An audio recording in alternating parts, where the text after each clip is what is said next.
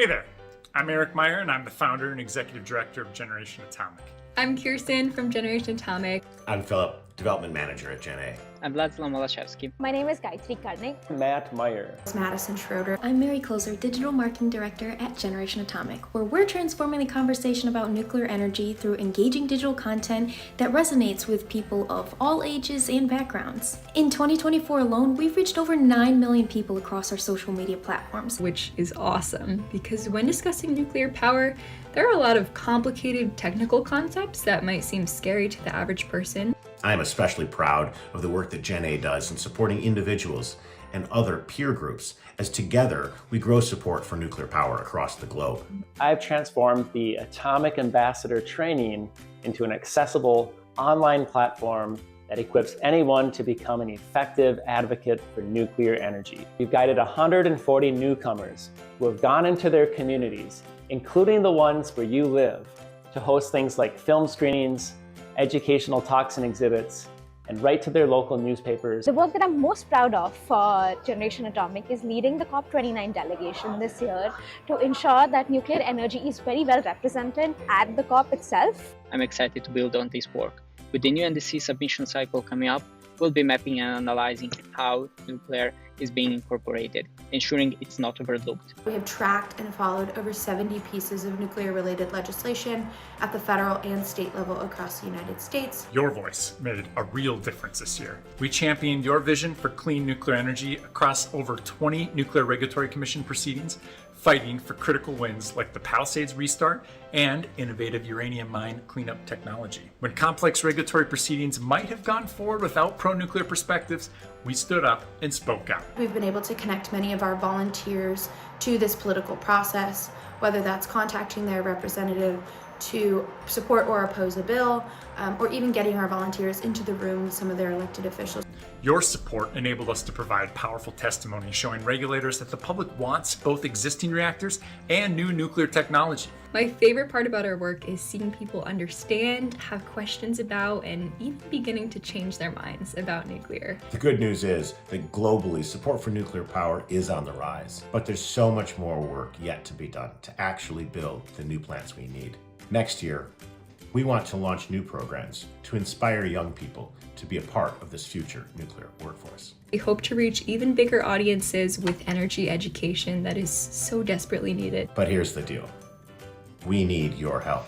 Your support will help us expand this growing army of advocates. Every contribution, no matter the size, helps us share more inspiring stories about nuclear energy and its potential to transform our world. My challenge to you: make a gift to Generation Atomic. I challenge you to support Generation Atomic so that we can promote nuclear energy and ensure that it's always integrated within the climate framework. Support Generation Atomic today and help us inspire the next generation of nuclear advocates. From all of us, thank you. All right, here we are. Second 5 or minute 1, I guess, of our 6-hour journey together here. An overview of some of the best nuclear advocacy happening around the United States, and a tour of many of our good friends doing that work as well. I'm so excited for you joining us here today. All of those on YouTube, on Facebook. I see a little over 20 people so far, and I'm expecting more as we go along today. We're going to have a lot of fun. So a couple things to mention first. We have a QR code down in the corner of the screen, and we're trying to raise money for nuclear advocacy next year, 2025. These funds will be split amongst our partner organizations and will enable us to keep doing incredible things, keep pushing to lift nuclear moratoriums, to get new advanced nuclear built, to bring nuclear plants back from the dead. Palisades, 3 Mile Island, anybody? That's what we're going to be talking about today, working on today. There are also a few ways for you to get involved. One, of course, is to comment in those comment sections. We will be monitoring those as we go, calling things out. Another way is to submit a meme. We're actually having a meme contest throughout the day here. So we'll be accepting submissions for the next 4-ish hours. And then we'll begin voting. There's a form on that at atomaidlive.com. So once we have the memes populated, we'll be able to vote on that later in the day. So I'll have a few more reminders of that as we go along. But there's that. Also, we have some exclusive thank you gifts, perks for donating. So what those are, essentially, we have a keychain that has a real live Atoms for Peace stamp in it. Real deal, limited edition, handcrafted by our development director, Philip. And we also have, for the first time ever, a calendar with beautiful artistic representations of 12 of your most iconic nuclear power plants in the United States here. So I'm super excited for everybody to see those, have those going into 2025, and hope we can raise a lot of money for nuclear advocacy in the process. Awesome. Thank you all for being here. And with that, we will introduce our first guest of the day. This is Ella Rose. Ella's coming to us from Colorado, the Colorado Nuclear Alliance, which is a relatively new advocacy effort, already making waves as Colorado looks at its energy future. A lot of fossil fuels still on the grid. Ella, say hello, introduce yourself.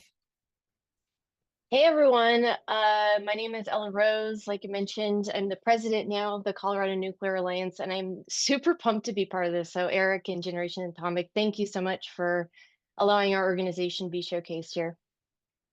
Yeah, absolutely. Yeah, thanks for being a part of this and for the advocacy work you guys are doing. Do you want to give me a rundown of what you folks been up to and what the situation is looking like in Colorado? Sure, I've got the presentation, so let's go ahead and hop right into it. Kind of an overview of our organization. We are a grassroots alliance of over 60 Colorado citizens. That includes engineers, scientists, environmentalists, lawyers, retirees, people of all backgrounds. We're advocating for a stronger, cleaner future for Colorado. We're not funded by the nuclear energy industry, although that would make things a little easier, maybe. In some cases, it actually may seem like a direct conflict of interest for certain members to be advocating against their current employment, but we're all here together as a group for the climate and the state to help educate the public about nuclear energy. Figure out how to do my next slide. There we go. Here's a kind of a short story of how this group formed. Between kind of around 2022, the Colorado Nuclear Alliance was established as an informal grassroots effort by a group of dedicated and passionate volunteers. The energy expert and world-renowned advocate for the nuclear industry, Mark Nelson, helped jumpstart the group in 2022 by organizing a WhatsApp chat to connect the individuals that are interested in just building more nuclear energy throughout Colorado. The informal chat kind of served as a forum and a safe space for interested members to share their industry knowledge, connect with each other, with their community leaders, and then go ahead and organize advocacy events at the state capitol. Between 2022 and 2023, membership multiplied from just a handful of folks to over 50 contributing volunteers. I personally joined later last year in the fall. And then in 2024, we have been hot on the trail. We formally incorporated as a 501c3, or excuse me, a 501c4 earlier this year, adopted bylaws, elected officers, and a board. And then in the future, we will continue to build more upon the nuclear energy in Colorado through education and public outreach, as well as building relationships with our lawmakers. So our vision is to create a reliable and abundant clean energy future for Colorado. We're going to do that by improving the public's understanding of the crucial role that nuclear energy must play in a prosperous and resilient carbon-free Colorado. Oop, wrong direction. So like I mentioned earlier this year, we did elect a board of directors and officers, myself as president. So in this leadership group, we have people who are retired, we have people who are lawyers, people who are engineers, people from oil and gas, people from renewable energy, professional communicators, and physicists. So a pretty eclectic group of folks here. Actually, nobody works in the nuclear energy industry right now, though candidly, I think if the opportunity came up, we would be eager to serve in those positions. So a little bit about myself. Like I mentioned, I'm the president of the Colorado Nuclear Alliance. I'm a registered professional engineer, and I have been in the renewable energy space for most of my career. I'm an environmentalist at heart, and I have a passion for energy generation in general. My education in mechanical engineering actually included nuclear energy, and I was really interested in it and would look forward to having a career in that. But the jobs just weren't out there. So here I am again. And if you meet me randomly at a restaurant or bar, you might see me sketching out graphs of how the electric grid works and how renewables does and doesn't work. So I'm pretty passionate about teaching others about energy and energy generation and transmission. And so I've dedicated my life now to serving at that intersection of clean energy and economic prosperity. So this is kind of an overview of some of the things that we've been supporting and will continue to support in similar efforts in, in education as well as legislation, and then just bringing nuclear energy to Colorado. So in education, our mission is to improve the public's understanding of the crucial role nuclear energy can play. And we really see that education is going to be at the core of that effort. And that's education of our lawmakers, education of the general public, and just education of our peers and colleagues. Having those conversations one-on-one is so important to changing this narrative of nuclear energy, to get it out into the open, to start talking about it in a more significant manner. That picture there was actually a presentation. We did a 2-day lunch and learn for the Nuclear Caucus at the state capitol. And that's Senator Larry Liston, who has been a real champion for nuclear energy in the state. So we're happy to have him on board, and he's done a lot for bringing this to the conversation at the state capitol. So some of our efforts, we did support a bill that was sponsored by Senator Liston as well. It was a bill to include include nuclear energy in the definitions as clean energy. The bill ultimately didn't pass, but we were there providing testimony support for that bill. So this is similar activities that we're looking forward to this next year supporting as well. And we're working more closely with our lawmakers to make sure that we're all working in on the same page and rowing in the same direction. So bringing nuclear energy to Colorado.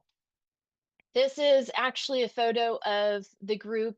I think 2023, they visited the Fort St. Vrain plant, which is the only previously operating project in Colorado, and it was decommissioned a while back. It's a high temperature gas cooled reactor. But these are the kinds of things, as an example, that we want to see Colorado build again. And so we're doing what we can to build those relationships between the decision makers, the communities, and those companies as well that might be interested in investing in Colorado, and bring them all to the same table and really just bring nuclear energy to Colorado for the benefit of all of us. And so what we need from you is bipartisan support. It's unfortunately been a partisan issue in the state, even though federally it really hasn't been a partisan issue. So a lot of our efforts have been talking to different legislators on both sides of the aisle to understand with what their issues might be, and kind of bringing it together again, starting that conversation and keeping this at the forefront of everyone's minds and keeping it comfortable for folks to talk about. Donations obviously are really great. I'm imagining in the future some local TV time with some facts about nuclear energy. And of course, those things cost money. So you can also become a member. Our website has a membership sign up form, so you can go on there and apply to be a member, because elbow grease goes a long way in a small organization like ours. We need a lot of people to spread the word and participate in different university events and just generally getting things done. So your support that way would be very helpful. And then I think at the core of this, relationships are going to be really key. And I think Generation Atomic has highlighted this a lot.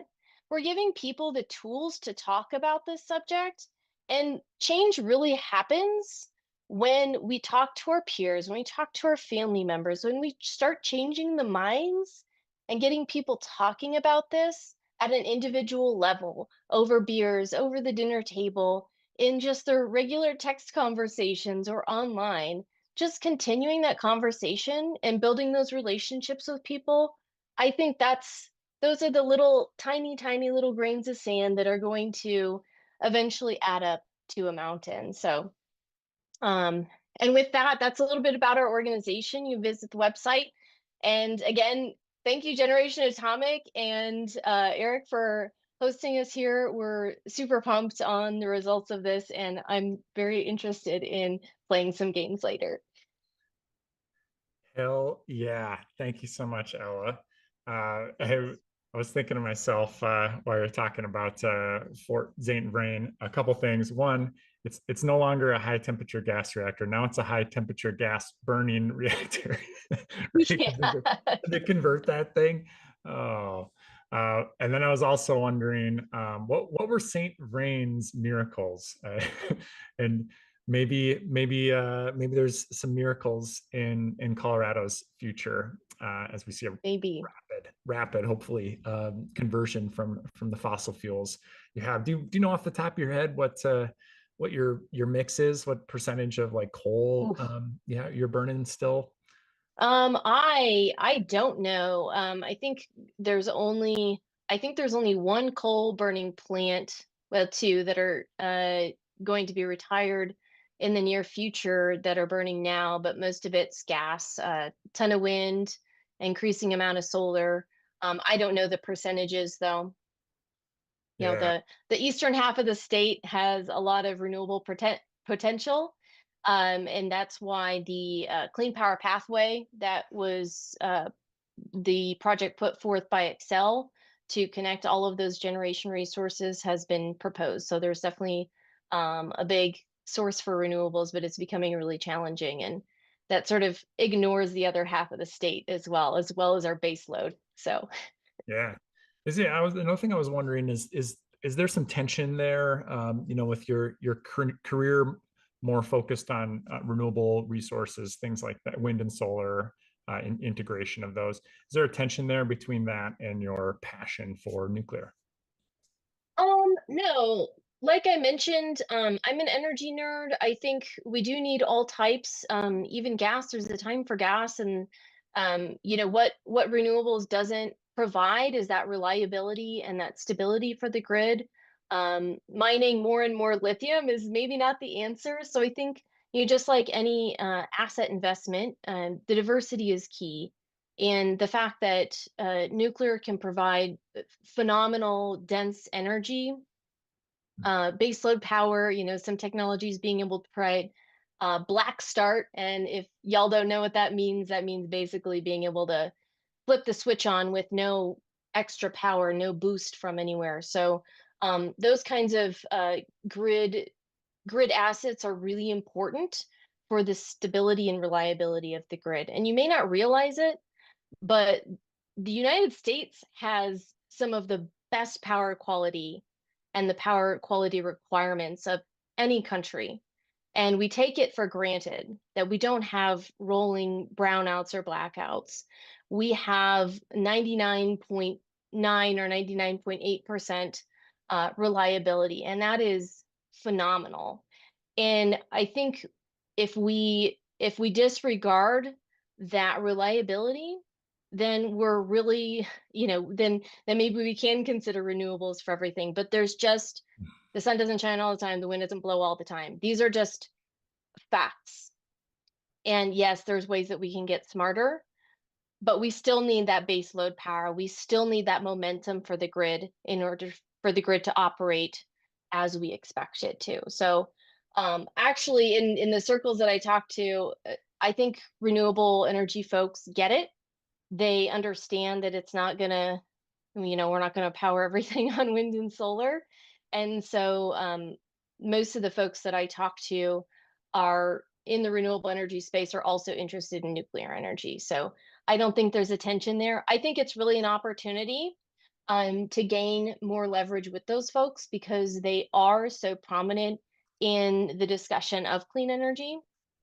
So yeah, I think maybe there's like an apprehension to like, ooh, do we talk about this? Because it's not really us, I'm still continuing in renewable energy, but There's electricity needs us. So that perceived taboo. yeah. We've encountered that a lot as well. And I was kind of surprised a little bit.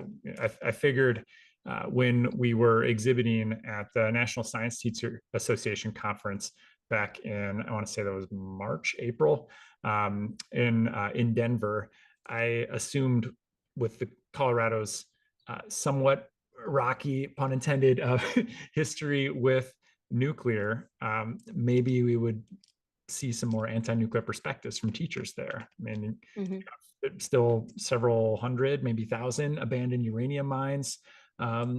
There's, of course, Fort St. Vrain was an advanced nuclear plant, first of a kind, very difficult to get those running with the reliability you'd hope to see. So there's certainly some reason for hesitance and skepticism. But nonetheless, talking to these teachers from Colorado, they were very interested in nuclear and saw the value of it and wanted to teach about it, but there really aren't teaching materials that are out there, other than a few that maybe more dig into nuclear science as opposed to the energy system as a whole. Yeah. So, I think that's go ahead. interesting. As we've been talking to these different communities around the state, we talk about obviously we want to bring nuclear energy power generation to Colorado, to our grid system here. They're great jobs, they're well paid, they're legacy jobs, but there is a whole supply chain, and Colorado is rich with energy resources of all kinds. We have like some of the best sunny days. We have a ton of wind out on the eastern plains and other parts of the state. We have ton of oil and gas resources, and we have nuclear fuel as well. And so there's different areas of the state that these communities, these mining communities who have been traditionally mining coal, and sometimes in the past have been mining uranium and other minerals, they're interested in that. They're not afraid of it. The U word is not a bad word to them. So they want to continue mining. They want to continue strengthening their local economies and keeping those jobs. So, there's other parts of the supply chain that we can talk about as well, not just nuclear energy generation. So I think that's important. And those communities are ready and willing and on board if we can get the rest of the state on board. Right. Yeah, it really is about those relationships, as you mentioned earlier. And in Minnesota, we're building a coalition of unions and business groups to advocate for lifting our moratorium here and to push Xcel to be more enthusiastic about building nuclear instead of sort of reluctant. And I'm glad that we have you guys in Colorado also pushing Xcel to do the same. Yeah, man. Well, it's I'm really glad you could join us today. And I think now we're going to bring in a mutual friend of ours, Mr. Ryan Pickering. Ryan has been doing some amazing work helping out the Mothers for Nuclear, the Tribal Consent-Based Consortium, as an independent energy researcher. It's kind of sort of similar origin story to you in a way, Ella, with a background in renewables there. But man, Ryan, you've been doing some incredible work all over the world and getting some pretty cool speaking gigs as well. Yeah, why don't you introduce yourself? What's up, world? Yes. Hello, Adam Aid. Hello, Eric. Hello, Ella. Good to see y'all. Yeah. Glad you could join us. Where are you at right now, Ryan? Coming to you live from Berkeley, California. And I'm an energy policy researcher here. I've lived in California for many years, though I did go to preschool in Colorado. Nice place, really nice. So I consider myself part of the Colorado Nuclear Alliance, and just listening some podcasts about how big Colorado is and like how much we need energy and like these rural communities that want resilient power. I'm super inspired, Ella. Thank you for that intro. Yeah, thanks for being here, Ryan. Yeah, Ryan. So you've been doing a lot of good solo work, but it seems like you're also this last couple of years been dipping your toes into some grassroots organizing with Nuclear's clean energy clubs there. Maybe that's something you could tell us a little bit as well. Yeah, for sure. So, I think nuclear advocacy is amazing, and I think we all have to grapple with it on a personal level.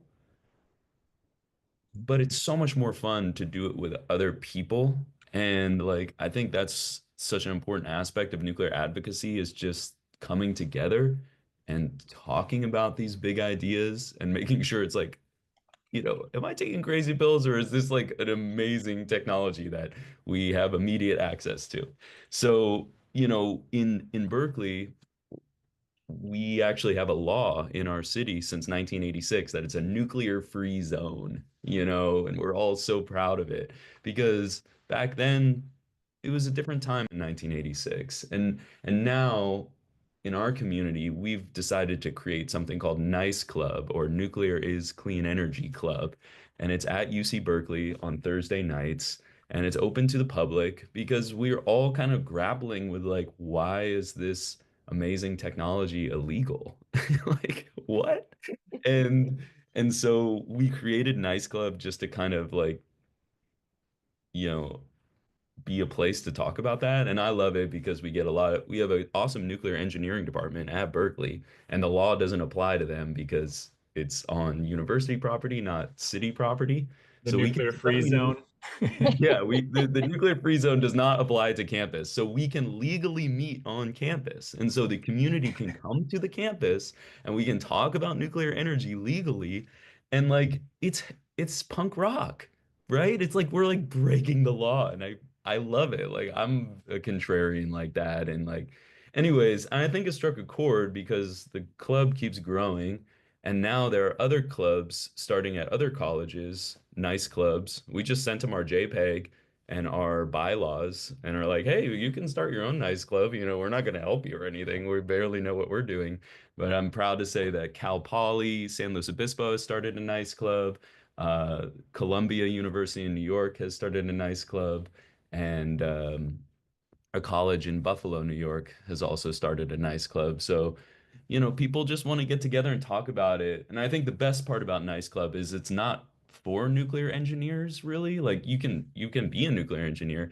It's for the rest of us who want to talk about what a nuclear enabled society looks like, and how like other parts of the economy can help this idea. Sociologists, historians, chemists, how can we all work together, construction, skilled labor, to build this like high energy, low impact society that we're all kind of dreaming of. So that's the deal with Nice Club. Feel free to follow along.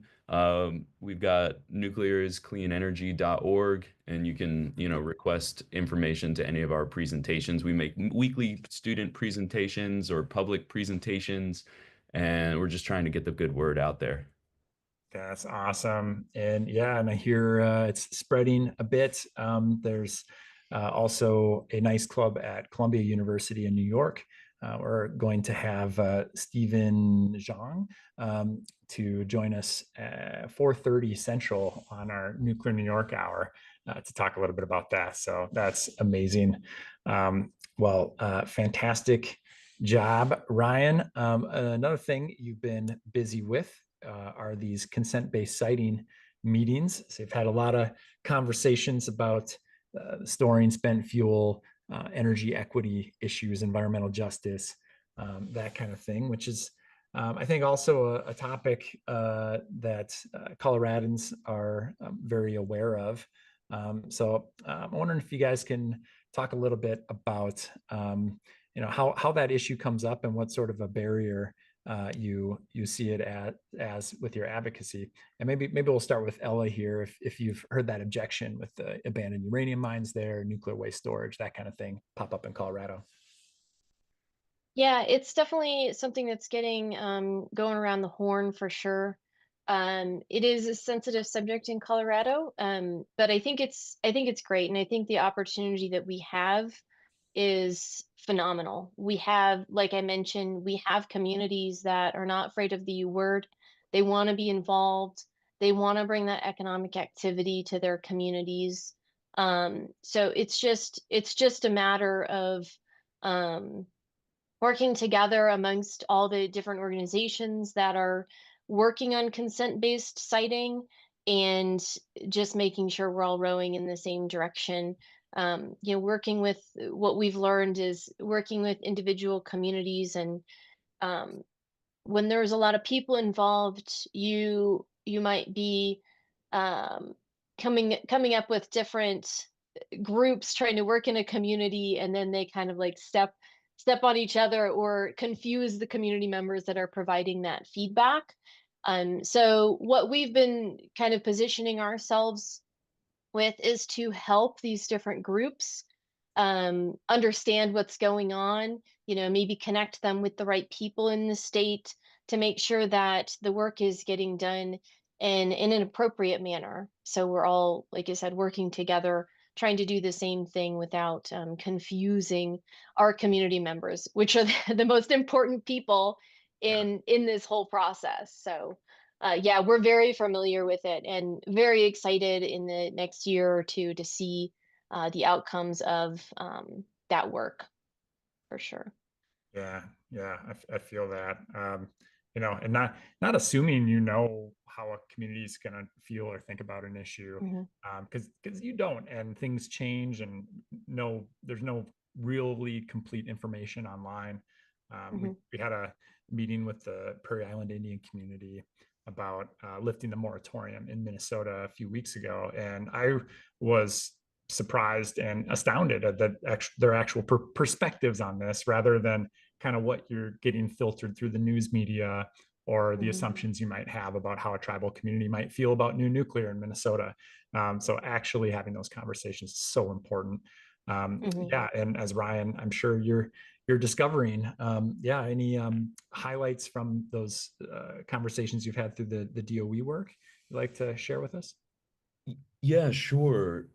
As some background, the Department of Energy has put out a call for a consortia of groups to talk about what is our nuclear fuel, where is it currently, where should we put it, should we recycle it, how do we think long term about making nuclear energy uh, just like the backbone of our economy, like we've been promising the American public for 50, 60 years. And so it's a new program, and I'm just really grateful for it. And they host a quarterly call. The Department of Energy hosts a quarterly call. Anyone from the public can call in. Anyone from the public can apply to store nuclear fuel like on their property. I don't think you're going to win, but you can apply. And, I think nuclear fuel, there's such a important reframe about like we think it's bad or dangerous, but actually it's like amazing and like really easy to handle because we know exactly what to do with it. And so I have become a part of this consent-based siting consortia and representing a local tribe in California that I've worked with in the past. Like growing up in California, we learn a lot about the 110 tribes who were indigenous to California before Westerners came. And you know, there are like 600 more tribes in the US, amazing history. And this is part of American history. And I just happen to be very interested in it. And like you said, Eric, uh, Native people have amazing perspectives. These are like very wise and well-educated people who have think longer term about challenges and how to solve them. And so I've really I'm happy to report that in the consent-based siting program, there's a lot of Native American representation, and they're helping us think like, yeah, like what's important in 3 months is important, but what's important 7 generations from now? They call it 7 generation thinking. Uh, how do we think about something that's going to benefit our children's children's children's children's children's children? And it's like, yeah, it's like kind of an antidote to this like very immediate, like kind of reactionary culture that we're in right now. And it's like, yeah, let's just think like way, way in the future. So I'm so grateful that so many Native American people are investing their time in the consent-based siting program. And I think it will be a model not just for nuclear fuel, but for all nuclear infrastructure and maybe like all infrastructure and major projects. Because when you come to tribal people right away and get their insight on an idea, it can actually go faster, smoother, with more public support, and that's good for everyone. instead of ignoring Native American people and trying to do stuff and then like having an issue down the road because of a misunderstanding that could have been addressed early.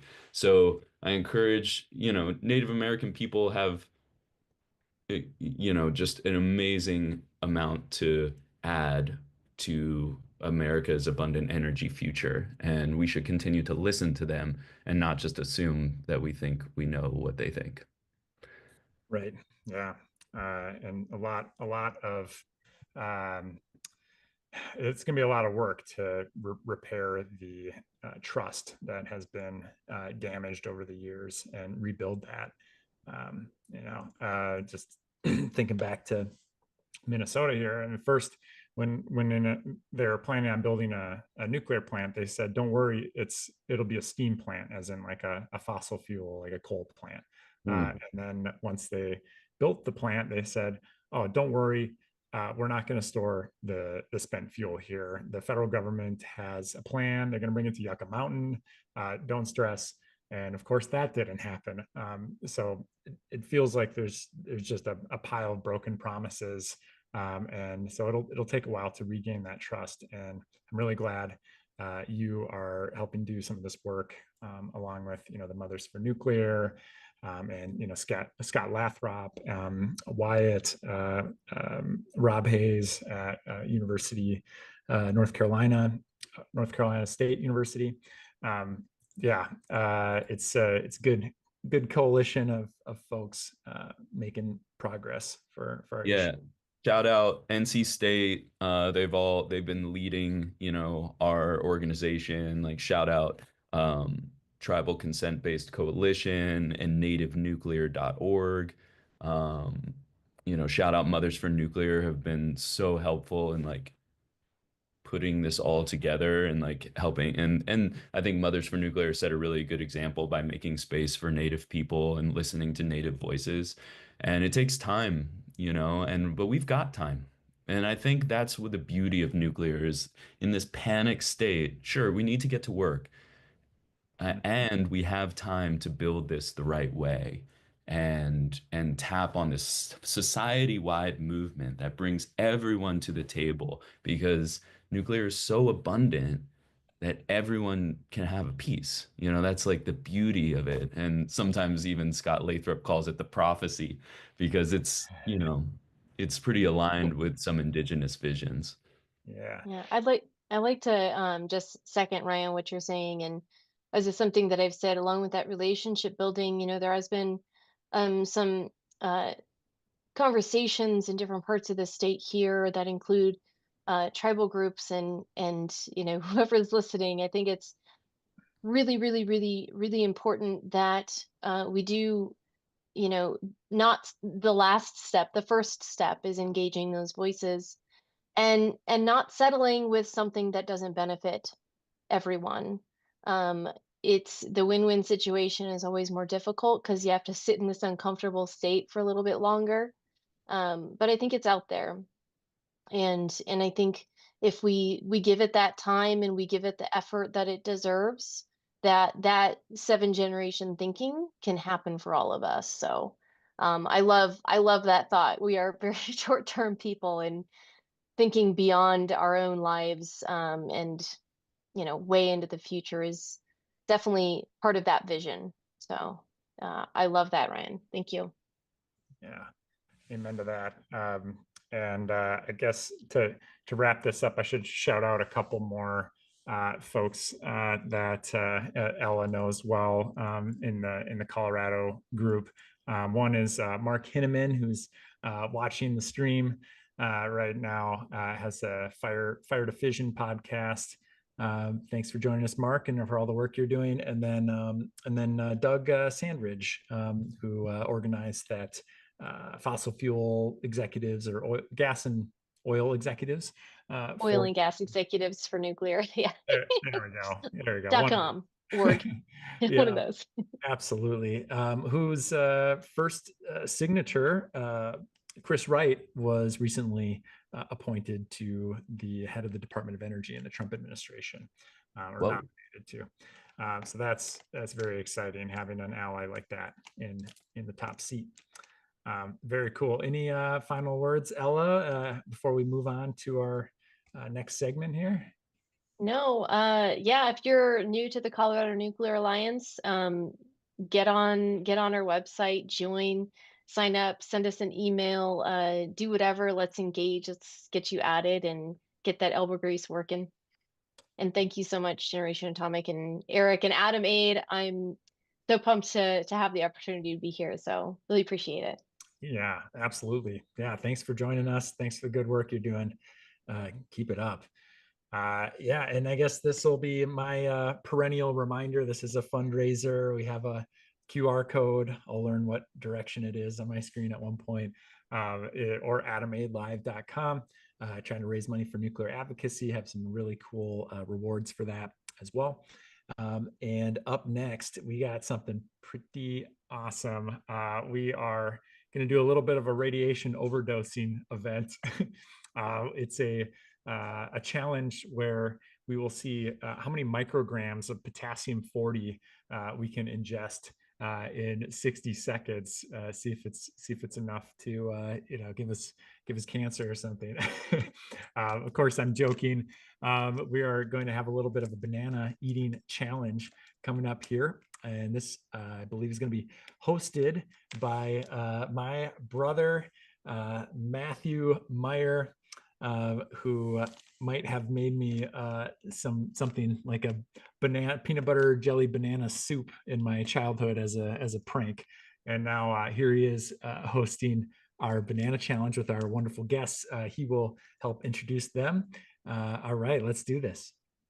All right. Yes. Good to be here. And that is a true story. I made Eric peanut butter and jelly soup at one point. The real truth behind that, Eric, was you were always asking me to cook you stuff. And I just got tired of it. So I thought, what's the worst thing I could make for you? So you'll never ask me again. And what I came up with was peanut butter and jelly soup in the microwave. But yeah, great to be here. Just a quick introduction. The Atomic Ambassador program has been a staple of Generation Atomic since 2021, and that was my intro into Generation Atomic, one of the first tasks I took on. And I thought, what a great thing to do would to celebrate some of our Atomic Ambassadors by bringing them on to Atom Aid and having them compete in a banana eating competition. Because who can put down bananas better than a nuclear advocate, right? So I brought 4 all-star Atomic Ambassadors on, Carl, Emil, Luke, and Charlie. And I think I asked them to all to give a brief introduction to themselves. So maybe we'll just start with that order. Carl, give a little introduction to yourself. Well, hi all. My name's Carl Holland. I am a member of the Generation Atomic. I'm also affiliated with the Save Diablo Canyon group, and so Ryan, you're looking very familiar to me. We've seen each other or chatted with each other on our chat channel. I think this is a great thing. I was particularly impressed with some of the things Ella Rose said about being an energy nerd. That's kind of how I see myself, since my first career was embedded in the energy industry. And I've always, I fell in love with energy at that point, and that continues on to today. I think nuclear is definitely the answer for not only today, but into the future, without a doubt. The first thing I always ask whenever I'm in a conversation about nuclear is, tell me about your energy budget. Tell me about how you're going to provide energy for whatever it is you're thinking about doing. And that usually brings in the person's thinking, things they may need to be thinking about and haven't comprehended yet, and those sorts of things. So that's me. That's about all I have to say. I'm an advocate at this point. I'm retired, so it's fun. We're also honoring Carl today. He every time we have our Atomic Ambassador meetings, we give have some quizzes, games, that sort of thing. And over the course of the year, you earn points. Well, Carl earned the most points of all the Atomic Ambassadors, so we are honoring him with the Fission Frenzy Leadership Award today. And Carl, we're gonna mail you something shortly after this, but just want to honor you in front of everybody else on this live stream to thank you for your dedication. Emil, go ahead and introduce yourself. Yeah, hi everyone. I'm Emil Jacobs from the Netherlands, 39 years old, have a background in physics, but also in social work, so I have an alpha and a beta background. People might know me by my online handle, Collective Fission, which I'm active on Twitter, Mastodon, TikTok, you name it. And with I'm trying to break the taboo of nuclear energy on the left with it. I'm quite a lefty myself, probably too left for American taste, so let's not delve into that. I'm also active with an organization, an environmental organization called We Planet, which I believe we are now starting an American chapter. And regarding that, I'm actually doing a fundraiser of myself right now to get the Netherlands included into the next public attitudes for nuclear energy. You see it on the background. Which is an international poll of public attitudes towards nuclear energy, where dozens of countries are being polled about what the public attitudes are. So for the first time, we have the opportunity to get the Netherlands included. It does cost a little bit of money, so if you have any spare left after this fundraiser, do come by. And have you practiced your banana eating prior to this competition? I have. All right. You might be surprised. Luke, you're up next. Quick introduction.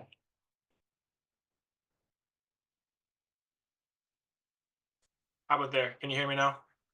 Perfect. Yep. Yeah, my name is Luke Dolence. I'm a nuclear engineer for my day job, doing probabilistic safety analysis for nuclear power plants over here in Canada, Ontario. I got into nuclear in grade 12 when I was asked to do an essay on, is spent fuel nuclear really waste? So that opened a whole can of worms on reprocessing, and that got me into nuclear and where I am now, which is on the nuclear advocacy side of things. I'm the Canadian operating officer for an organization called North American Young Generation Nuclear, or NAYGN as we like to call it. We're a nonprofit grassroots volunteer organization founded in 1999, and our mission is to energize the future workforce of the industry. So we have over 100 chapters continental wide with over 10,000 members. It's free to join. And our events really focus on our pillars, which are professional development, public information, knowledge transfer, retention, and networking. And I'm happy to be here. Thank you for having me. Luke, one of our longtime Atomic ambassadors, I think one of the first people to come through to the program. And then lastly, we have Charlie. Charlie, quick introduction. Hello, everyone. Charlie Maitland here. I've been an Atomic ambassador for about 2 years. It's all started when I was doing my master's in engineering. The school I was going to was having a TEDx conference that I got interested in. And I thought, well, why don't I pitch talking about nuclear energy and climate change? It had been sort of the nexus of two topics I was really interested in. And I ended up getting chosen after a round of interviews, and their TEDx club at the school really helped me prepare this perfect talk, or perfected a talk. I won't call it perfect. So that's now on YouTube, and it was a great way to kind of enter the scene strongly, advocating for nuclear energy and sort of sharing my story and saying everything I think about this awesome technology. So that really motivated me to be to continue the action, and I've attended several conferences with or representing Generation Atomic. Most recently, one held by the MIT Nuclear Engineering Department, which we have a nice summary of on the Generation Atomic Substack page, the kernel. So hope to keep doing things like that. My day job, I'm no longer a student, but now I'm an engineer that does commissioning of efficient heating and cooling systems. But in my free time, volunteering for Generation Atomic is definitely my top priority in terms of supporting nonprofit organizations because of all the awesome work they do. Thanks, Charlie. Charlie's TED Talk inspired us to make a module to teach other nuclear advocates how to do TED Talks as well. And that's part of one of the things you'll get in our Atomic Ambassador training. All right, folks, time has come. This is BYOB, so everybody's got their own bananas in front of them. The way this competition is going to work is we're gonna set a timer for 60 seconds. You have 60 seconds to cram as many bananas as you can into your mouth. You don't have to officially swallow them, but they do have to be fully into your mouth by the end of the 60 seconds to count. At the end of the 60 seconds, don't spit out all the bananas just yet. We're gonna have you hold up your peels, see how many you've eaten, and there's a reasonably good chance there might be a tie. So if there's a tie, the tiebreaker is the first person who can whistle without spitting any bananas out, right? So you have to swallow the bananas to the point of where you can whistle. First person to whistle gets the honors of the banana eating challenge winner. Does that all make sense? Sure does. All right, hold on. I gotta start this timer. I got a timer on my clock here. I think I'll just hold it in front of my camera. All right, here we go. 3, 2, 1, go. We got 1 minute. Just want to note the proper way to peel banana is upside down.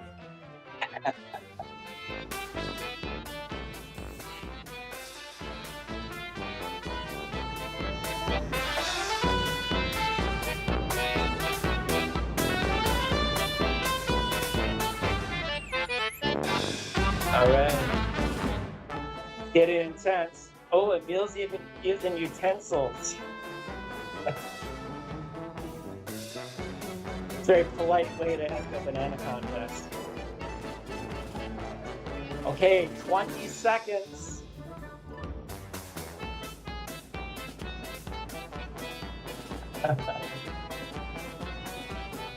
Ten seconds.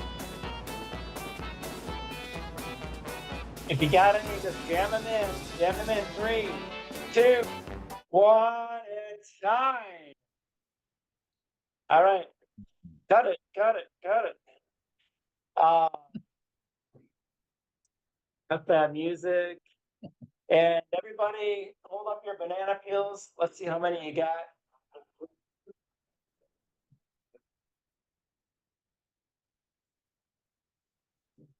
I'm having a hard time counting. Let's see. It looks like Luke's got 4. Charlie's got 3. We got 1 from Carl and 1 from Emil. Is that right? Is it 4? Charlie, do you have 4? 3. Luke's got 4. Hey, well, no whistling needed in this case. Luke, congratulations. Banana challenge competition Lukey destroyed us. Yeah, wasn't I would have even caught close. you, but I had a brown spot in the last banana. Yeah, the brown spots don't taste too good. No. They're quite sweet. All right. Well, thank you, everybody. And I will say, if anybody here listening to the live stream is interested in becoming an Atomic Ambassador, learning how to, that's the first steps into becoming an effective nuclear advocate. We have a training on our website at generationatomic.org. Anybody can start at any time, and we invite you to join.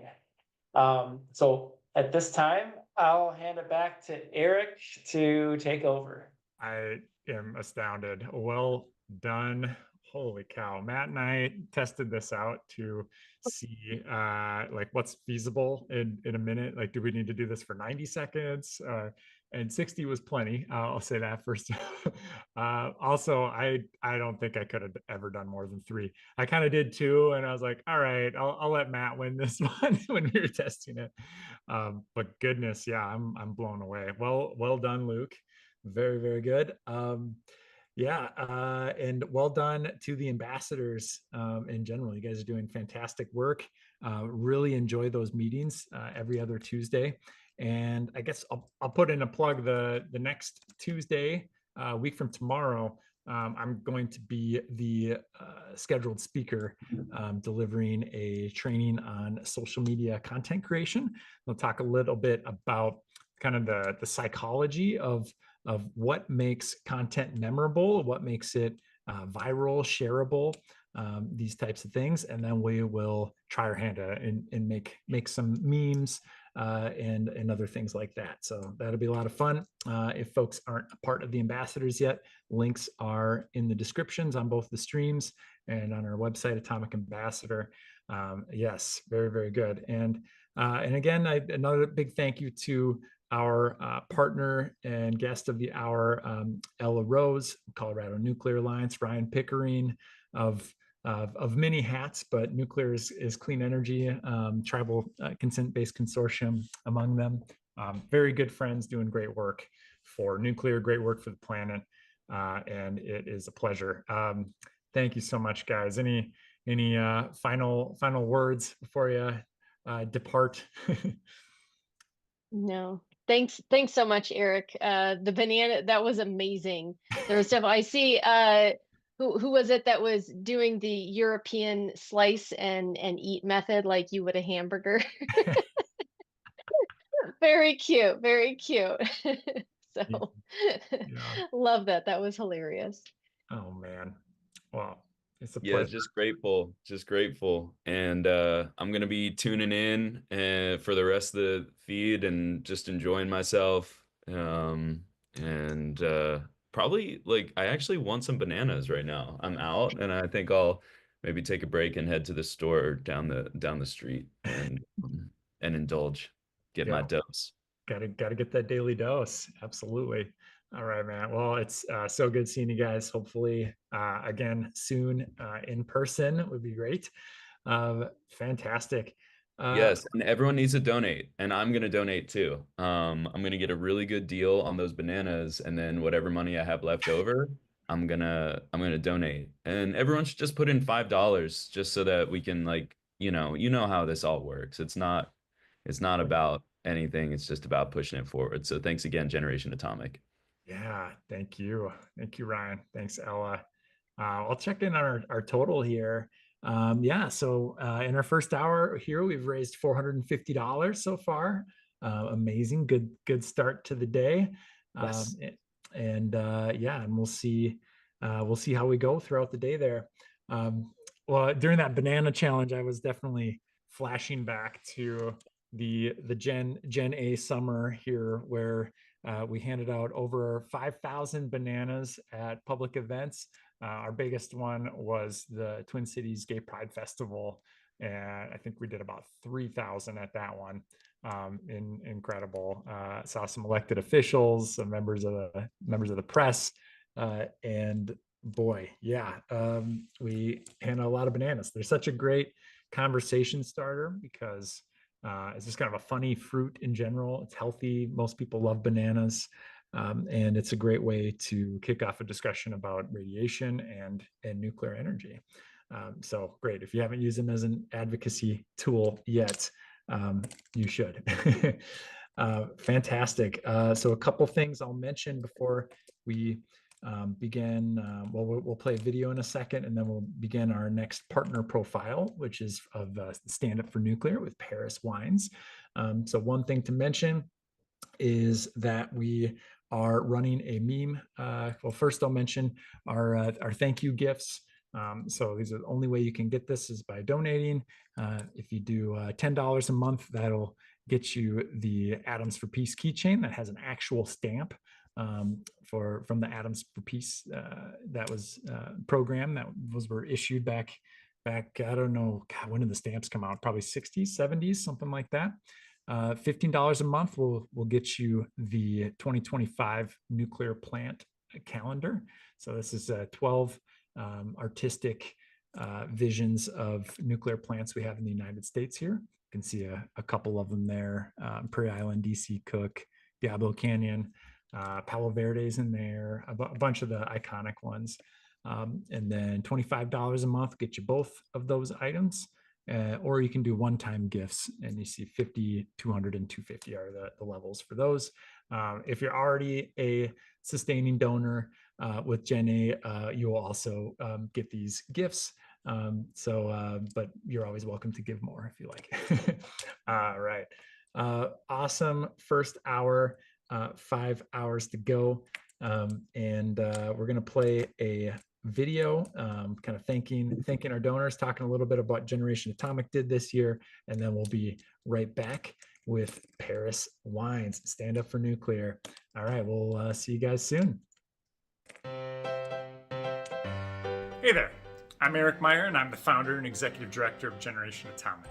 I'm Kirsten from Generation Atomic. I'm Philip, development manager at Gen A. I'm Vladislav Malashevsky. My name is Gayatri Karnik. Matt Meyer. It's Madison Schroeder. I'm Mary Kozer, Digital Marketing Director at Generation Atomic, where we're transforming the conversation about nuclear energy through engaging digital content that resonates with people of all ages and backgrounds. In 2024 alone, we've reached over 9 million people across our social media platforms. Which is awesome, because when discussing nuclear power, there are a lot of complicated technical concepts that might seem scary to the average person. I am especially proud of the work that Gen A does in supporting individuals and other peer groups, as together we grow support for nuclear power across the globe.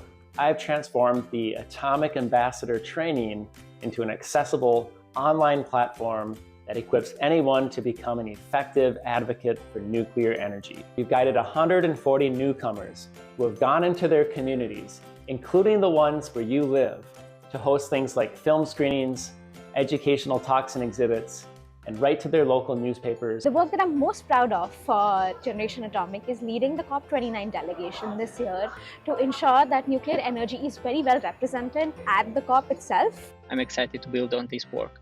With the new NDC submission cycle coming up, we'll be mapping and analyzing how nuclear is being incorporated, ensuring it's not overlooked. We have tracked and followed over 70 pieces of nuclear-related legislation at the federal and state level across the United States. Your voice made a real difference this year. We championed your vision for clean nuclear energy across over 20 Nuclear Regulatory Commission proceedings, fighting for critical wins like the Palisades restart and innovative uranium mine cleanup technology. When complex regulatory proceedings might have gone forward without pro-nuclear perspectives, we stood up and spoke out. We've been able to connect many of our volunteers to this political process, whether that's contacting their representative to support or oppose a bill, or even getting our volunteers into the room with some of their elected officials.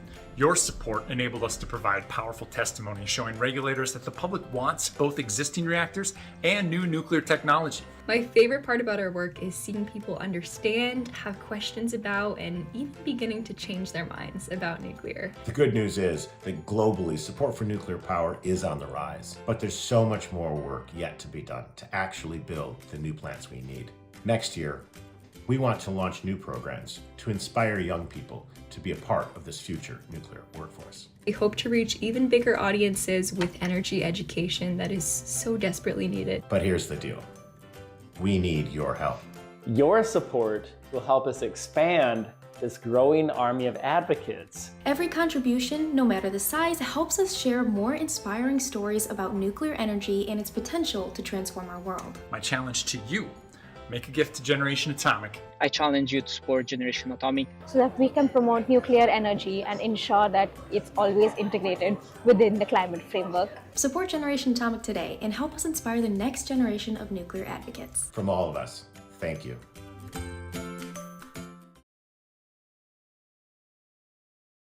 Oh, goodness, amazing. Thanks for sticking around, and welcome to folks who have joined the stream. It's been awesome. We kind of been sitting between 30, 40 people hanging out with us today. Incredible. I am thrilled for this next hour. We'll be inviting one of the most inspiring nuclear advocates for me, someone who has been successful in really building a global movement for nuclear, putting on some incredible events. I feel so lucky to have been able to collaborate with our guests this hour, and putting out some great events in Europe back in the day, like 2017, 2018, 19, somewhere in there. And to see now, this movement that Paris has helped build, just kind of grow throughout the world, has been insane. So cool. Paris, thanks for joining us today. Yeah, how you doing? Great to see you again. Yeah, great to see you. I'm doing great. I'm so excited for December and end of the year and to get some rest, because I know, when come January, we're back at it again. Yeah, seriously. We all need a breath from time to time as nuclear advocates. And this year was, I want to say, unprecedented, unparalleled. And the previous year was also insane in terms of growth for this movement. Yeah, tell me a little bit about what Stand Up's been doing, and how you guys are looking at the whole landscape as it's been evolving. Yeah, I mean, you're one of the OGs, so we've seen this like in the last, 5, 10 years transcend of like with the global energy crisis. I think that just spurred, public opinion. So I think we're now seeing newcomer countries. I think we're seeing countries that are having existing that want to build more. And then we're also seeing public opinion look really great. Of course, there's still more work to do. We're like increasing, 2%, 5%. But yeah, we have a lot of cool, exciting things that we did this past year. Not all were happy, but we were there. And I can share with you guys. I can share my screen if that's all right. I'd love to see some slides. Yeah, it's been awesome. Yeah, you can go ahead and share. All right. We'll put it up on the screen. Great. Okay. Is it up? Can you see it? Yes. Go ahead. Great. Okay. So for folks, this is me. I just want to give a brief background in case some that are joining. So my background's in environmental science. And so I've been doing this for the last 5 years in nuclear advocacy, organizing, communication, and I oversee Stand Up's outreach and engagement efforts.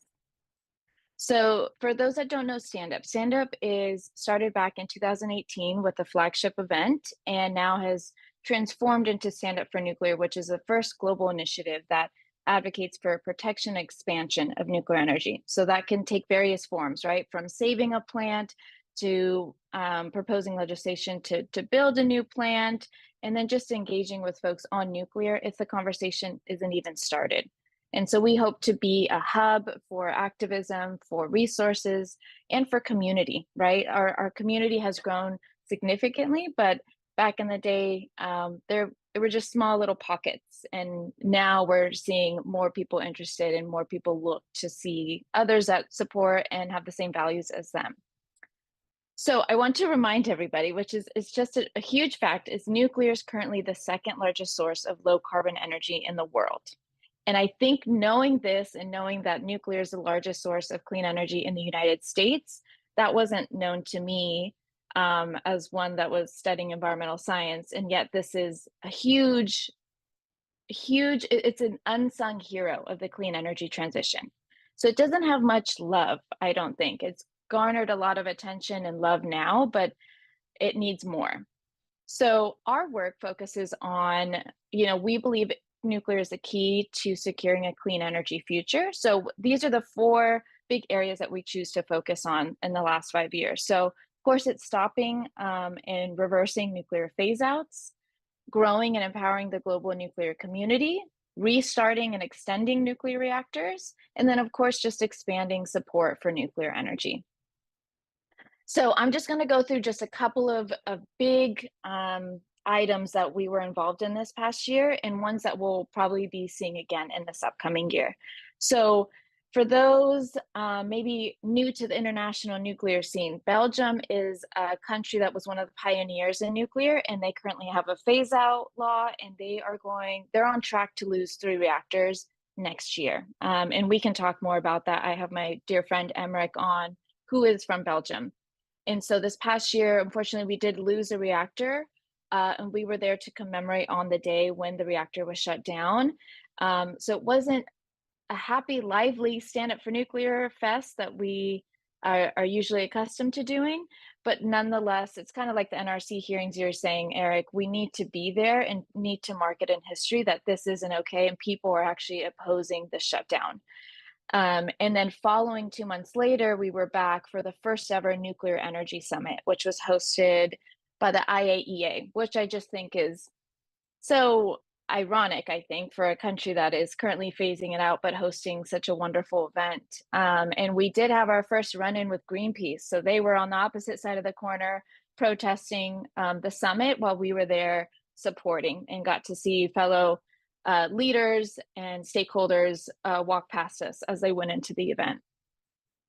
And then in Spain, our fellow Spaniards are on track to phase out their nuclear starting in 2027. So we helped create and foster a new pro-nuclear group, Econucleares, which is doing amazing work. And they hosted their first nuclear demonstration. This was the first civil society large demonstration in the heart of Barcelona.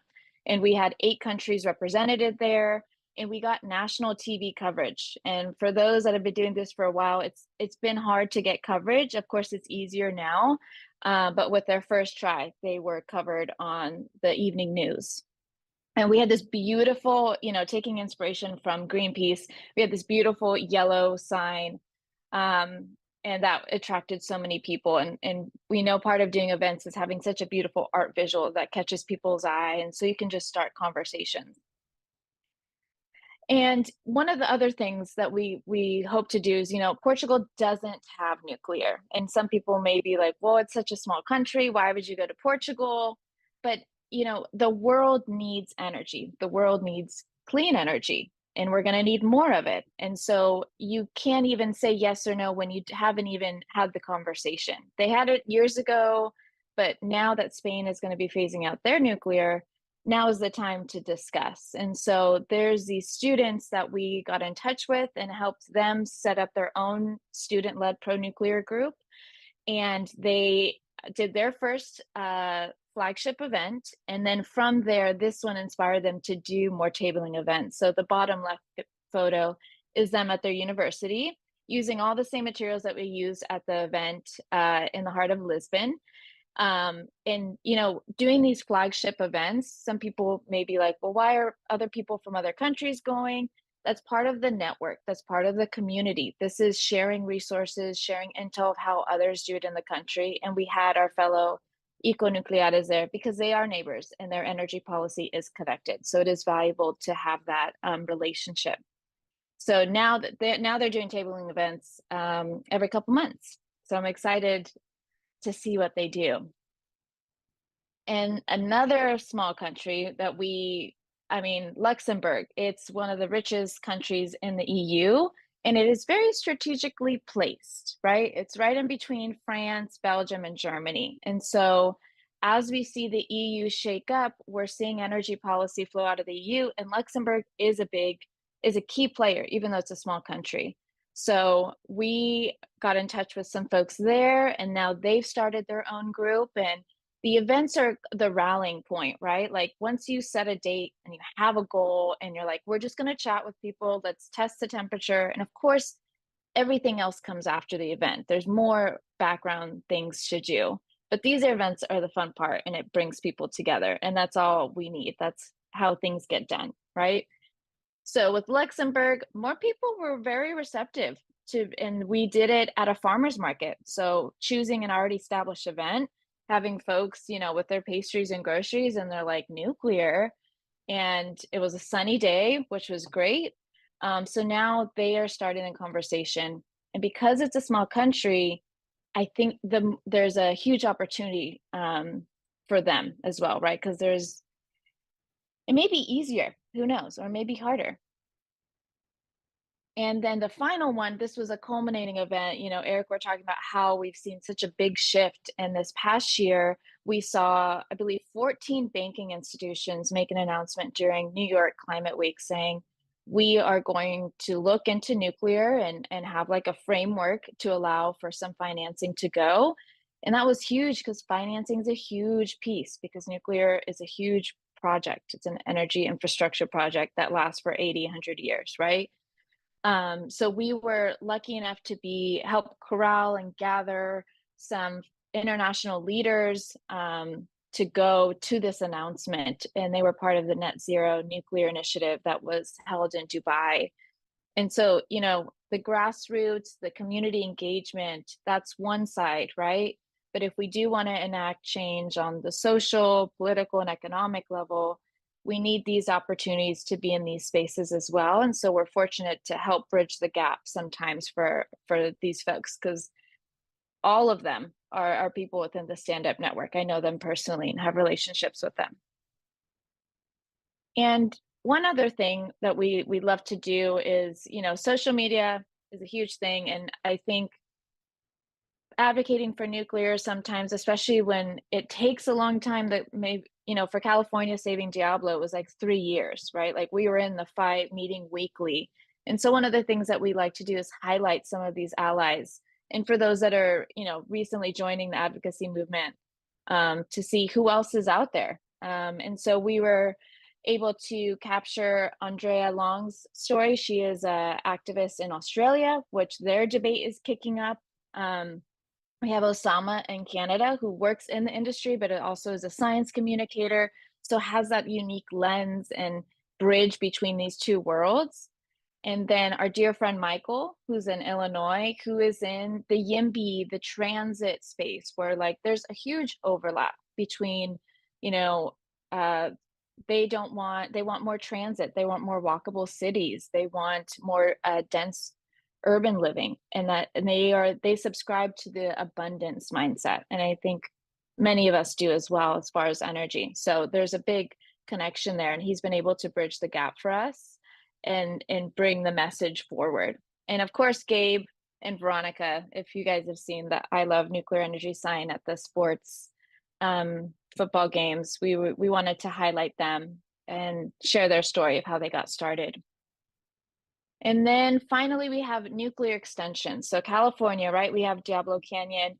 They are in the process. They've already submitted their license. NRC is reviewing it. And so once that is in hand next year, we suspect in spring, they'll have a 20-year license. And unfortunately, our state is only prohibiting them for 5 years. So there's still more work to be done.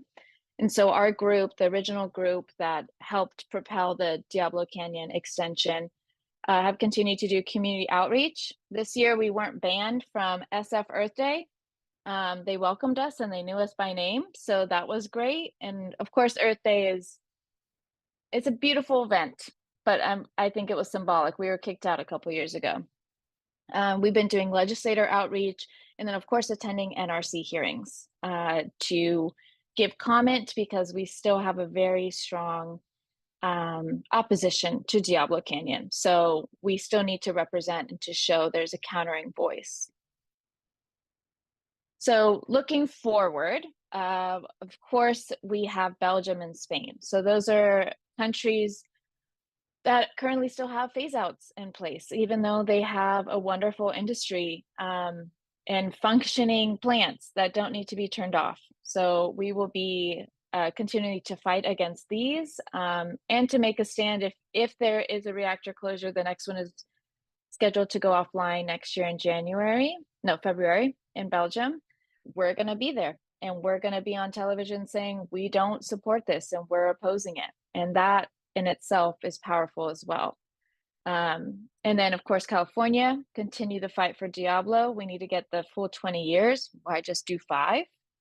And Spain, they're expecting to lose their first reactor in 2027, which is the same reactor near Portugal, where they import their electricity. So things are shaking and moving, and we're gonna be there to make sure that the pro-nuclear voice is heard. So ways to get involved, to summarize it, follow us on social media. That's very easy. You can stay up to date on events and posts that we put out. And the second one, my favorite, is we have a monthly newsletter. So for folks that are just interested in nuclear, in our newsletter, it's once a month, we're not spamming. We have top stories, top tweets, ally actions, recommended viewings and readings, and then we highlight an ally of the month. And then final one is, if you really want to get involved, is to host your own event. And that can take many forms. You can attend a climate march and we can advise you on how to do that and give you materials, or a tabling event. And that could be at an existing, farmer's market or a science fair. And then a stand up for nuclear event if you want a big one that's just focused on nuclear energy and we make it our own. But things are moving, and these are just a couple of the faces of the people fighting around the world for nuclear energy and clean energy and for prosperity and abundance for folks. So I hope that gave you a little taste of what we hope to do, what we have done. Oh, yes. Yeah, I had to do a little wardrobe change before this hour, get my Yes. Union shirt on, which, yeah, it's obviously anybody else can purchase one too in the Gen A store. Yeah, get one. Gotta get the commercialism going, I guess. Time for the holidays and all that.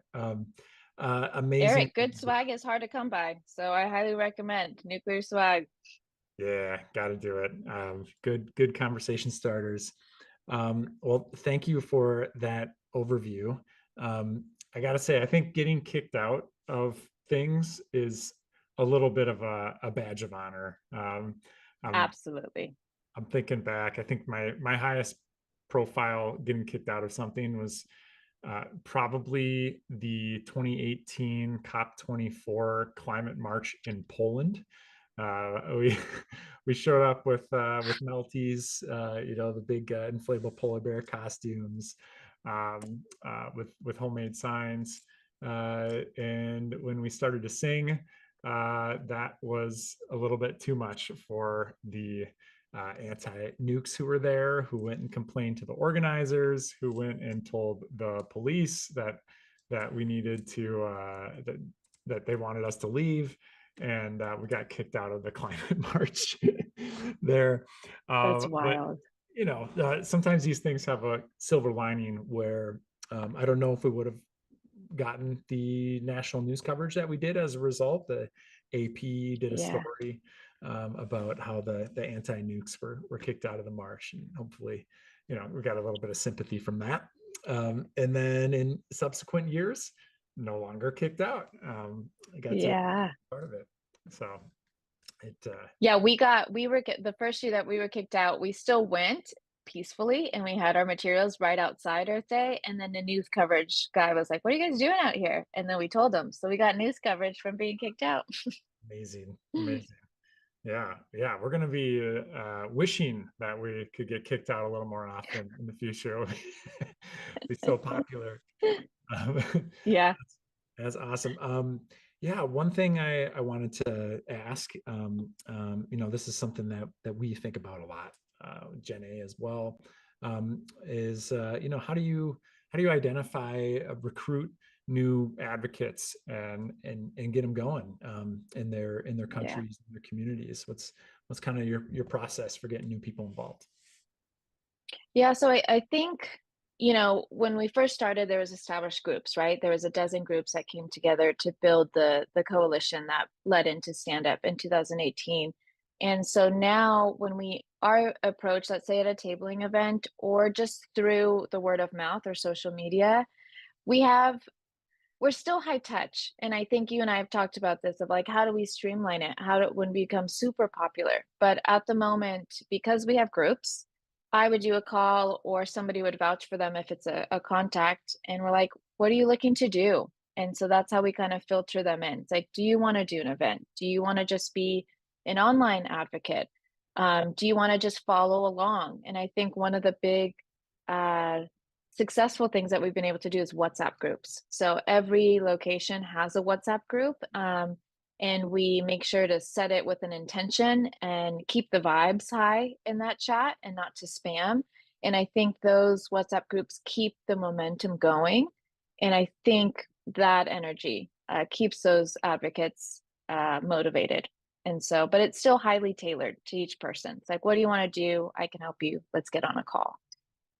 Right. I think that personal connection is so important, because otherwise, yeah, it's really easy to feel kind of anonymous, especially when you're trying to collaborate with people online.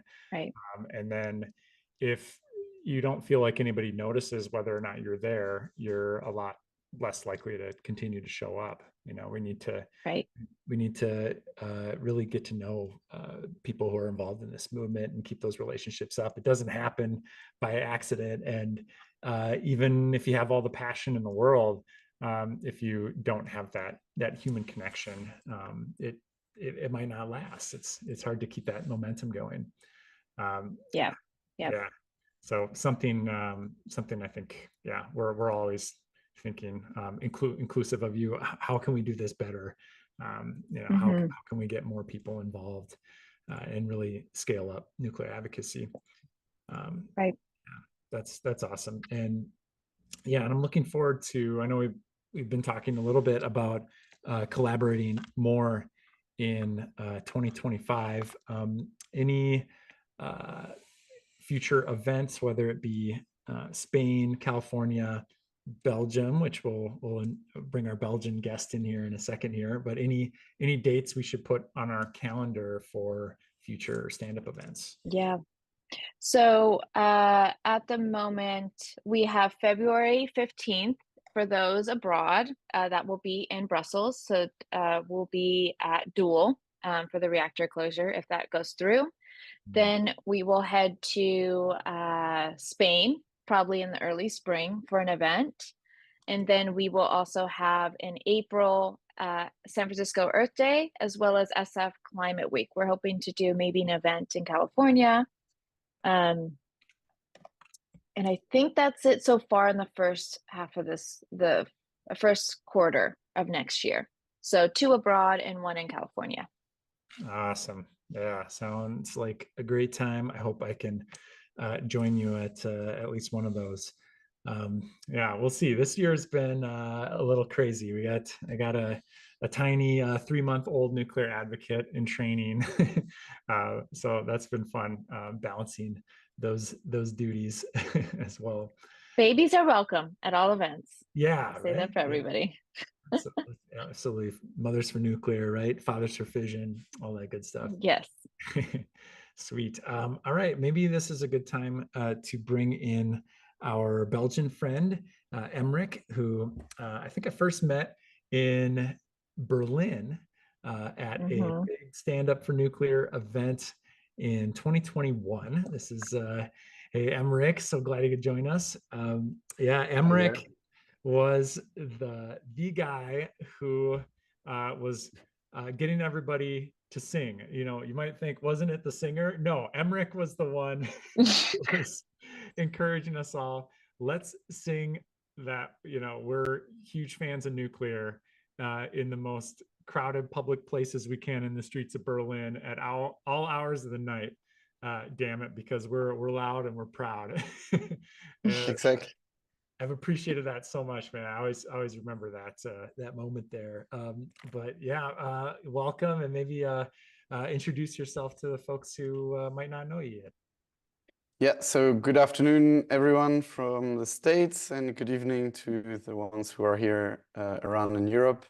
Indeed, it was quite cool around Berlin. I helped us chanting even after the event, keep on going in the streets.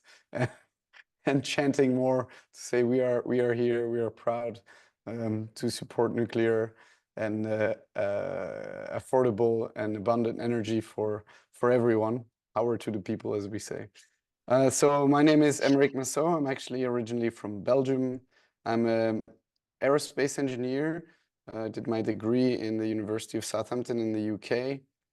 And then I came back to Belgium and started my career in product development, and then now for about 10 years, I've been working for the Belgian Railways on the infrastructure management side, and so in railway signaling.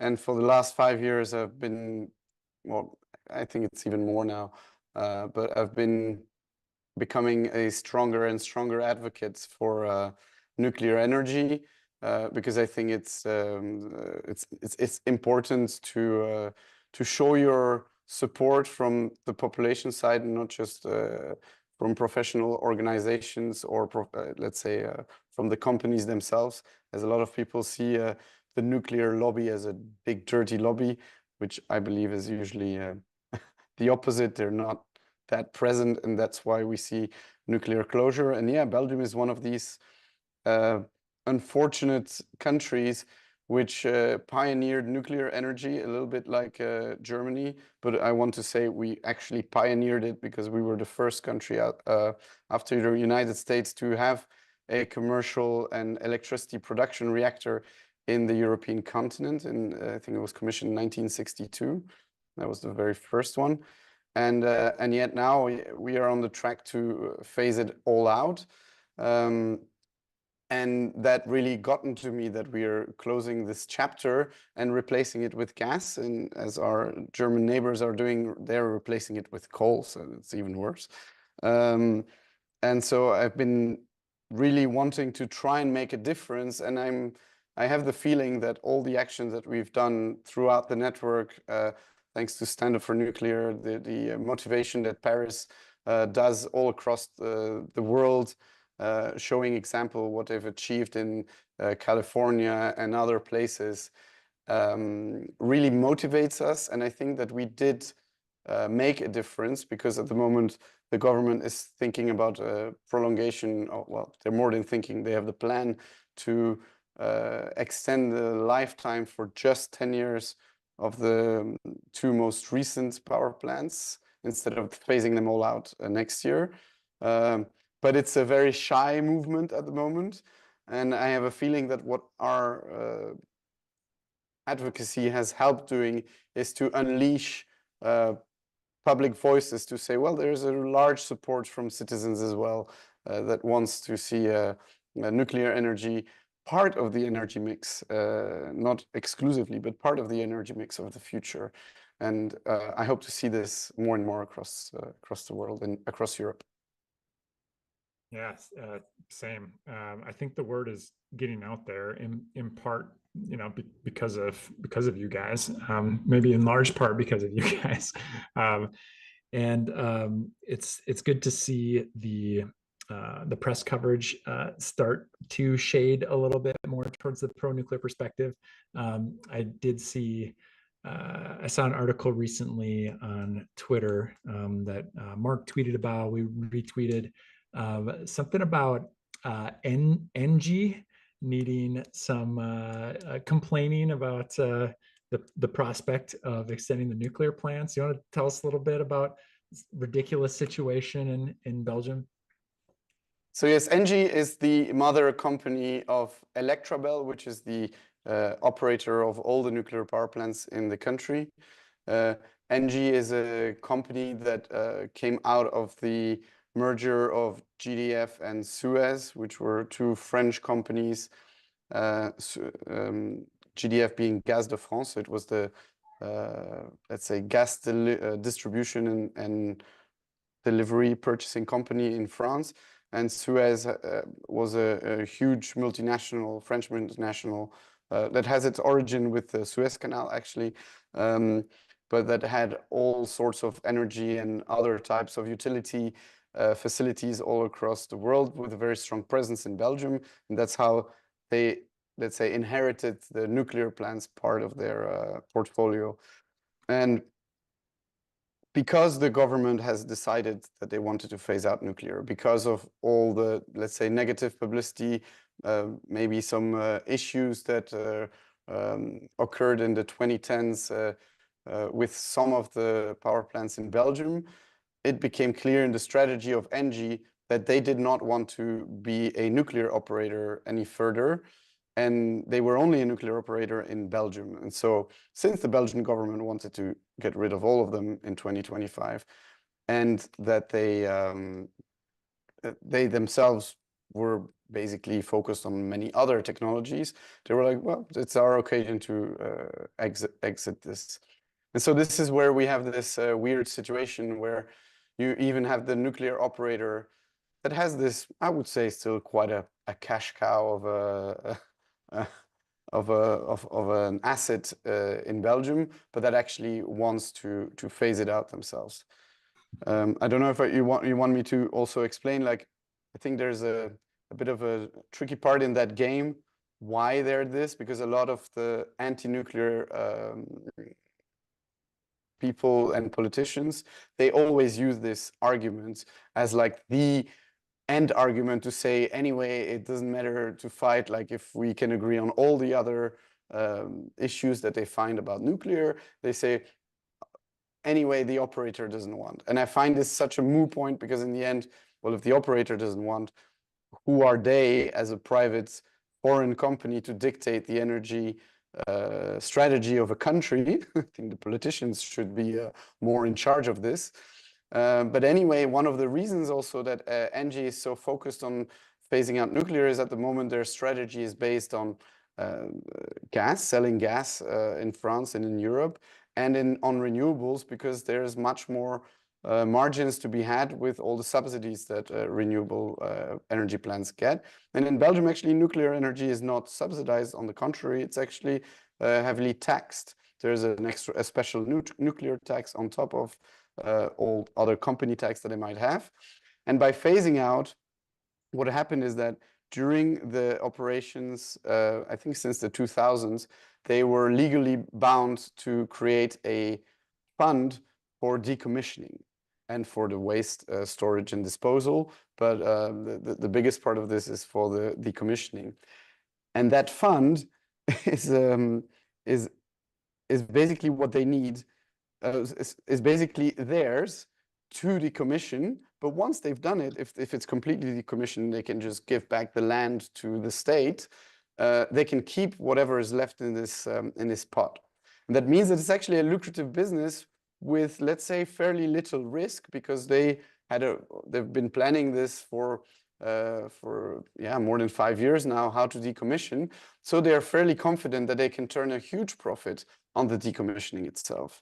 And this is one of the reasons that they say, well, if we carry on operating, we actually carry on more risks, because it won't be subsidized, so there won't be a guaranteed electricity price. If you have cheap electricity like you had in the 2010s, it will be fairly difficult for them to make a profit. The renewables, they have priority on the grid in Europe. So for all these reasons, there's more uncertainties to them to continue operating than to close it. And so why not do it? It's a sound business decision, but it's used by politicians and anti-nuclear people to actually use that as an argument to carry on with the closure, which I find ridiculous. Perverse incentives, right? We've kind of talked about in the past, like, is there a way, what law do we need to rewrite so that this decommissioning fund can be used as a recommissioning fund instead? It's money paid by the people for the public interest. So if the public, through elected politicians, deems that it would be in the best interest to restart this power plant for reliability, clean energy, all the reasons, lower cost, then why not? But we're facing some similar issues. I think actually Holtec kind of got their wrist slapped a little bit on using some decommissioning funds to hold public events about restarting Palisades. It's like, it wasn't even a lot of money too. It was kind of dumb. But anyway, this is fascinating. I'm so glad you guys are pushing on this, and also running for office. It's another way we can move this issue forward. Incredible. And I think we could spend the rest of the hour talking about this, but I'm looking at my schedule. We have another guest with us today. And my segue on this will be that a lot of the anti-nuclear sentiment is based in fear. Still, I think we see it decreasing to some extent as more like economic arguments arise. But it is still a big deal for a lot of politicians and certainly the public. And somebody who's been trying to combat that is our friend who is with us in the virtual green room, Mr. Baba Brinkman. He has written several songs now about nuclear energy, advanced reactors, the energy system writ large, including nuclear. I've had the honor of singing the hook on one of them, and he has a couple new tracks that have just dropped, and I think we're going to play a few minutes of Uranium, Don't Be Afraid of It, and then we're going to bring Baba in for a little bit of a discussion on nuclear fear and the role of art in shaping social perspectives. But then for our other guests, please stick around because we have a little game called Guess the Quote coming after that. So yeah, go ahead, hit the video, Philip. Uranium, don't be afraid of it. Uranium, don't be afraid of it. No other energy is as abundant or as safe as it. Uranium, don't be afraid of it. Look at what the fatality rate from radiation is. All the fossil fuel pollution making us sick. Renewables are great, but what's bracing the grid? How stupid can a situation get? I'm feeling depressed. Millions of people are taking billions of breaths, full of particulates that trigger millions of deaths. And yet some people still want to covet about uranium. Don't be afraid of it. That fear is hastening climate change. The air is laced with it. Natural gas is a fracking tragedy made of it. The fear is way more dangerous. The radiation is uranium.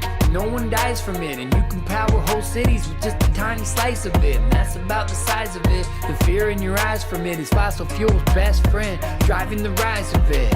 Uranium, don't be afraid of it. No one's telling anyone to eat a yellow cake of it, but if you say the jury's still out and we should wait a bit, I can say the jury's in, and that's a major risk. Uranium, we know what it is. The ocean is a deep lake of it, a golden abyss, but fear of it is keeping dirty coal in the mix. Stampedes of people running from it over a cliff. Uranium, don't be afraid of it. Uranium, don't be afraid of it. Energy is what makes a civilization tick. Is this the palliative or the cradle phase of it? Uranium, don't be afraid of it. Uranium, don't be afraid of it. Renewables are too intermittent to be replacing it. No other energy is as abundant or as safe as it. Uranium, don't be afraid of it. Any problem at a location we can contain it quick. Train a technician to hit the safety switch. How is uranium more dangerous than civil aviation is? It's way safer, there's no puzzle to solve. It's just a whole industry of professionals involved. Checklists that get tested, it's safety protocols. So when it's time to book a ticket home, no one balks. Like we're born ready. So why is no one sweating coal generated energy when it's totally deadly energy? That's what people need for their goal getting. And when it switches off, South African load shedding. Uranium, don't be afraid of it. Energy production is essential, don't play with it. Think of all the dreams come true people can make with it. Degrowth folks, go walk the other way with it. Greenpeace, you were supposed to take care of us. You and the Sierra Club, nuclear hysteria, only making aerosols in the atmosphere go up, killing way more people than bullets do in America. Every Eco-Terra Club membership, tear it up. Every anti-nuclear rally filling the air with dust. I'm just playing Greenpeace, you know I share the love. I just wanna see you give nuclear a hug. Uranium, don't be afraid of it. Uranium, don't be afraid of it. Energy is what makes a civilization tick. Is this the palliative or the cradle phase of it? Uranium, don't be afraid of it.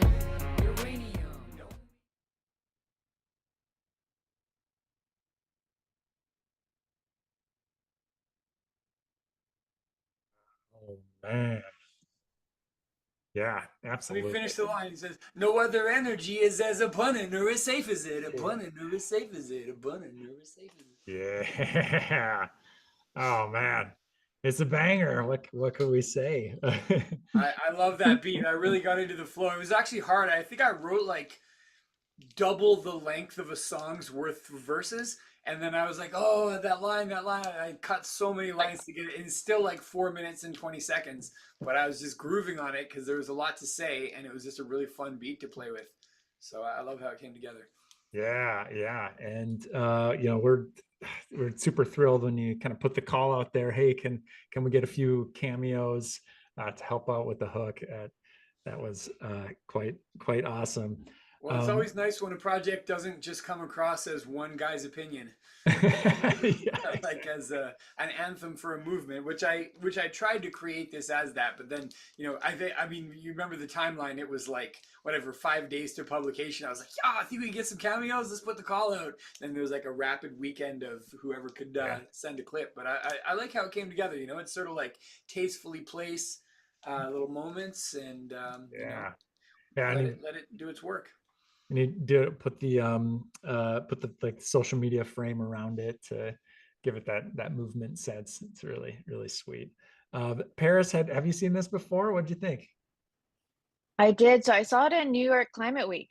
So I think that was when that was the first time, right? Or that was my first time. It was great. So it was at the end of the event. So it was perfect before getting drinks. I was supposed to be there to perform it live, and then there was a change in the date, and I had a conflict at another event. So I guess you saw the other rappers from my team that came and did their songs that they wrote as well. So this was a great project for sort of expanding the variety of creative voices applied to this specific file. We're making a kind of mini album. I think it tentatively entitled the Atomic Energy Collection. And there's a few different songs that sort of fit together like an EP. Man, that's awesome. It kind of reminds me of your rap guide to climate chaos. That was a 2016 release. 2016, surreal to have an 8-year-old climate change record on Spotify. Right. The good news is we've solved the issue. Exactly. Everything was so clear so long ago, and yet everything still remains so tangled. Man, but there isn't much nuclear content on that album, so that's kind of why I feel comfortable adding this piece to it, because I did mention that there's one line in the whole Rap Guide to Climate Chaos album that just goes, "What about nuclear? That's what they're asking me. Hell of a lot safer for the planet than gasoline. A few inventions made can make it extra safe. I'm thinking Bill Gates probably should investigate." But I put that in the song that's about utopian. I had a kind of implied critique, which is that the policy initiative to reduce emissions is sometimes undermined by a response that says we don't need to worry about it, that we can ignore fossil fuels because the techno-utopian solutions will come down the invention pipeline quick enough that no changes in public policy or incentives are necessary. And my main argument in that project was to argue for to curtail negative externalities through a carbon tax or some kind of price on carbon, which would, through the market, incentivize solutions, including, I was already clear at the time, nuclear would be one of those. Anything that is carbon free needs to be financially incentivized over anything that's currently subsidized that pollutes heavily. But I didn't really want to make the whole show about this argument, so I kept it subtle. And it's been awesome to have the opportunity to sort of flesh out the missing piece that was in the Rap Guide to Climate Chaos, implicitly but not explicitly through these additional songs. Yeah. How has your opinion on nuclear kind of shifted throughout the years since you made that record? I think when I I only referenced it in those 2 lines. I was like, a few investments made can make it extra safe. Maybe there's a subtle reading of that it wasn't, that my view of it wasn't that it was as safe as it needed to be an all-in solution. And I think I've done more research since then and come to realize that actually the safety concerns about nuclear are very misinformed and overblown. That the safety profile is actually amazing compared to other forms of energy. And when you add the abundance piece and the potential for how much of the grid it could actually power, that it's an overwhelming case. But it's like they call it the elephant in the room. Like when I was making a project about climate change, I didn't want to give people the answer at the beginning. Or if there was an answer, I'm a free market person. That's why I went in for carbon tax. For me, carbon tax was a more important answer than nuclear, because the fundamental driver of the problem, in my view, is the misaligned incentives where polluting energy sources are too cheap and all the pollution is being borne as a public good cost. And solve that problem and the market can work out what the solution is. That I didn't really have a dog in the horse or Right. dog in the race when it came to which energy source would replace fossil fuel. That let the chips fall where they may. But having learned more in the past few years, I've come to become a pretty strong advocate for nuclear. As the answer to the question of what's next. Yeah, well, yeah, welcome to the movement. It's really great to see your work and to be able to use it in our advocacy. Yeah, so I know next we're gonna be playing a game. It's a guess the quote game. So Philip behind the scenes is dragging some boxes and arranging everybody nicely into a window so we can play this game with Paris, Baba, Emmerich. Matt will be hosting, and then we'll also be welcoming Madison, our policy coordinator, to the stream to play this guess the quote game. So it should be a lot of fun. In the meantime, I will remind everyone that over here, there's a QR code. You can also type Atom Aid live into your browser window, and that'll bring you to our fundraising page, where you can make a donation. When you make that donation, you can designate it to go to all the partners, to be split between us, to go to some of our individual partners that we've seen here today. This hour was Stand Up for Nuclear with Paris and Emmerich. Last hour, Colorado Nuclear Alliance. And then coming up next, we have Friends of Fission, Mothers for Nuclear, Empowering Nations Council, and finally, Nuclear New York. All fantastic organizations doing great work to advance our cause. Also, I'll mention that there are different donation levels that will get you either a Atoms for Peace keychain with an actual stamp from the Atoms for Peace U.S. Postal Service stamp that came out. And if you give at a little higher level, I think $15 a month or a $200 one-time gift, that will get you a calendar that has artistic interpretations of a dozen of our most iconic nuclear power plants in the U.S. on a calendar just in time for 2025. Makes a great holiday gift. Also a good one to keep for yourself. I know I'm going to have one just sitting up on my wall by my desk here. So that's really cool. And I should give a shout out to our friends at the Anthropocene Institute who helped us with some of the artwork on that calendar. So Micah Brown, thank you. Joanna Reyes, thank you for your help with that. So we are, I guess, ready for our game. So I'm going to let our friends play this game here. I'll turn it over to Matt to host it, and I'll see you guys back in a little bit. But for now, here's the game, and you can go ahead and play along in the chat as well. So to go ahead, Matt, it's all yours. Okay, got a game for y'all today called Who Said It? You as prominent nuclear advocates have been paying attention to what people have been saying around the world of nuclear. And now we're going to test to see how good your memory is. So anyways, very simple. I'm just going to show you a quote that was made about nuclear energy, gave you some multiple choice answers, and you have to decide who you think said it. Sound good? Yeah. Do we put it in the chat or how do we say our answer? You can just say it out loud. You can all just say your Mm. answers independently. We'll keep Okay. it nice and simple. So first quote, stop shutting down nuclear plants for Christ's sakes. It's carbon-free, emissions-free, pollutions-free electricity. Let's, I guess, if you all have an answer, just shout it out. Is it I Eric? want to say it's. You want Eric?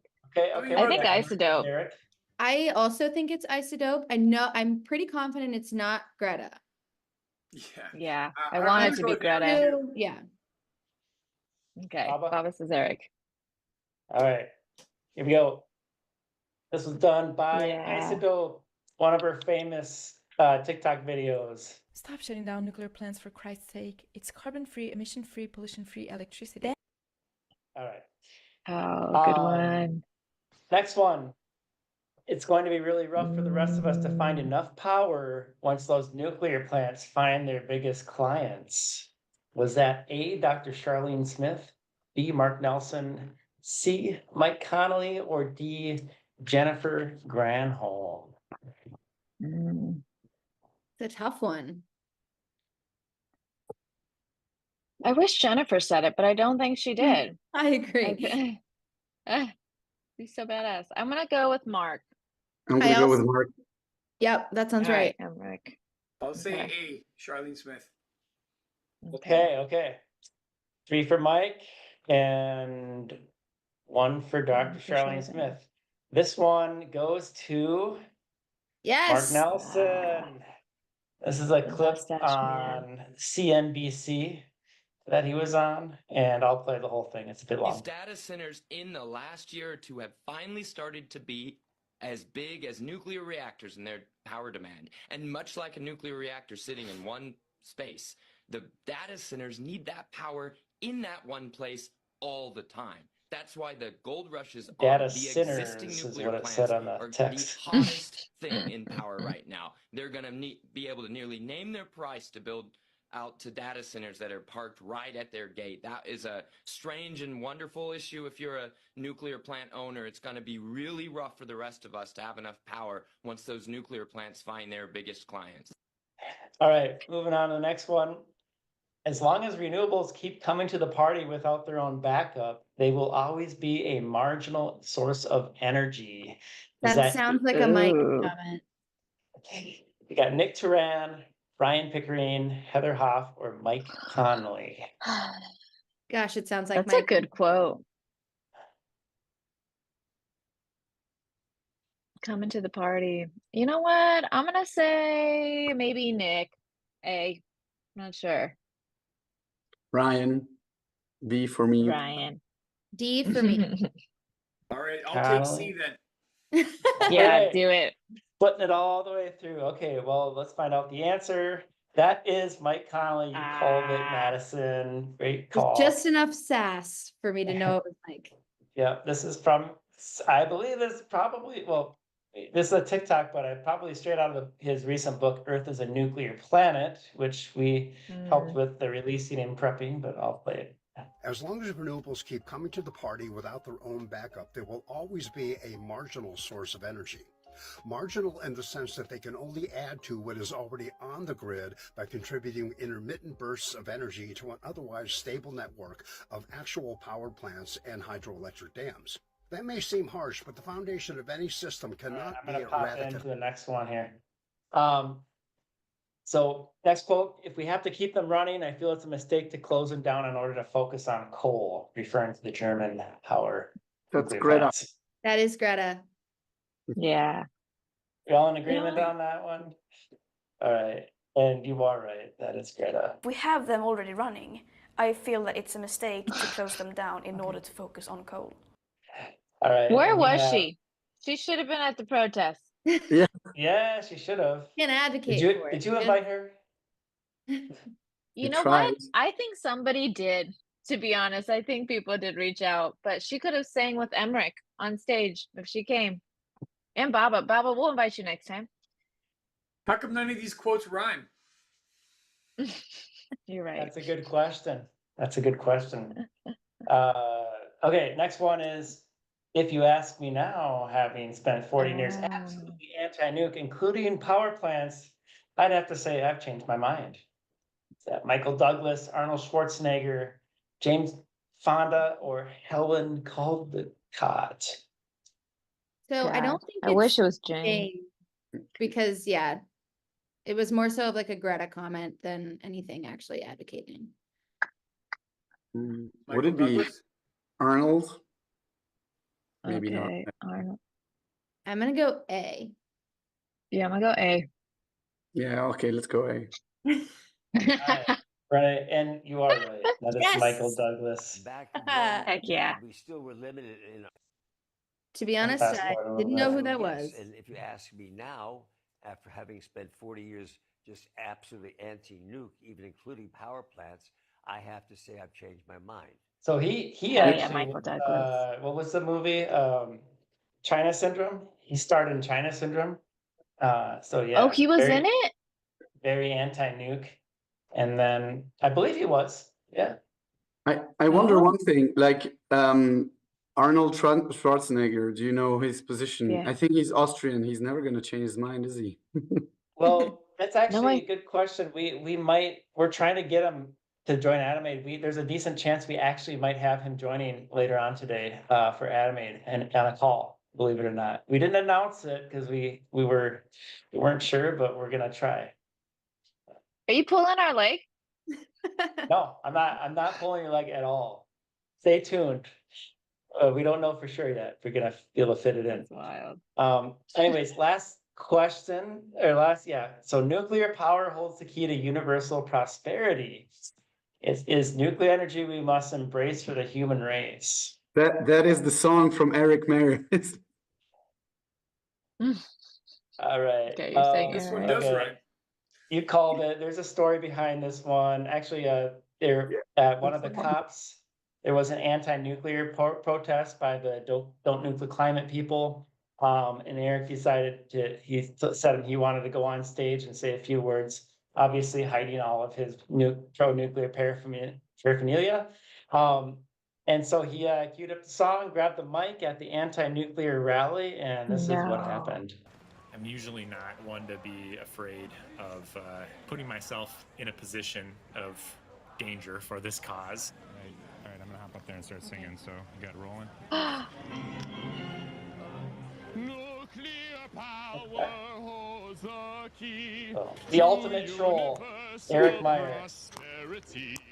It is nuclear energy we must I would be sweating. for the human Oh my God. All right. Great job, everybody. And that's all we got for this What game. did the crowd do? and- I want to see the next part. Yeah, what happened? Well, check out the film Atomic Hope by Frank P. Fenton. He's the one that captured it all on film, and there might be a little bit more on top of what you saw here. There. Whoa. Okay. Ballsy. I applaud you, Eric. Thanks, Paris. Thanks, Emmerich. And thank you, Matt, for this awesome game. Thank you, Baba, for your wonderful work. This has been awesome. I wish we weren't 5 minutes behind time so I could hang out with you guys a little bit more. But I will share a little bit of the story from that as Philip needs to click around a little bit behind the scenes. So after at first they were clapping for me because they assumed, wow, this guy's probably singing a anti-nuclear song, and they were enjoying it, and some people were dancing. And then when I unzipped my coat to show my pro-nuclear buttons and my uranium glass necklace, then somebody like ran over to the guy who was running the sound and like told him to cut the sound, and so they did cut the sound about halfway through the song, and then somebody told me that I was lucky I wasn't being beaten right now in a very thick German accent. Somebody who did not speak English, just repeatedly kept saying fascista, fascista, calling me a fascist, and just like poking me aggressively with his finger. Funnily enough, he was also holding a egg salad sandwich in the other hand. It's really hard to take somebody seriously when they got an egg salad, half-eaten egg salad sandwich in their other hand. They did try to take our camera away. Ida from Finland was with me, and I handed it to her, and she put it down her pants, so they couldn't steal our camera. But yeah, after getting like shoved around a little bit, we got out of there and went and got some pizza. It was a very, very special day. It was great. Yes. So what else? I will launch in again. We are doing a fundraiser. I could do a quick update on our donation total. Looks like we are now up to $740. So if you haven't given yet, please consider it. See if we can get up and break that $1,000 barrier. We got a ways to go still towards our goal, but I'm confident we can keep making some progress towards that. AtomAidLive.com will get you there, and if you donate $15 a month or more, you get a really sweet nuclear calendar. If you donate $10 or more, you get an Atoms for Peace keychain. And then if you do, I think it's 25 a month, you get both. There's also, you can get, if you donate one time, 200 or 250, you can get both of those things. So you can check that out there. Very cool swag, perfect for the holiday season. Awesome. And we are ready, I'm told, for our next guest. Thank you for being here. This is Paula coming to us from the Friends of Fission Northwest. Paula, I've known for many years now, a good friend doing fantastic advocacy work up there in the Seattle area. So glad she could join us. Hey, Paula, great to see you. How are you doing today? Oh, hello. I think I've done all your technical stuff correctly, hopefully. Yeah. I think you could probably hit the slideshow button on your screen. That might. Okay. Thank you. Yeah. So glad you could join us. I'm excited for you to share a few slides about the work you guys are doing up there. Well, we're really excited to be here. We're really excited you're doing this. I've been enjoying hearing everybody. It's encouraging to hear people's enthusiasm and involvement. And so I'll talk about what we've been up to. Okay. So just to start with a little bit of history, Friends of Fission Northwest, we originally called Seattle Friends of Fission. And that was about 8 years ago. And Brian, my husband, and I started the organization. He'd been reading Jim Hanson's book, Swarms of My Grandchildren, and we decided we needed to find out about nuclear. And once we did, we started talking to people, and it became clear that it was incredibly important to include nuclear and just explain to people why they should change their minds. And so we've been doing different events and presentations to the public, just the general public around the mostly Seattle area for about 8 years. So the first thing in January of 2024, this is our last years of events. We have done more in other years, but it's we're slowing down a little bit. We need to gather some more folks to help us. We're always working on that. Anybody who's watching who lives in the area and wants to help, let us know. So January 6th, we worked with Seattle University. There was an energy symposium that Dr. Philip Thompson helped put on. He is the director of the Seattle University Center for Environmental Justice and Sustainability. We had Bill McKibben came in by Zoom for a short talk, and Dr. Charlene Mitchell, Dr. Jim Conca, Scott Montgomery all presented a point of view of nuclear energy. And then we had two state government reps in solar and energy planning. On March 7th, we showed Nuclear Now, and that was at Seattle University with, again, Dr. Philip Thompson helping us out. April 14th, we went to Prospect Congregational Church of Christ. We called it Climate Anxiety, Nuclear Energy, Its Role in Combating Climate Change. And actually, Nick Turan, one of our wonderful speakers, was going to do it, and he got COVID. So he and Scott Montgomery, who has always done talks for us too, talked on the phone. Scott jumped in. It was right in his neighborhood. Turned out perfectly. June 20th, we went to Bickerson's Brew House, and I'll show you a picture of this in a minute. Did zero carbon energy anywhere, ultra safe nuclear. So we had Wes Deason of Ultra Safe Nuclear come and talk about what they're doing, what's really interesting things that they're doing. September 19th, Next Generation Nuclear in Wyoming, ground broken. Mark Werner, who's Natrium Project with TerraPower, came and talked about that. Let's see, we did a little bit of community outreach over the last year. We provided a speaker for an Oregon State climate group we're just meeting, Dr. Robert Sack, and Jim Conca is going to go and talk to their group.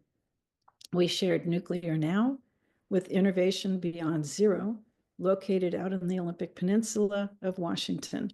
And they showed that to lots of folks that work with them. So we're currently working with a high school student organization, Nuclear Energy Society, they've named it, who are planning a spring symposium, and you're going to hear from them during this hour. So that'll be a lot of fun. This is a picture of Bickerson's. It's a brew house. They brew their own beers. That's a big thing here in Seattle.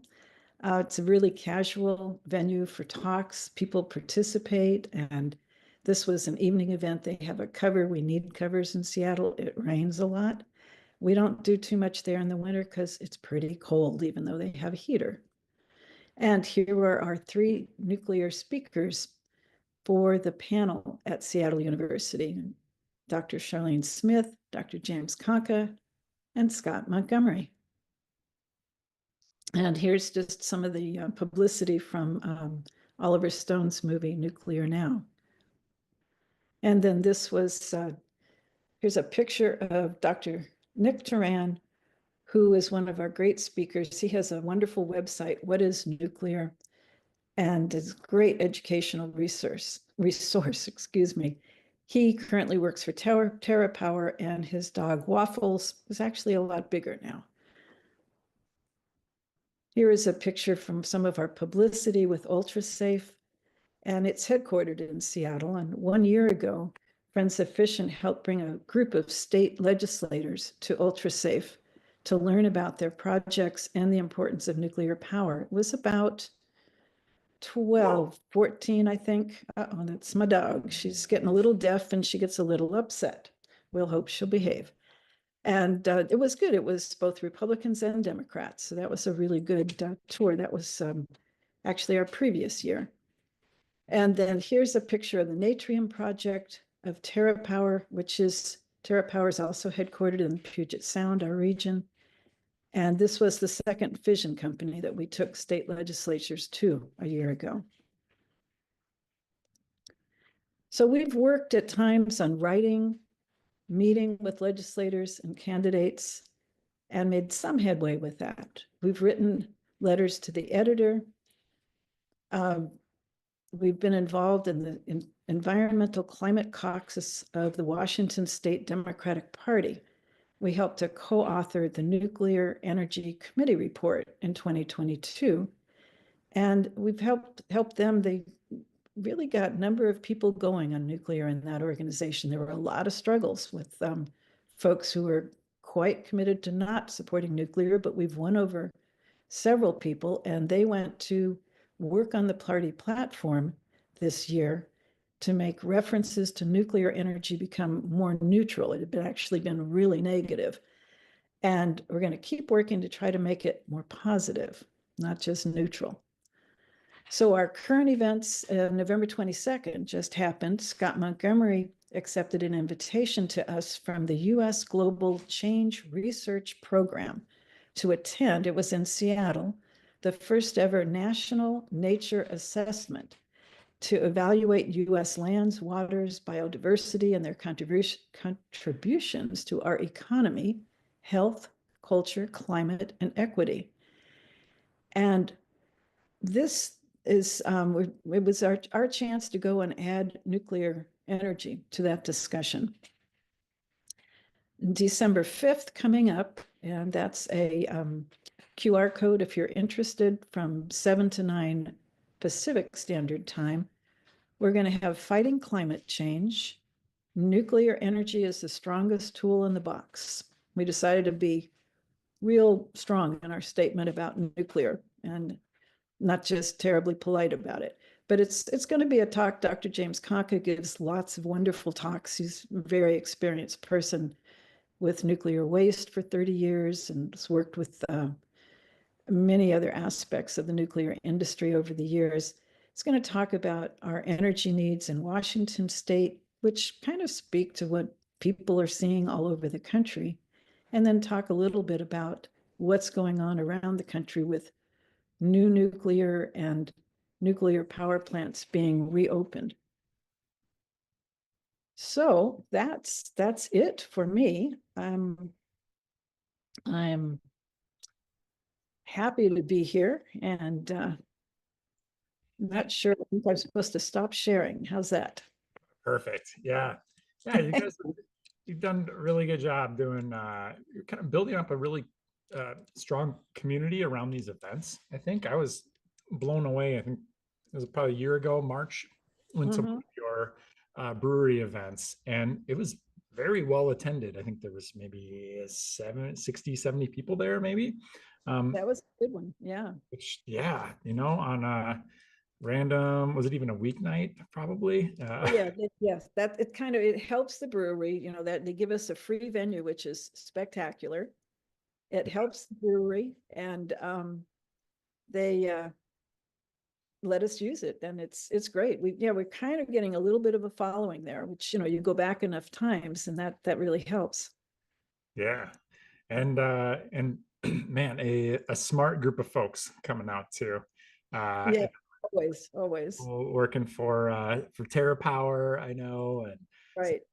I guess that's sort of the neighborhood that you're in. You have a lot of those tech companies, but it's really special to see that, and I'm excited that the Washington legislature has also been evolving on this nuclear discussion. Right, you did those tours, those lawmakers recently, and it seems like they're coming along and looking at nuclear for the future. It's been fun. Our TerraPower connection is what connected us to the three fellows who you're going to talk with soon in the Nuclear Energy Society.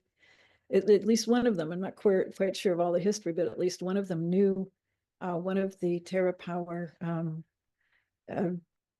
engineers, and she had been mentoring one or more of them in a robotics group. And then they expressed interest in meeting us, and it's been a great connection. Oh, man. Oh, that's great. Well, this is a perfect time to bring in some of our next guests here, which are a group of students that have started a nuclear advocacy club at their school here. Looking forward to meeting these guys. We have Franklin, Oliver, and Jack taking some time away from school to join us today with their Nuclear Energy Society. How you guys doing? Thank you so much for introducing us, Eric. Yeah. Having a great day. Glad to be here. We're actually just skipping lunch, so it's not a big deal, but we're super happy to be here. Yeah, my name is Franklin. I'm Oliver. Yeah, and I'm Jack. Thanks for having us all on. Yeah, well, really seriously a pleasure to be here. Now, yeah, there you go. Our mission, we are seniors in high school. Yeah. And this last summer, we started this organization called the Nuclear Energy Society. And since then, we've been hard at work. Yeah. Yeah, we really came together because we've all been interested in nuclear energy and what it can do for us and the world for a long time now. And we feel like the next step was advocacy, like doing something about it. Yeah, you want to give a background on where we all started, nuclear wise? Yeah, so I was pretty new to nuclear as of last year. But then I watched a documentary on Chernobyl and then Fukushima, and I really got into it. What struck me wasn't like the risk, but like the potential it really had. And so that's kind of where I got into it. How about you, Frank? Yeah. Yeah. I've had a lifelong passion for both sustainability and engineering.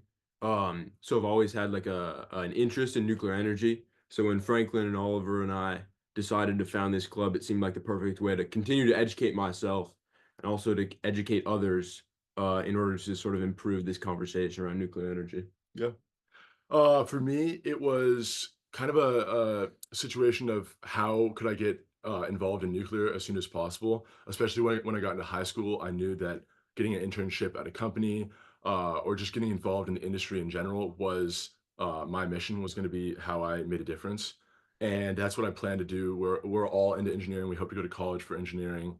And so it's stuff we're really excited about. I was lucky enough to get the opportunity to internship at Zap Energy a few summers ago, worked on their safety team and made relationships there. And I even got to meet some people at TerraPower, including Nick, who hopefully can see us today.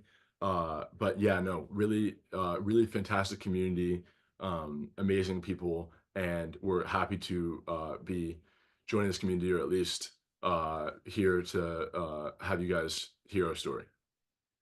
Yeah, absolutely. So yeah, I'm kind of curious. I always ask this to students, to teachers. How is nuclear energy and climate change, the energy system, discussed and covered in school topics and maybe science class or something like that? Yeah, I mean, I think climate is definitely a big issue. It's talked about frequently in school, but like how we're going to deal with it really hasn't been brought up and talked about that much within a school environment. So what we're doing is, well, actually, our school had a climate change summit last month, where they brought in a lot of speakers, and we'll talk more about the summit we're trying to do later. But they bring in a lot of speakers to talk about like the climate and like brainstorm solutions and everything. So what we're doing is putting nuclear energy out there as a solution to the climate problem.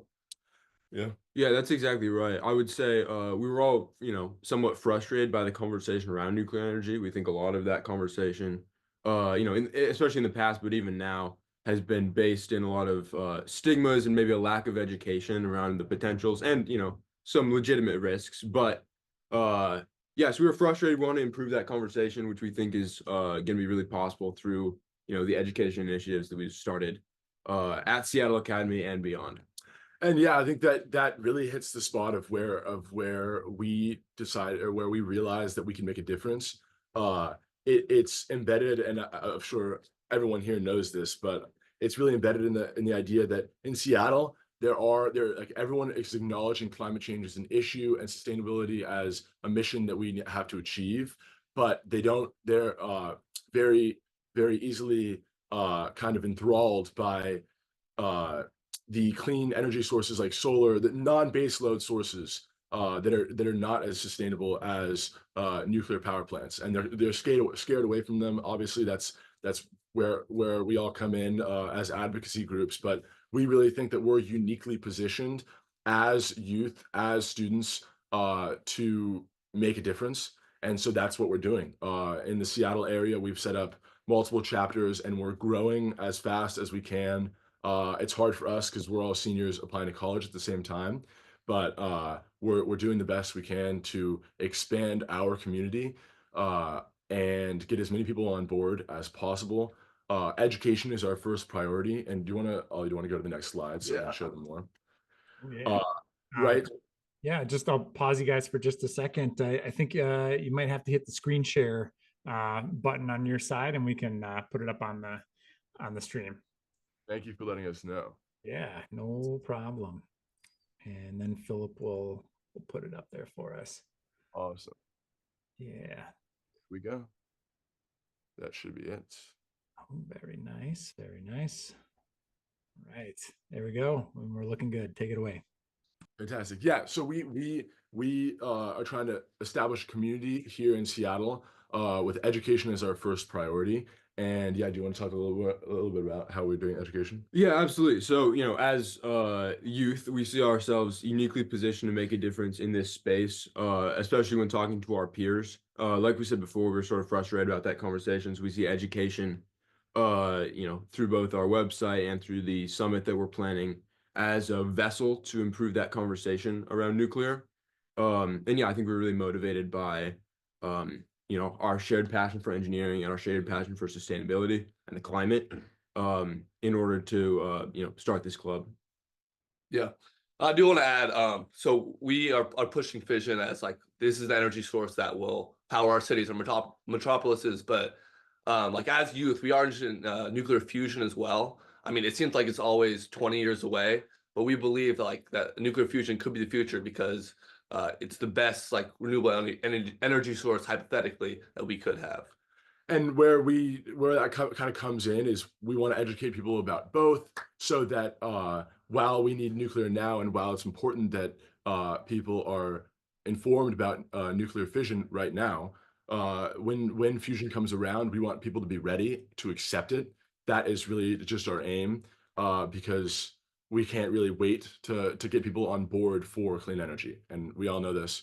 But that's where we're coming from with fission and fusion. So yeah, let's talk more about what we're planning to do. We got to click this probably, and then there you go. You want to talk about this? Yeah. Actually, I'll let Jack talk about it. Sure, yeah. So we mentioned already that our school, Seattle Academy, has a history of putting on these summit-style events, bringing in speakers, you know, who are industry leaders or professionals in a various topic. This fall, we had one on sustainability and you know, broader climate. So we're in conversation with the administration, put on a summit like that, with a specific focus on nuclear energy, which will be hosted by Seattle Academy, bringing engineers, scientists, professors, industry leaders, and advocates in order so that they can, you know, be in conversation with both each other and a lot of the interested students that we have and want to bring on to our club at Seattle Academy and at other schools. Yeah, that's the idea, is that we use the community we build via having different branches at different schools to invite students and parents from schools that we have branches at, and this greater Seattle area, and then also pulling as much as we can from the nuclear community, which is why we're here today, really to get into touch with you guys and try to team up with as many of you as we can, so that we can have an amazing community to pull on when we want people to show up for the summit and be involved in talking nuclear. Yeah, I think that's about it. That's great. Otherwise, we'd love to just talk and chat with you guys. We put our QR codes here, and this is our website. This is the best way to contact us and get on board. It's the nuclearenergysociety.org. And our Instagram's there as well, if you guys want to stay updated. And we'll have the release date for when our date in May is for the summit. And thanks to Nick Toron, actually, we're working on an educational initiative where we have students who are in our branches, in our clubs, research nuclear to learn about it themselves, and then like funnel that to our website in an educational initiative. We've yet to name that or give it a cool acronym or something like that, but it's something we look forward to doing in the future. And that will also be on our website, so that people have a go-to place to find education resources on nuclear. And I shout out Nick Toron because he referred me to his website a long time ago, or not a long time ago, just this recent summer, and that has helped us a lot with our educational research. But yeah, I'll stop sharing now. Fantastic. Thanks so much, guys. Yeah, Nick's website, whatisnuclear.com, huge resource for us all the time. We'll have to point people to the articles there, which are well cited and written in a very accessible way. Yeah. Great. So I know we coming up next here, we have a little bit of a game. It's the Fission or Fusion game. While Matt sent me an email a little like a week or so ago asking about some questioning for the game, what level of knowledge you guys have. And I probably, not having spoken to you enough, way underestimated your knowledge. So you may just knock this thing out of the park. yeah, we'll see. You mentioned Fusion there, so maybe this will be easy for you. But we'll see how it goes. Matt, go ahead and take it from here. All right, Frank, Oliver, Jack, I'm challenging you to a game called Fission or Fusion. I actually heard you say fission and fusion earlier when you were talking, so that sparked me. I was like, oh, is it my turn? Anyways, so first off, do you guys know the difference between fission and fusion? Yes, we definitely do. All right, help me out here. Would you? Oh, you'd like to see? Yeah. So what is fission? Yeah, you go ahead. Okay, so fission is when we can split the nucleus of a more commonly a heavier atom, which is what we do with uranium and plutonium, but only in weapons, really.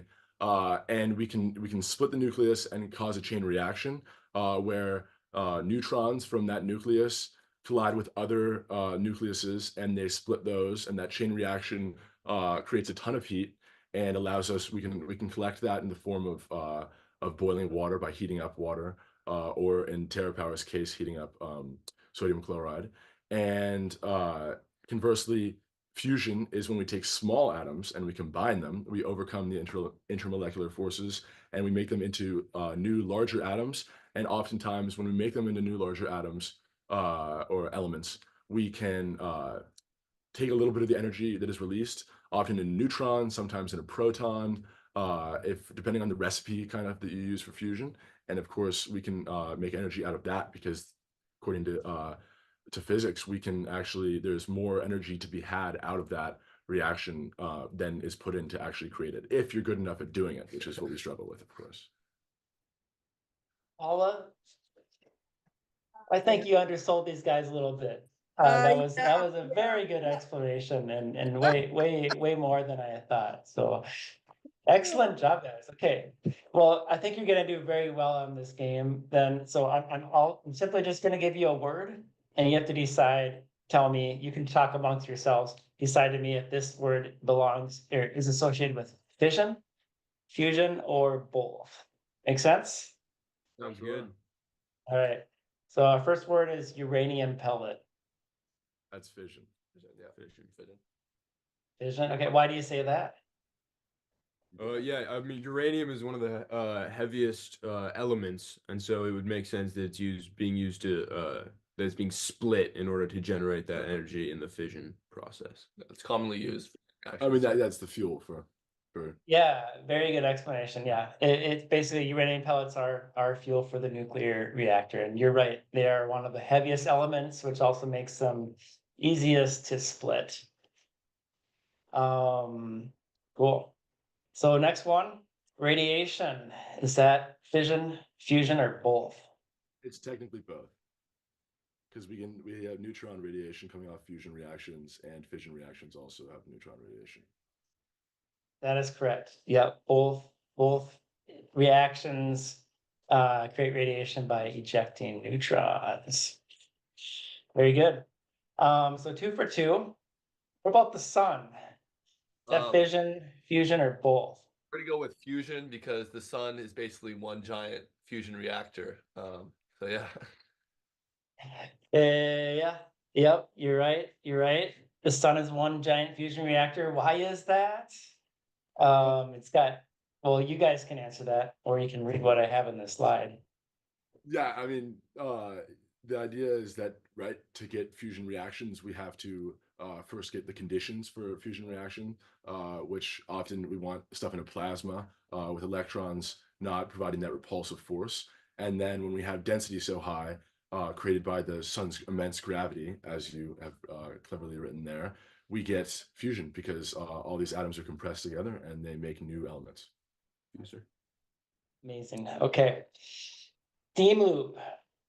fission, fusion, or both? They can do, but you can think they can do both. It's how you collect. It's how you collect energy from both. Okay. Yeah, you guys are right on. Yeah, both reactor designs need to capture that heat and to produce electricity, turn it into steam, turn a turbine, but both designs have a steam loop, although we only have operating fission reactors at the moment.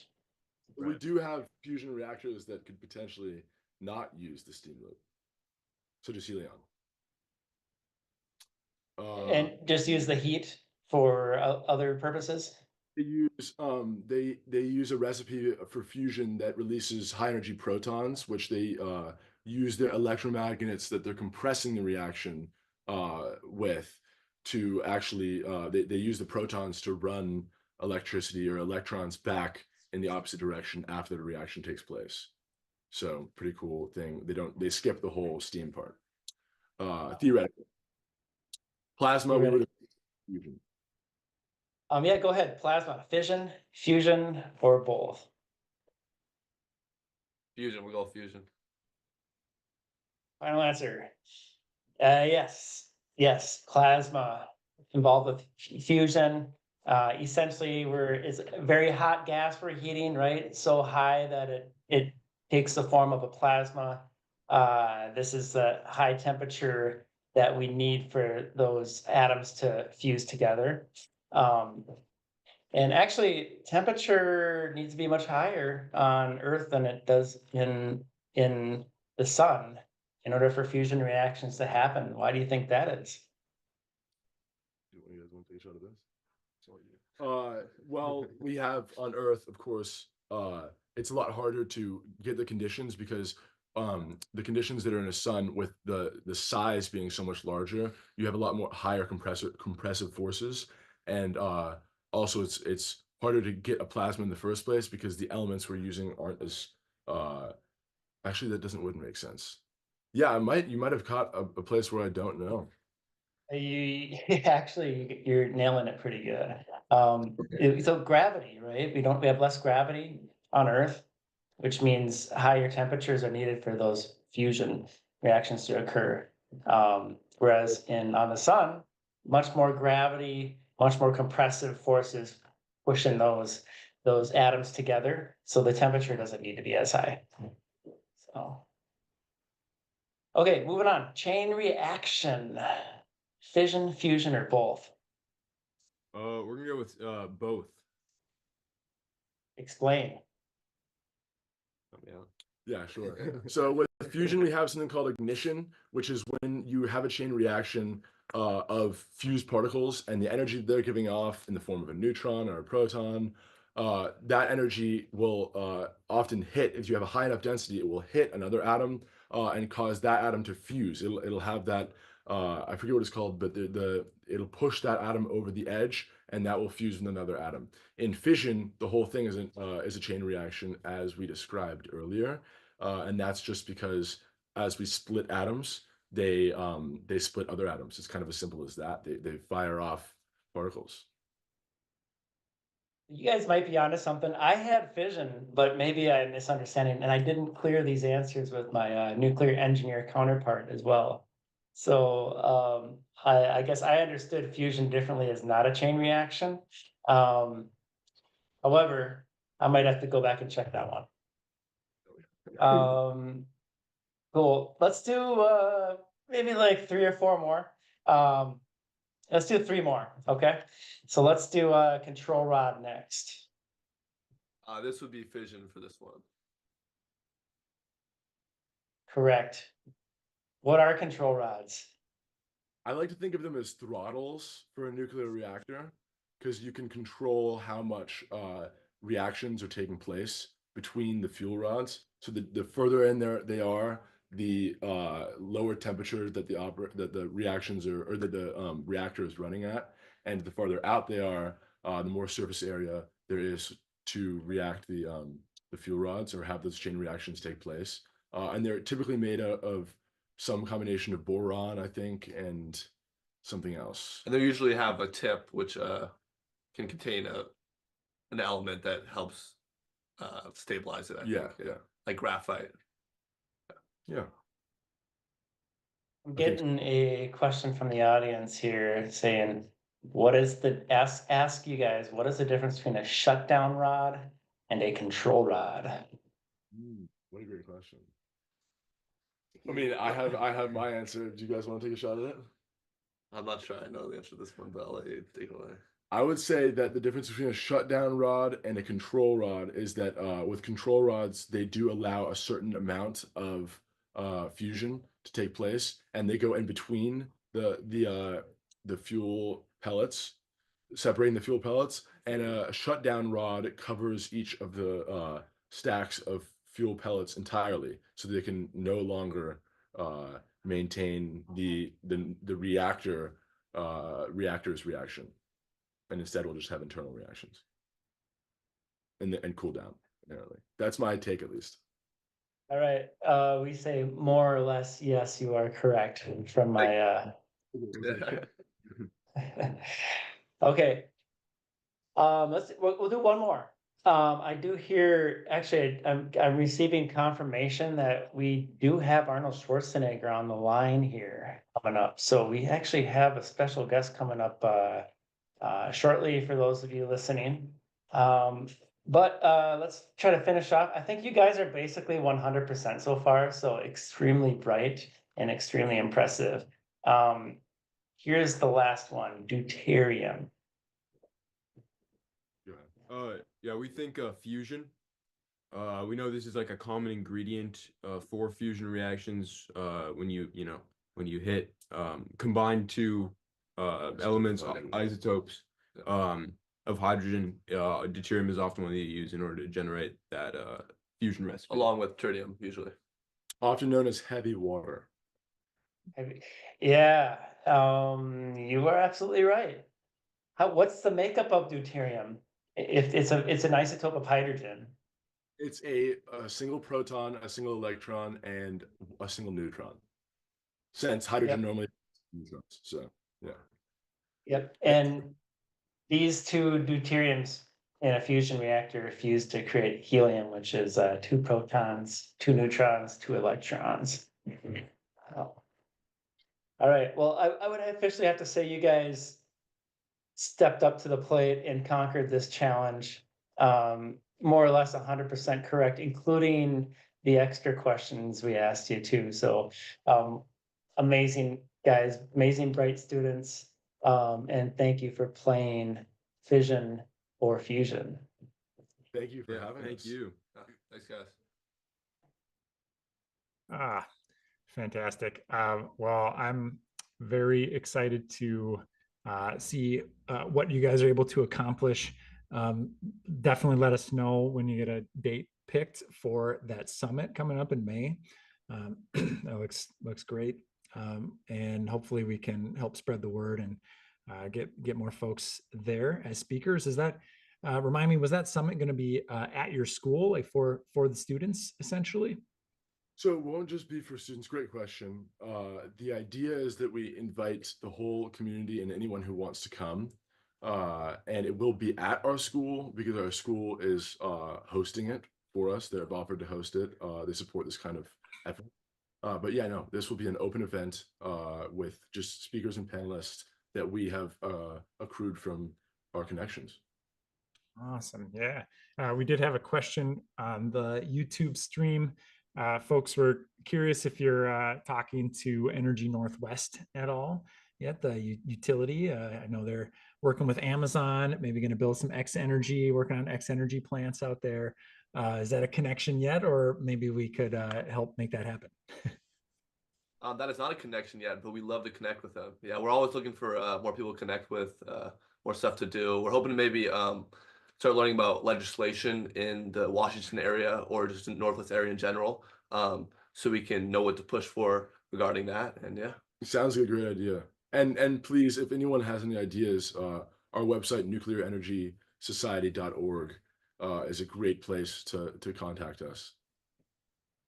And I'll get you guys contacts at Energy Northwest, because we certainly have worked with them and gone on tour with organized a tour with them, which you guys would probably love to do. That would be really fun. So go check out Columbia Generating Station. Yeah. Absolutely. Oh man. Well, this has been great. Thank you. You're an inspiration to me, inspiration hopefully to lots of other people out there, young people in high school, thinking about getting more involved, starting things, to just do it. Just go for it. Absolutely. And yeah, let us know how we can be a resource and help out as you keep moving forward in your advocacy journey. Oh, man. Thank you, Eric and Paula. Yeah, thank you both. You bet. And Paula, thank you again as well. Really looking forward to what the future holds for Washington State and more broadly. And there's a lot of states that could benefit from nuclear in the Northwest. Some that even used to have it but don't anymore. I'm looking at Oregon here. Yeah, any big goals for 2025 you want to share as we wrap up our segment here? Well, we're excited about being whatever support we can be for these high school students. I think that that's really, really just an amazing opportunity. So we'll certainly be staying in touch with them. We're hoping, maybe with them we can talk to some legislators and see if there's some other people who would like to get involved in that. That's always another great step. And we'll continue doing our public presentations because those have been really good, reaching out to lots of people around the area. So that's it. Great. Well, yeah, we'll keep talking, about legislative strategy and outreach events, and we'll keep thinking about how we can continue to scale and grow our movement. Always a pleasure. All right, and you guys are a tough act to follow, but thankfully we have a tough actor to follow you. I'm told we do have Arnold Schwarzenegger on the line here. Before we put him on, I will share a brief anecdote that I actually got a chance to interview Arnold back in 2018 at the climate talks in Poland. It was a very short interview, but at the time he indicated he wasn't quite ready to support nuclear energy. I think Philip's got a clip of this. Governor, how do you feel about nuclear power? I don't like it right now. How do you feel about nuclear power? So here's what he should have said. Right now, it's going hasta la vista, baby. But it is 21% of California's clean energy. So I hope that it'll be back. Yes. Since 2018, the governor has been advocating louder and louder for more nuclear, thankfully. Well, good afternoon, Governor Schwarzenegger. Thank you for joining us today. You've been evolving on nuclear. I'm really happy to hear that. But yeah, good morning. How you doing? Yeah, Governor, your audio is not. You son of a bitch. This is me, Arnold Schwarzenegger. How are you? I'm great. It's so happy to have you with us. It's great that celebrities like you are talking about the benefits of nuclear energy. What would you say to the environmental organizations who haven't come around to supporting nuclear yet? Come on, don't bullshit me. We all say the same thing. Don't they have anything better to say than that? Who is it this time? Well, organizations like Greenpeace and Sierra Club, they think we can rely solely on wind and solar. What's your take on that? Don't be ridiculous. Oh, get your story straight. In Germany, they set an ambitious goal to cut pollution by 65% by the year 2030. And on top of that, they closed the nuclear power plants that provide 6% of their clean energy. But they know one thing, they have to keep the coal burning. Yeah, exactly. Those closures, they've effectively increased Germany's reliance on fossil fuels. So I hope that you get the story here. So they said no to clean energy, the 6%, and they said yes to fossil fuels, the coal and the natural gas. Are you crazy? The investigation is over. One of us is in deep trouble. I'm pressing charges against you. You're under arrest. Yeah, I think a lot of people would agree with you that it is criminal to close nuclear plants early, not to mention all that extra land that's needed for wind and solar. I love it. But I hope you leave enough room for my fist because I'm going to ram it into your stomach. Yes, yes, I hope that they do. Let's talk about some other benefits that nuclear can offer. I know you've been governor before, and California. exactly, of California, and you know how good paying jobs can be powerful drivers of economic growth. What are your thoughts on the different jobs in the energy industry? Wind and solar. You know, I only make $10 an hour and are you crazy? Clean nuclear power. $50 1 hour. I'm a construction worker. Now where should we go? I can practically taste the pina coladas already. Yeah, building nuclear plants, sipping pina coladas, that sounds pretty good to me. We know that nuclear power can provide these great paying jobs, but what is it going to take to get the next US companies to build the next reactors? Now listen to me very carefully. The most important thing is money and no extra charge. Don't you understand? You lack discipline. I hope that answers a little bit your question. Yeah, I see what you're saying. That the recent DOE liftoff report, it definitely agrees with you. Disciplined, careful planning before construction starts will save a lot of money. And a committed order book of a single reactor type would lower the cost even more. So how many reactors would you like to see committed, Arnold? Are we talking 5? More? Why not? How much is that? Come on. I'm ballsy. Make it a 10. I insist. Immediately. Yeah. Yes, it is best we get started as soon as possible. Arnold, what would you say to encourage people to donate to the hardworking nuclear advocates who are helping to boost the industry and bring us closer to building new reactors? Judgment Day is coming, and these nuclear advocates' mission is to protect our future. Without them, more reactors would have fallen to the darkness. Please donate now. Let them carry on this important work. Well said, Mr. Schwarzenegger. Thank you so much for taking the time to join us today and provide that insightful commentary. Yeah, thank you. Nice to meet you. All right, bye for now. Hasta la vista, baby. Wow. Yeah. For my money, best governor of California. Sorry, Gavin Newsom, but and great for him to take the time out of his busy day to be here. What do you think of that, Paula? That was hilarious. I mean, I thought you guys were serious at first. That was very clever. Very, very well done. It was awesome. My son was watching, and I had to text him real quick because he said, "Is Arnold Schwarzenegger really coming on?" "Oh yeah, I think so." I said, "Obviously not, but it's clever." That's what he said. Maybe if we start asking, for next year, we could get him. Yeah, yeah. He's been out there advocating. That was great in his recent speech to actually come out and say, "Hey, Germany made a mistake here." That's great. Yeah, it really is great.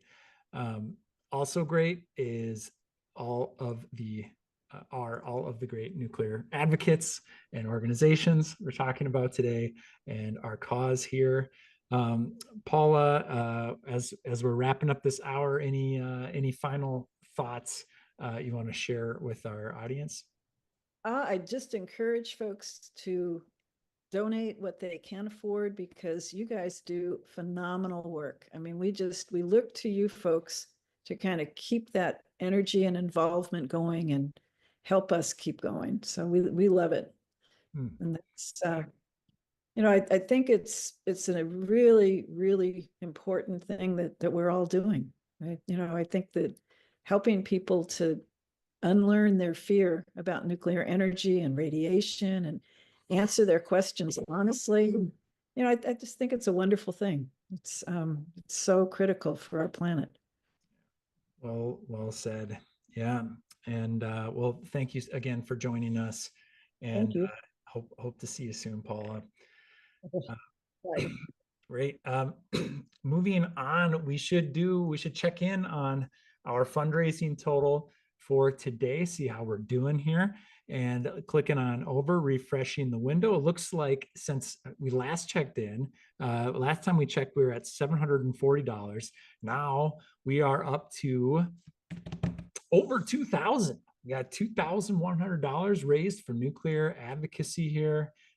Fantastic. So these funds will be split with our various partners, depending on how folks designated their donation. You can choose to send a larger portion to individual organizations. You also, by donating today, you get a chance to get one of or both of two thank you gifts.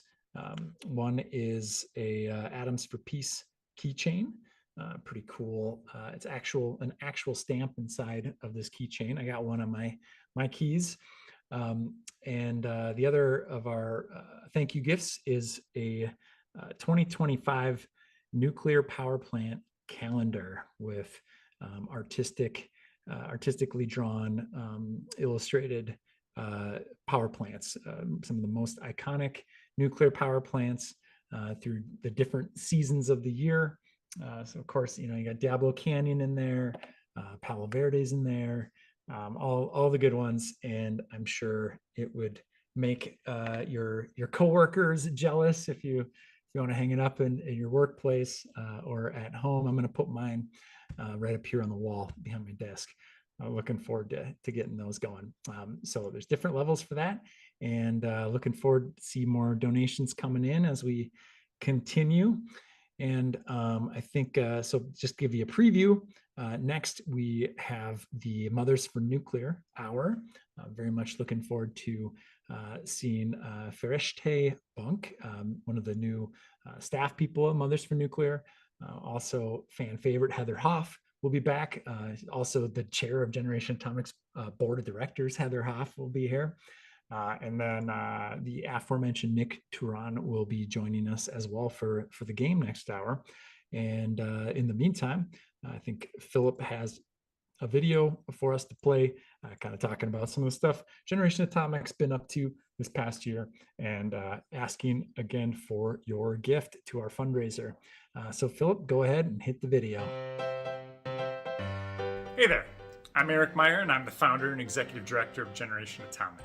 I'm Kirsten from Generation Atomic. I'm Philip, development manager at Gen A. I'm Vladislav Molashevsky. My name is Gayatri Karnik. Matt Meyer. It's Madison Schroeder. I'm Mary Closer, Digital Marketing Director at Generation Atomic, where we're transforming the conversation about nuclear energy through engaging digital content that resonates with people of all ages and backgrounds. In 2024 alone, we've reached over 9 million people across our social media platforms. Which is awesome, because when discussing nuclear power, there are a lot of complicated technical concepts that might seem scary to the average person. I am especially proud of the work that Gen A does in supporting individuals and other peer groups, as together we grow support for nuclear power across the globe.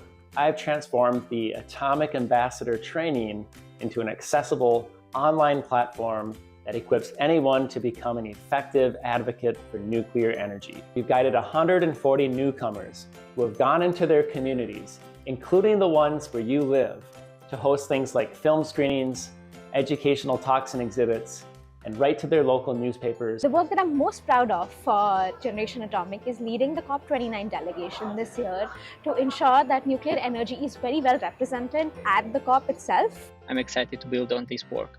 With the new NDC submission cycle coming up, we'll be mapping and analyzing how nuclear is being incorporated, ensuring it's not overlooked. We have tracked and followed over 70 pieces of nuclear-related legislation at the federal and state level across the United States. Your voice made a real difference this year. We championed your vision for clean nuclear energy across over 20 Nuclear Regulatory Commission proceedings, fighting for critical wins like the Palisades restart and innovative uranium mine cleanup technology. When complex regulatory proceedings might have gone forward without pro-nuclear perspectives, we stood up and spoke out. We've been able to connect many of our volunteers to this political process, whether that's contacting their representative to support or oppose a bill, or even getting our volunteers into the room with some of their elected officials. Your support enabled us to provide powerful testimony showing regulators that the public wants both existing reactors and new nuclear technology. My favorite part about our work is seeing people understand, have questions about, and even beginning to change their minds about nuclear. The good news is that globally, support for nuclear power is on the rise, but there's so much more work yet to be done to actually build the new plants we need. Next year, we want to launch new programs to inspire young people to be a part of this future nuclear workforce. We hope to reach even bigger audiences with energy education that is so desperately needed. But here's the deal. We need your help.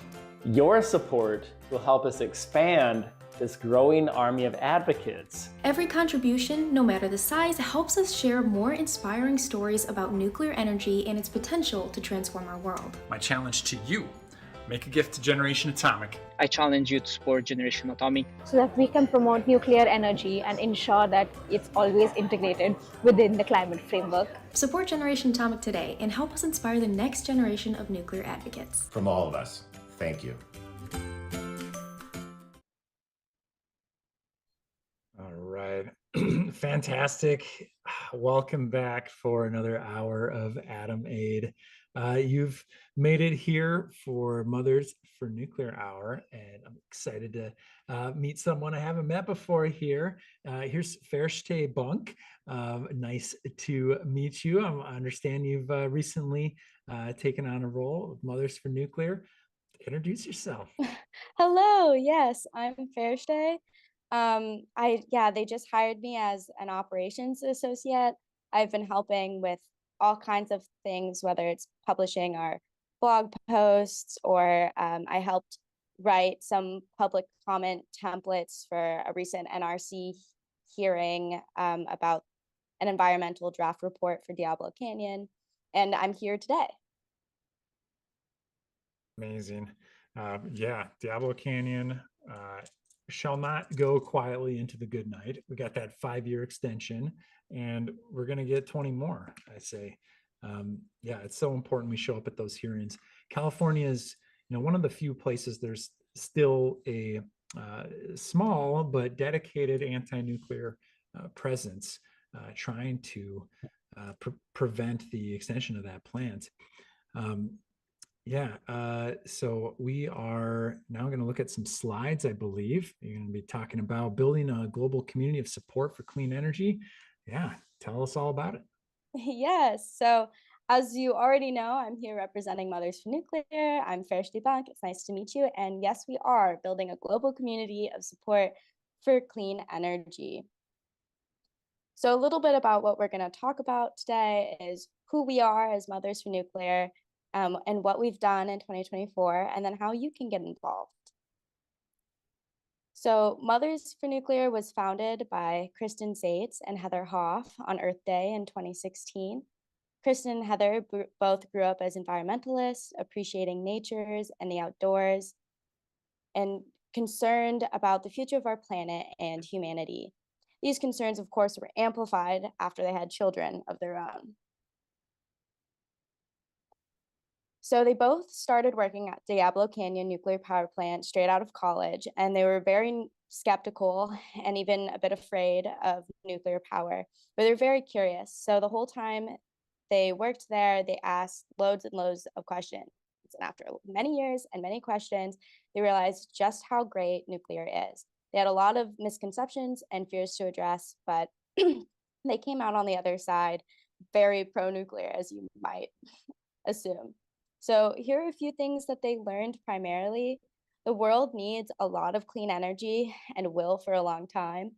Nuclear power is a proven, scalable, and clean source of electricity, and it aligns amazingly well with their environmental and humanitarian values. So overall, nuclear has an incredible story to tell, and historically, we haven't been great at telling it. One thing I've heard Heather Hoff say a lot is that scary is not the same as dangerous.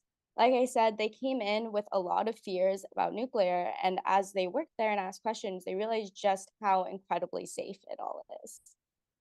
So a little bit about Diablo. It makes up 10% of California's electricity on a tiny footprint of land in perfect harmony with nature. There's a lot of beautiful hiking trails around the plant. And as you can see, the marine wildlife right on that cliff edge of the plant is just thriving.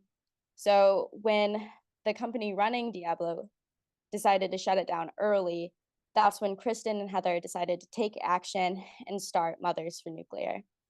They wanted to help communicate differently about nuclear energy, especially to mothers and women. So these are just a few of the ways that we think we should communicate about nuclear energy. In general, we'd really like to approach conversations about nuclear more like a mom and less like some corporate spokesperson. And so we try and bring this communication style to all aspects of what we do when advocating for nuclear energy. So I'm just going to go through some of these things that we really make an effort to do. So obviously we want to show that we care. And in order to do that, we listen to everybody's concerns. You know, there's many a time where you don't agree with somebody right off the bat, but their concerns and their emotions are always valid. And if you ever want somebody to hear you out, you better be making a concerted effort to hear them out first. And, you know, a big part of active listening is asking them questions. You know, the first conversation topic, the way a conversation's broached, is often not really the big primary concern at hand. So we ask a lot of questions. We want to talk about why people are afraid, why they're feeling a certain way, why we do something a certain way instead of an alternative. And this really helps us get down to the nitty gritty, the real issues, the issues people actually care about. And another thing we like to do that's a little bit unique is we share a lot of personal stories. So on our website, we have a whole section where people just share their own personal adventure with nuclear. Kristen and Heather's stories are up there. Mine will be up there soon. And lots of other women and men's perspectives, their journey on how they felt about nuclear to begin with and how they feel now. And we really want to just bring that kind of human interface to the issue. And in all of this, of course, we're going to be our genuine selves. So here are our first updates of the year. As said, we have some staffing changes. So there's me, I was just hired as an operations associate, and Dr. Jennifer Clay just joined our board. She's the head of the physics department at Cal Poly San Luis Obispo. She was also actually my personal faculty advisor. So I'm a graduate in physics at Cal Poly SLO. And I also got a minor in Indigenous Studies of Natural Resources in the Environment. And one of the things that really excited me about nuclear and got Mothers for Nuclear excited about me is for one of my final classes for my minor, Ethnicity in the Land, I did a lot of research for a paper about the energy impacts on tribal lands and among Native communities, and how incredible community energy efforts can be, and especially how incredible nuclear is. So one of the big things we've been doing this year is we've been working on a Department of Energy grant to work on consent-based siting across the nation. We've been working with Tribal Consent-Based Coalition, TCBC, and North Carolina State University. And we've done 3 workshops so far this year in Raleigh, North Carolina, Salt Lake City, Utah, and Chicago, Illinois. And our research generally aims to see how much better people can absorb more technical information like radiation exposure after TCBC and Mothers for Nuclear builds community and relationship with the attendees at our workshop. So that's been really fun. I think you guys heard from Ryan Pickering from TCBC earlier today. And then we had an incredible opportunity to go to Japan. There was a nuclear energy workshop hosted by the Institute of Energy Economics, Japan, along with the Economic Research Institute for Association of Southeast Asian Nations in East Asia. And the whole workshop had an emphasis on stakeholder investment. So they got to visit the Genkai nuclear power plant, which is paired with this clean energy center and park that provides an interactive educational experience all about clean energy. Is really incredible. And then they even got to visit the only school in Genkai, which has a mutually beneficial relationship with the power plant. And they were really impressed by all the students practicing conservation and environmental stewardship within the school. I mean, you can read more about this on our past events blog, along with the consent-based deciding workshop and some of the other events I'm going to talk about. So we've been helping fund NICE club chapters at different universities. It started at Berkeley. I think Ryan Pickering started it, and they're expanding to other universities, which is really exciting. So we started one at Cal Poly San Luis Obispo. I was part of some of the first meetings for that. And then also at Columbia and in Buffalo. And in general, we're just really excited about supporting the next generation of nuclear advocates. So these are a few events that we attended. We also got to attend New York Climate Week for the very first time this year, where we particularly enjoyed the new Nuclear New York Symposium. I think you get to hear from them a little bit later in the stream if you stay on. And it was really an incredible networking opportunity to meet some of our advocacy contacts for the first time in person. So on the left, with the purple atom, we've got Angelica Ong from Taiwan. And on the right in that group, on the right, we have Julianne Edwards, the president of Women in Nuclear. And that was just really incredible getting together with everybody. And then another big effort this year is our nuclear art effort. We think that there should be more nuclear art out there. We think we're a little underrepresented. So I got to attend the My Nuclear Romance Paint and Sip on Valentine's Day this year in Morro Bay, which is really exciting. And then our paintings were featured. You can see a little collage on the right photo, and the very far right middle painting, a kind of yin yang, was mine. And that was at the beautiful Nuclear South by Southwest event hosted with the Anthropocene Institute and, of course, Generation Atomic, our hosts right here. It was awesome. And then we're not done yet. We've been doing so many things. We went to the Nuclear Legislative Working Group biannual meeting in Chicago, the National Conference of State Legislators. We talked about how nuclear energy supports social and environmental justice, and got to visit Argonne National Lab and site of CP1. It's great. And then we've even had some media appearances this year. We were featured in PBS Earth Focus, where Kristen and Heather talked about the founding of Mothers for Nuclear, their unique perspectives as environmentalist mothers who work in nuclear, and their fight to keep Diablo open. And then Heather talked to Bloomberg on Wall Street Week about how she changed her mind on nuclear and the solution it is to global growing energy demands. And as you might see at the bottom, the LA Times article on growing nuclear support opens with the perspective of our very own Heather Hoff. So that's some of what we've been up to this year. We're super excited about it. If you want to contact me directly at any point, feel free to email me at fairshday@mothersfornuclear.org. This is our website, and we're on pretty much any social media you can think of, but here are just a few. Thanks. Thank you, Fresh Day. Fantastic overview of a busy and impactful year.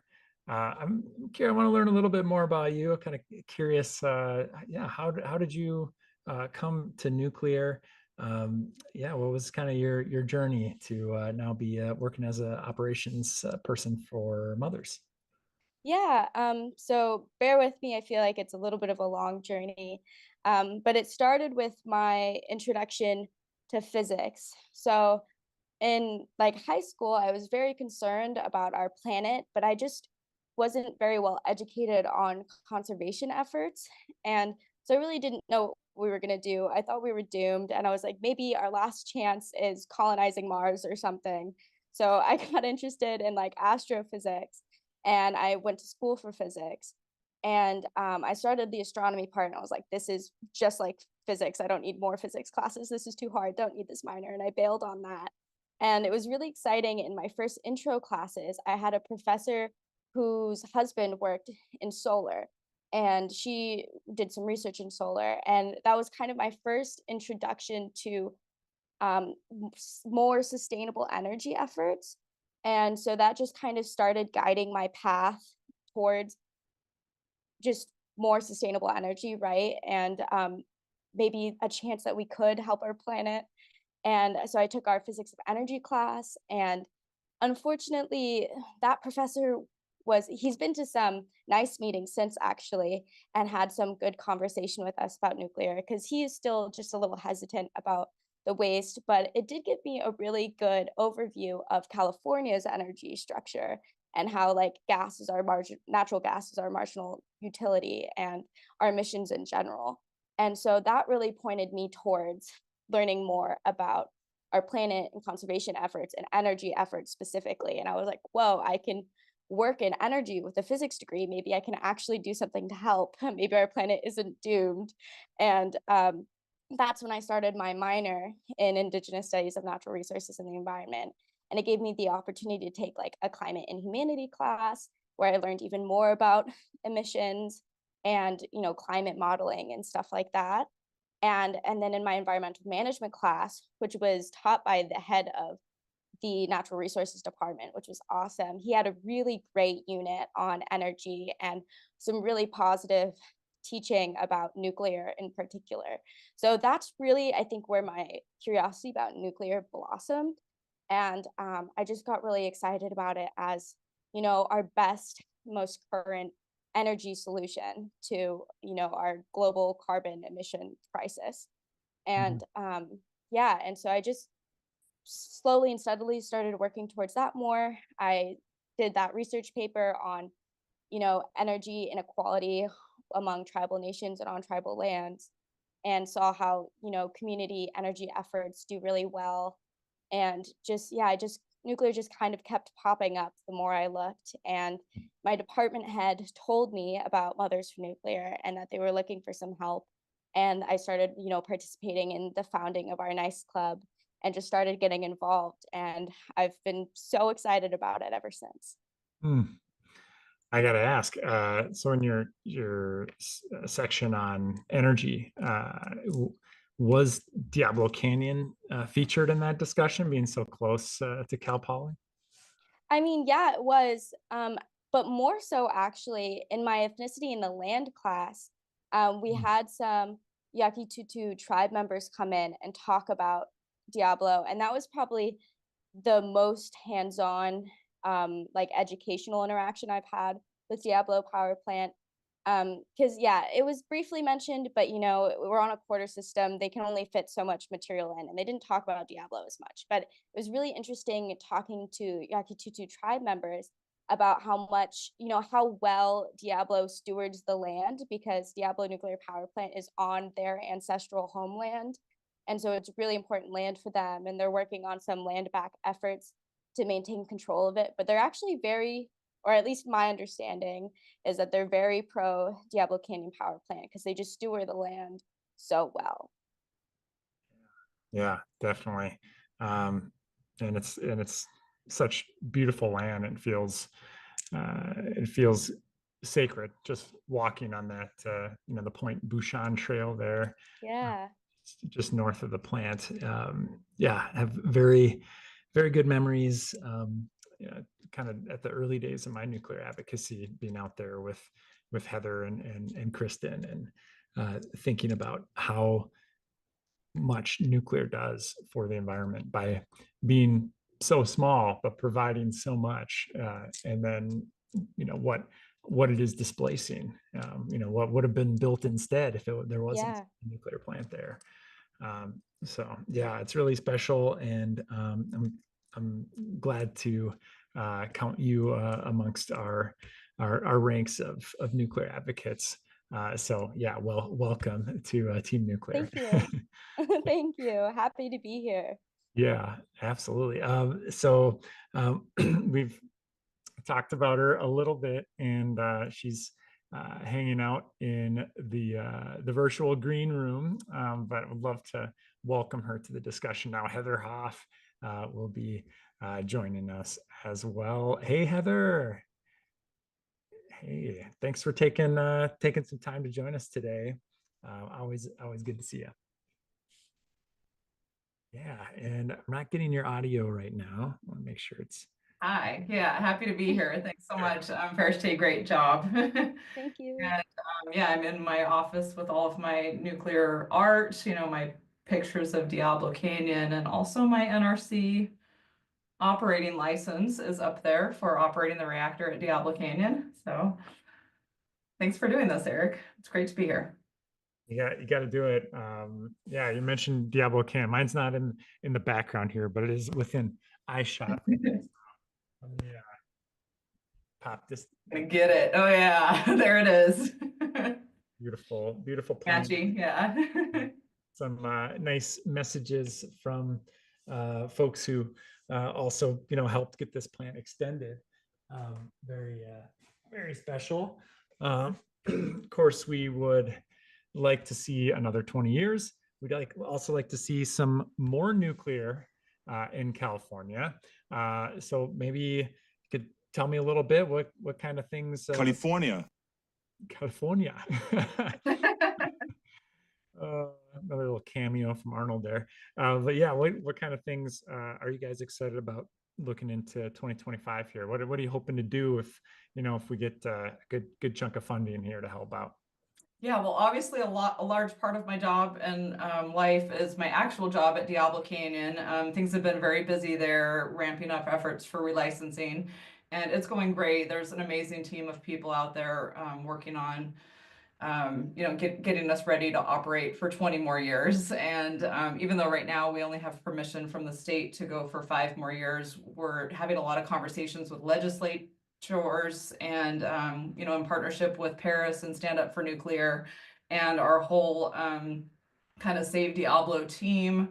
We have a lot of people that are great at setting up meetings with different legislators and having conversations that lots of them have never heard before. That we keep hearing back like, oh, I've never heard this perspective before. No one has come to me and talked about why they support nuclear or why nuclear is a good thing. And they haven't heard that side of the story much. So we're starting to get out there more, and I'm really excited to support Generation Atomic's efforts to build up advocates to go have these conversations. That's something that we like to do as well. And whoever wants to go have a conversation will join you, support you, give you resources, help you do follow-ups, any of that stuff. And it's been amazing progress over the last couple years particularly. But when I think back to where we were in 2016 when we started Mothers for Nuclear, Eric, you were there with us. It was a pretty lonely space in pro-nuclear advocacy, and we pretty much knew everyone. And that's one of the things that's most exciting now is like there's this group that I've never heard of before, and I'm like, I have to know everyone. No, wait, there's too many now. So it's really great momentum.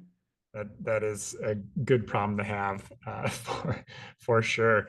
And talking to state legislators, that is a job that just never ends. Every time you think you've talked to them all, well, an election happens and like half of them change. People got different committee assignments. All of a sudden, you don't know anybody on the energy committee anymore. Where before you felt like you had a direct line of communication. And we're certainly thinking about that, looking at that in Minnesota, among other states right now, hoping to lift our moratorium next year. Yeah, you guys still have a ban on new nuclear construction too. We do, yes. That's one of the things that we talk to legislators about very regularly. It's one of our main talking points. In addition to extending Diablo Canyon, we need more nuclear in California. So let's get ready for that. And it's really cool right now because Diablo Canyon Unit 1 has entered the period of extended operations now. Our NRC license actually expired a few weeks ago, and we're kind of under a temporary agreement until our license, which is under review with the Nuclear Regulatory Commission, gets approved. And on that day that the license expired, we had a really great community event here in San Luis Obispo at a local cider house called We Drink and We Know Things. And it was really cool. So Jennifer Clay and I got to show up there and drink out of our radioactive glasses and talk about nuclear and Diablo Canyon, and also share some of the nuclear art, our posters and pictures and stuff. And we're trying to really ramp up and let our community know how amazing Diablo Canyon is. And it's been amazing to see the shift in public sentiment. Fairstay mentioned getting policy and talking points ready for the NRC hearing. There were a couple, within the last month, and like 20 of the 23 comments are positive, or like 40 of the 50 comments are positive. And it's just amazing to see so many people now coming out in support of continued operation of the plant.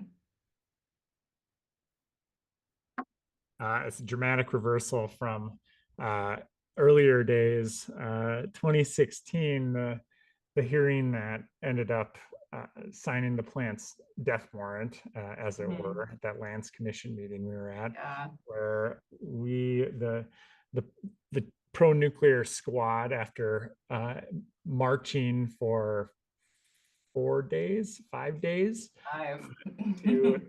to get to Sacramento, we were then forced to sit through even more of a marathon of about 3-4 hours of anti-nuclear testimony. They took all the anti-nuclear testimony first, and then had the pro-nuclear. So they waited till all of the media, the press had gone home, and everybody was tired.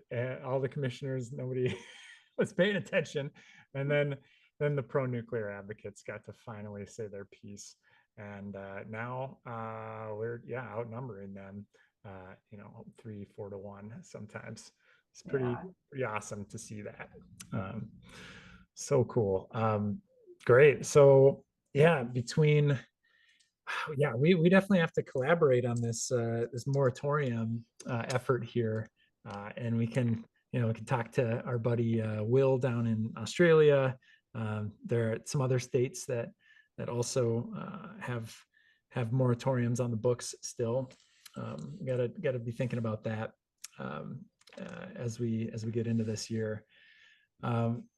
Good deal. So do you, since we've been on this journey together for 8 years now, how are you feeling about how far we've come and how far we have yet to go? Gosh, yeah, Eric, I'm feeling a little tired, honestly.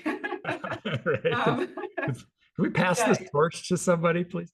So that's the great thing also, like, I kind of keep waiting to pass the torch, and there is a lot of great stuff happening with companies stepping up their support for nuclear. Constellation and the Come Clean ad campaign they ran was really great. And, my plant, Diablo Canyon, our communications team is on social media now, and they're doing all kinds of amazing content. And it's really great to see these companies that have been, like a little bit in a risky position in the past, and it's hard for them to step up and say anything. And now they're doing it, and it's such great momentum. And also at the same time, I feel like, advocacy groups, we need them more than ever. And we still need the voices of mothers and women, and we still need really unique perspectives that come from outside of the industry. And so all the voices are important, and I don't think we'll be done with this for a long time. So strap in, buckle up, save your energy, eat some uranium. No, don't eat it. Just think about it and get excited and keep going. That's a high calorie diet there for sure. No, I feel that. It is exhausting. And now that I have a little one, it makes me appreciate so much more all the work that you and Kristen and many other moms have put in to advocate for nuclear and to work in the nuclear industry, with all these competing interests juggling for your time. Thank you. That's definitely another initiative that we like to support is, how to build up women in our industry and, female diverse voices that can go in and help us have better teams, stronger teams, and, bring perspective to plant operations that maybe they haven't had in the past. So we're all around. Definitely. So we're gonna take, I think, just a couple minute break here, where we will play kind of a little video that shows some of our top memes throughout the year.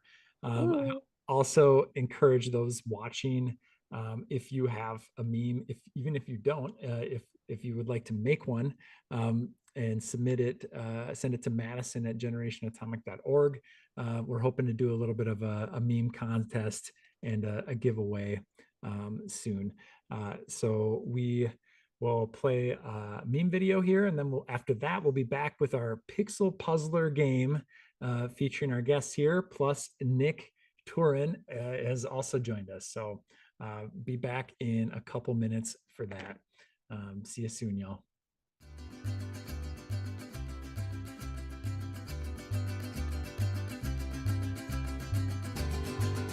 Oh.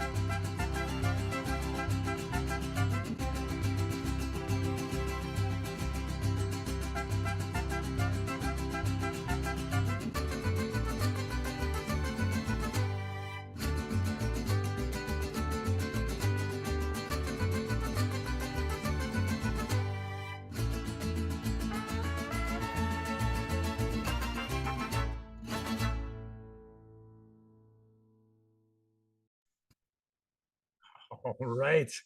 And we're back. Hope you enjoy that mariachi music. I know I did. Welcome, Nick. Thanks for joining us today. Your name has already been invoked probably a dozen times in other sessions. Well, yeah, happy to be here. Nice to see you. How's it going? Hey, Heather. Hey, Eric. Yes. Yeah. Super good. We're having fun. Hey, Heather. Nice to meet you. We got a nice group of folks who've been joining us, kind of between, but we've had a little over 40 at one point, kind of in that 30 some people range, hanging out with us this afternoon, and putting lots of good comments in on YouTube and Facebook. Very cool. And we're raising money. We are up to, holy cow, $2,700 now.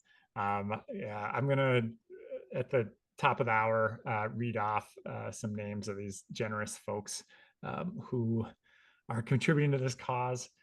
Very, very cool of y'all. I know, especially this year, I kept hearing that when I was talking to some of our donors, like a lot of people gave a lot of money to, Gaza, the elections. There's a lot of really important causes out there. So, we're very honored, very thankful for folks contributing to this one as well. Great. So Nick, you've been doing some incredible work. I mean, through your website now, which has been up for what, 15 years or something since you. Yeah, I think it was like 2007. So yeah, it's gotta be like 18 or something like that. Yeah. Wow. Your website can now vote and smoke cigarettes. So. Yeah, it kind of, yeah, it's also like website shouldn't be that old. It's so it looks kind of dated, it's got a bunch of words, and the like Google hits are falling off a rock. It used to be, it sort of peaked in 2014, and now it's kind of, but anyway, I'm still having fun with it. I'm putting all sorts of cool stuff up there, and yeah, the video digitization thing in the last couple years has been a lot of fun. That's been like a new life for me, just the discovery that there's all those archival, those like film reels in the National Archives, that can be just dug up and digitized, and there's just such cool stuff on that. So I've really enjoyed doing that and just kind of putting those out through the website. It's been so much fun. Oh man, yeah, I've done a little bit of that for some family videos where you got the two reels, and yeah, the same thing where it scans each individual frame, and then you got to put it all together. Yeah, and like, yeah, since they're National Archives, they have like special rules, so only certain people can actually handle the films. Like they have to be qualified. It's just like the nuclear industry. They have to be like qualified contractors who scan it, for some big premium. So they have like special people who handle the films and scan them, and you can only go through these like one of four qualified scanning vendors or whatever. But yes, I mean, in the end, they're doing exactly what you're saying. They just run it and scan each one and give me a hard drive. That's amazing. You mentioned hits a second ago. What kind of traffic does your website see? I'm certainly pointing people to it. It's like it's like I think it's like 1,200 unique hits a day, like unique visitors a day. So it used to be twice that. I mean, it was like normal, and maybe like we've just cut out the bots or something like that. But yeah, it's like 1,200-ish a day, and it comes in. There's more. This is probably normal for a site like that. There's more in the like winter, or when school's in session, it gets more hits. Summer's pretty weak. Thanksgiving, holiday weeks, no one seems to go looking around for nuclear information. But yeah, so it's 1,000-ish, a little more per day. We should I'm just for future reference, we should try to see if your site has been indexed in like ChatGPT, and yeah. are they pulling from your site? Yeah, I'll look for some like key phrases. Yeah. Things I say all the time. Yeah. Awesome. Well, I'm so glad he could join us here. Matt has prepared another game for us all this hour. Have a little fun. It's this one's the Pixel Puzzler, and Matt will tell you a little bit about how it works. Best of luck, and we'll talk to you on the other side of it. Great. Thanks. Yeah. Okay. And all right, Philip's saying he needs a couple minutes here, so we might not start immediately as Philip moves some things around here. So in the meantime, what else can I say? So we have tons of big news about nuclear in the last couple weeks with climate talks, but any highlights from our panel here, things that stood out as pretty important news that just emerged in nuclear? What do you think? Nick, you're on Twitter a lot. Anything come to mind?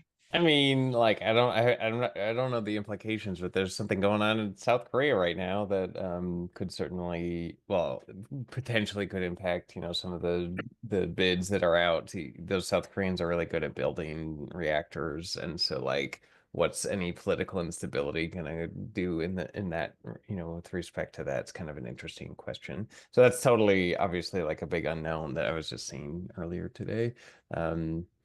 So that's kind of an interesting one. Yeah, martial law there. Yeah. But what else? I mean, there's been this huge, the thing everyone knows about is all the major statements about, the big tech companies committing to being interested in nuclear, saying they're willing to pay extra for electricity that has the characteristics of nuclear electricity, meaning reliable, on all the time, that kind of thing. Low carbon, obviously. So that's a very interesting shift. And that's kind of the first time we've seen potential major increases in electricity demand for a very long time. Some of the news coming out of the South was like they were talking about they need like 30 gigawatts of new generation, which is really is a lot. And that's on top, we're trying to decarbonize on one hand, and then if we're going to expand total supply as well, that really is challenging, and hopefully really opens up we've all been sort of saying like we think we need nuclear is going to play a role here, and when you get into those kind of demands, it's like, okay, nuclear is the thing, and how all the big tech companies are starting to say it as well. There's like some risk that they're like just saying it while also building gas turbines, which is kind of what's happening right now. So but the fact that they're saying it is very good, and that gives us, we're trying to get out here and build more nuclear, get more nuclear built. Like that gives us like a very clear motivation. Not that we didn't have one before, but now it's like, okay, we really need to get these out the door and build them reliably and all that. So it's great opportunity. Absolutely. All right, now we are ready for our game here. I'll turn it over to Matt. Thank you. Have a game queued up for y'all. It's called Pixel Puzzler. Very easy game. I'm simply going to show you an image extremely zoomed in, and you have to guess what it is. If there are no guesses, we'll slowly zoom out until somebody has the right guess. Only 3 of you playing, so I'd say just shout out whatever answer comes to your mind as it comes to your mind, and we'll see how quickly you can get these right. There's Sound no good? punishment for wrong answers. I don't think so. Not one today. All right, ready to rock? Okay. All right, here's round 1. I'm just gonna slowly zoom out. Shout out guesses as you see fit. ABC. Oh gosh, it's some kind of generator. Space? It's a generator, a diesel generator. Oh yeah. The backup diesel. Yeah, you got it, Heather. You see Yeah, the it's actually a model of ABC. one. Yeah, That's the best image I could find now. I think that's Heather gets a point for that one. Yeah, for sure. All right, round 2. Here we go. Goldfish. Goldfish, yeah. Let's take a goldfish. No, wait, it has to be nuclear. Sun. Is it the sun? No, Jello. Mars. Gummy bears. Gummy bears. Oh yeah. You got it. Nick, that's yours. Heather's got one. Nuclear Nick's gummy got bears. one. Excellent. That's a good one. All right, moving on to round 3. Here we go. A washer. A core. Annular. Fuel It's an pellet. annular fuel pellet. Pellet. Yeah. Heather. Oh yeah, Heather, you got it. You said it. You first. guys are too fast. We haven't Heather's been got nuclear a 2. long time, Paris. Yeah. Got years Round on 4. Here we go. Like an owl facing backwards. No. me. Right? Cheese. Corn. A banana. Banana. Yeah, it's a banana. Oh, it's a Damn it, banana. Heather got me All right, Heather. half a second. Cleaning house here. I'm just not scared to be wrong. Round 5. Drunk off radiation spent fuel pool. I use fuel pool, yeah. Yes, you got it, Nick. You got it. Wow. Oh, it's just a rack. We're pretty fast. Got Oh, it yeah, off that's the a good one. color exclusively. Yeah, I knew it was something underwater. All right, round 6. I think we maybe have 2 or 3 more. We'll find out here. ATR core. No? It's a diagram of something. Oh, it's a heat exchanger. Steam generator. Steam generator. Yes. Yeah. So now what we tied up now? Heather, Nick, 3 and 3. This is stressful. Oh, that was it. That was it. Oh. That was great. Nice. I've got to study up all right. next time. Yeah, I've been staring at these pictures for so long. It's great fun. I loved how you got the pull off the color exclusively. Yeah. Since there's no penalty for wrong answer. Thank you so much, Matt, for putting those together. And nice work. Did we get a final tally of who was the winner there? I probably should have been. Yeah, 3 to Heather, 3 to Nick. Ooh. True tie. Nice. All right. Yeah. Yeah. Let's think Nice of a job. tiebreaker, I guess. Good stuff. Great. So, yeah. So Nick, what? Oh, Matt's telling me he has another game. Okay. All right. I guess there's our tiebreaker right there. Yeah. Let's do that, and then we'll come back and Heather's got a good Nick story after that. Wait, so are we tie breaking or do I get to play? You can play You can too. help me. It can be, next point wins. Mothers for Nuclear against what is nuclear? Yeah. No, yeah, everybody can play. And that includes those in the chat, on the YouTube chat as well. By the way, I want to see what you guys got. So I'll turn it back over to Matt.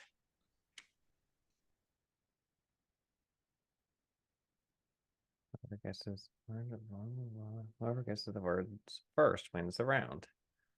Word I will be like that we went from with like the vowels pictorial removed. element Okay. to the written. That's Yeah, cool. this will be like, okay. New game. This one's called Vowel Movement. Just gonna give you words or a series of words, spaces and vowels removed. You just gotta guess what it is. If you don't have a guess, I'll start giving you hints. So I think same format, just shout out the answers as you see them. And I am not full screen. If I F11 this, is it gonna work? I don't know. All right. We good enough here though? Yeah, we can see it. All right. So here we go. First round. Oh, sorry. Oh yeah. Okay. Oh, I First see. round. That was like an example. Oh, probabilistic risk Assessment, assessment. something Yeah, probable. Nick, you got it. Oh, he said it immediately. That's fine. Answer. Oh, ERA. probabilistic risk assessment. Heather, All right, so next round. Generator. Thermal generator. Something thermal electric generator. Yeah, but what's the R? Oh, I guess it could be Harness is a unique source of energy. geothermal. No. It Step? doesn't rely on mechanical components. Radiative. Oh, radioisotopic thermal Yes. generator. Ah. Thanks. Okay, come on, Nick. Yeah. All right, next one.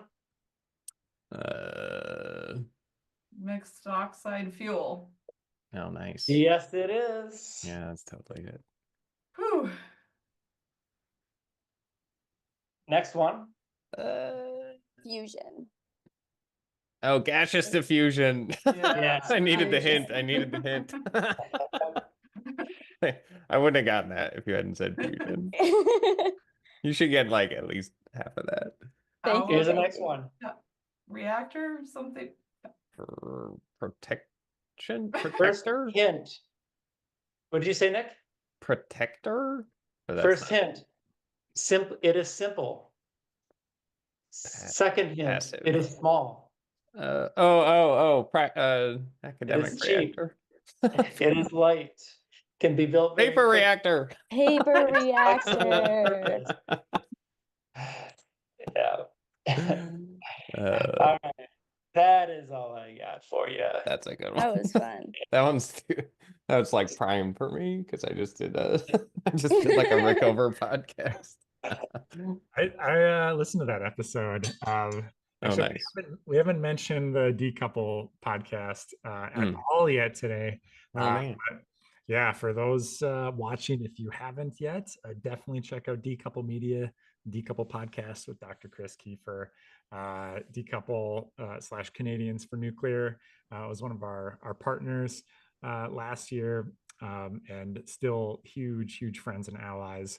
Yeah, they're doing great, doing some fundraising, got their Patreon. They're definitely very worthy of your support as well. Just to shout them out. Really good stuff. Awesome. And now that we're talking shout outs, we should. Oh, sorry, I forgot. Heather's got a good Nick story. Let's do that first. Yeah, if you're ready. It's December 4th, 2021, the Save Clean Energy rally here in San Luis Obispo. And the whole crew is staying at my house. We have like 20 people here, and like we're all having breakfast. And Nick's like, those dishes, I'm pretty sure your dishes are radioactive. And I'm like, no, I would know. I'm the one that like coined the nuclear necklaces that are uranium glass that glow, like I would know if my dishes were uranium glass. And he's like, are you sure? Like, let me just check. I have a dosimeter. What would you Geiger counter. Yeah. in my backpack. And so he whips that out. And of course, like all of my dishes are radioactive. And I didn't even realize it. And so it was a pretty funny moment because I should have known, and now I'm very proud of my dishes collection. But thanks to Nick for pointing that out. Yeah. How did you not know you had uranium glass? No, it's just funny. There were my normal dishes that I ate off of every day. And my mom has a lot. I have a lot. And since then, I've tried to recreate some UV displays. Also, my dad had in his museum when I was growing up called Irons in the Fire. And so I have some new rocks that are fluorescent and and some other samples of like glass and things cool. that he kind of like put the passion in me growing up, and didn't even realize I had a whole kitchen full of it. Yeah, I think I only knew because like I had just like we were going through my grandma's like cottage, and she had like tons of uranium glass, which I didn't know, but I brought the UV thing and the Geiger counter the next time I came to visit, and sure enough, it like all lit up, and so I got like a real good sense of sort of what it like looked like, and that was like just before I came to visit, so Yeah. I had it like pretty fresh in my mind. Yeah, so of course, like everyone in my house is eating off these radioactive dishes, and I'm like, how do you feel about that? And they're like, yay, we're so excited. Yeah. So, it was funny. That was funny. I laughed so hard. Oh man. And then God, and then the Fiesta ware too is super spicy. Mhm.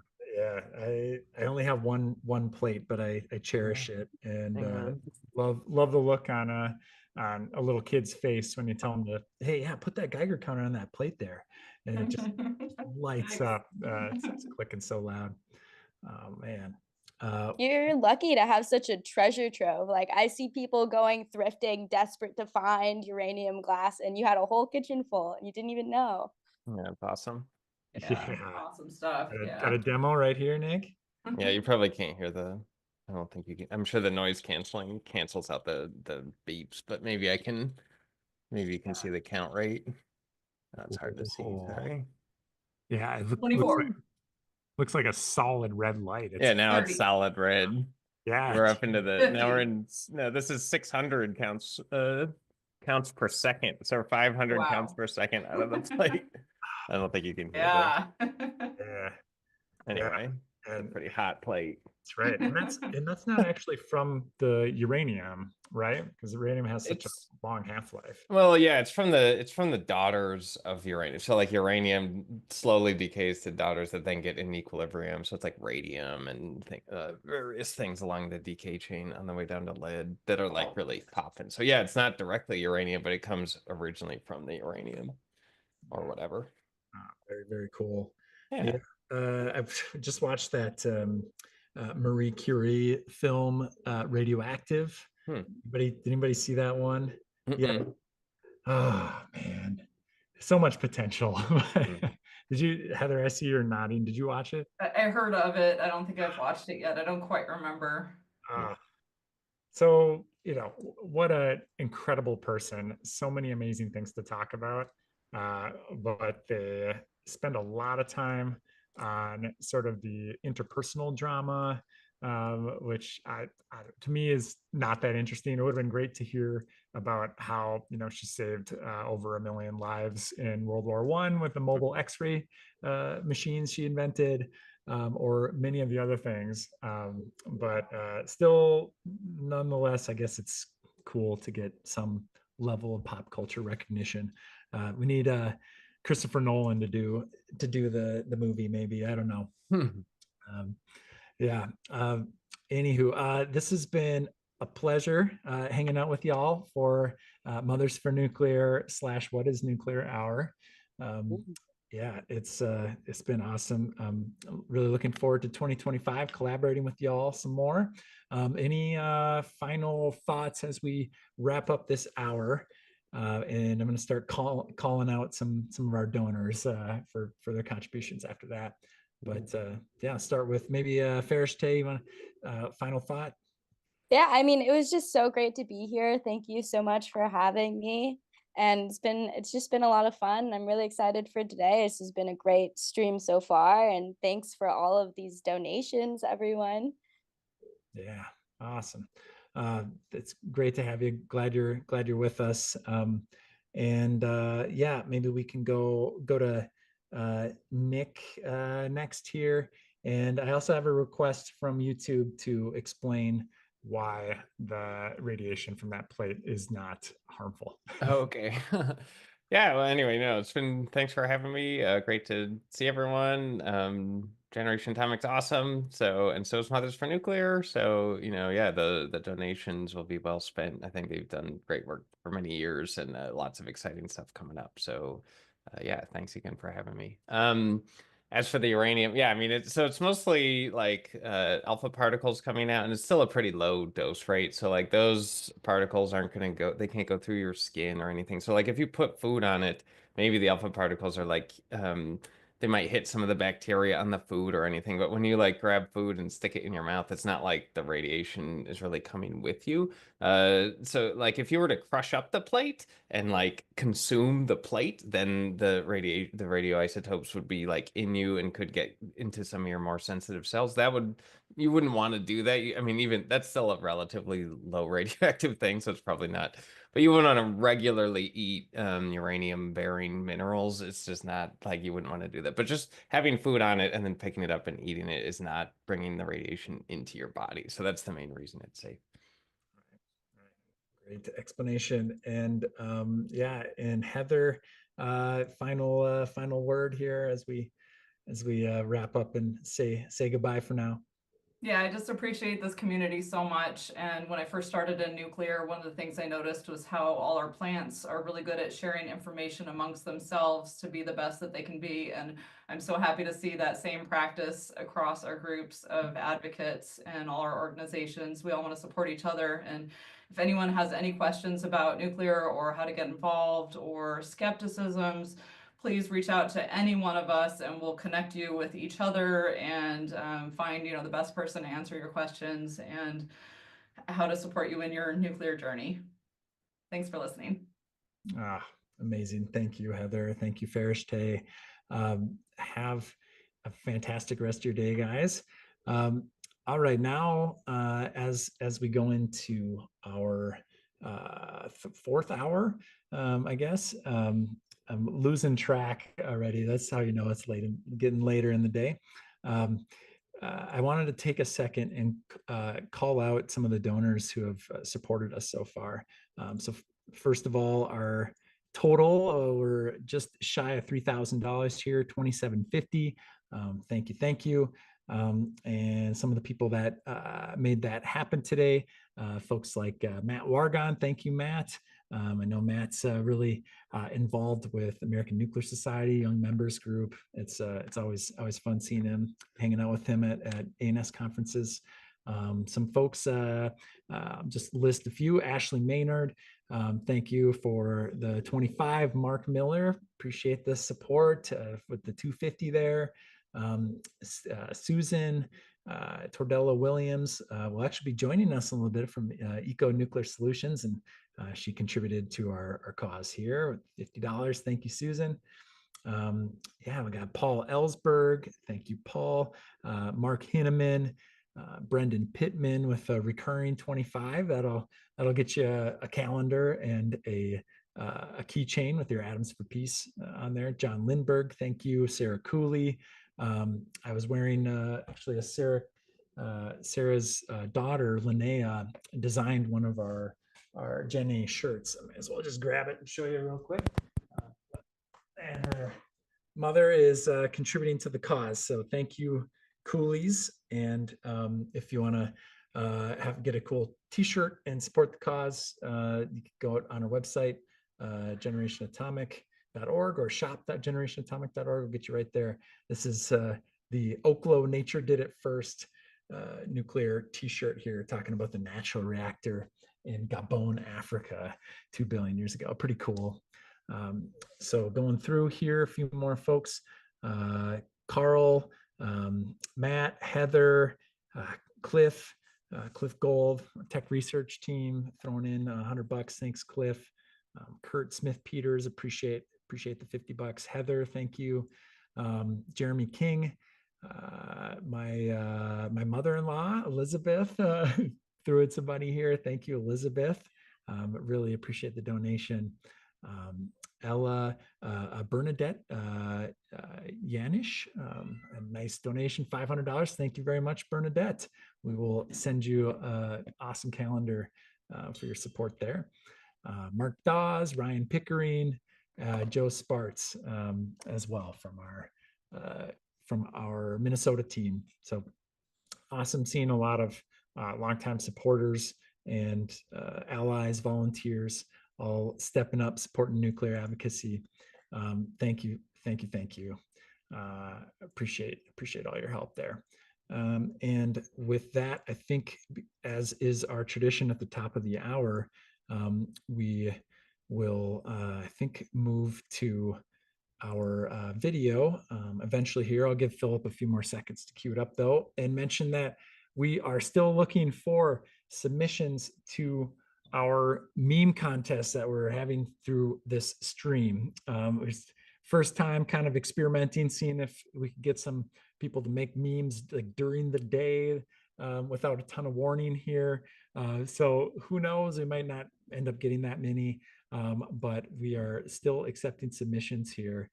You can send those to madison@generationatomic.org. There is a Generation Atomic store gift card in the mix for the best meme.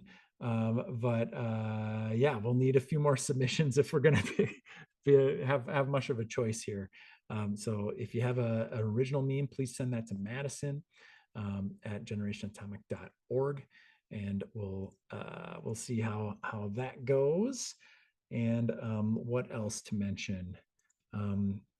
Let's see. So there's Earth is a Nuclear Planet is a really good book if you're looking for one. That's one Jen Abe helped produce and released back in April of this year. And we're hoping there will be an audio book version of that in the near future as well. And next hour, here's our thank you gifts you get for donating. So it's $10 a month, $15 a month. You can see the tiers there for the calendar, $25 for both. And then for a one-time contribution of $50 keychain, $200 the nuclear plant calendar, and then $250 for both there. Very, very cool. This hour to come here, we have Dr. Charlene Smith from the Empowering Nations Council, as well as Valerie Lugo from Nuclear Alternative Project to talk about nuclear and island nations and all of the related topics. Very good. So we're going to do a quick station break. We'll play the Gen A video, and we'll see you guys on the other side for an interview with Dr. Charlene Smith. Hey there. I'm Eric Meyer, and I'm the founder and executive director of Generation Atomic. I'm Kirsten from Generation Atomic. I'm Philip, development manager at Gen A. I'm Vladislav Molashevsky. My name is Gayatri Karnik. Matt Meyer. It's Madison Schroeder. I'm Mary Closer, digital marketing director at Generation Atomic, where we're transforming the conversation about nuclear energy through engaging digital content that resonates with people of all ages and backgrounds. In 2024 alone, we've reached over 9 million people across our social media platforms. Which is awesome, because when discussing nuclear power, there are a lot of complicated technical concepts that might seem scary to the average person. I am especially proud of the work that Gen A does in supporting individuals and other peer groups, as together we grow support for nuclear power across the globe.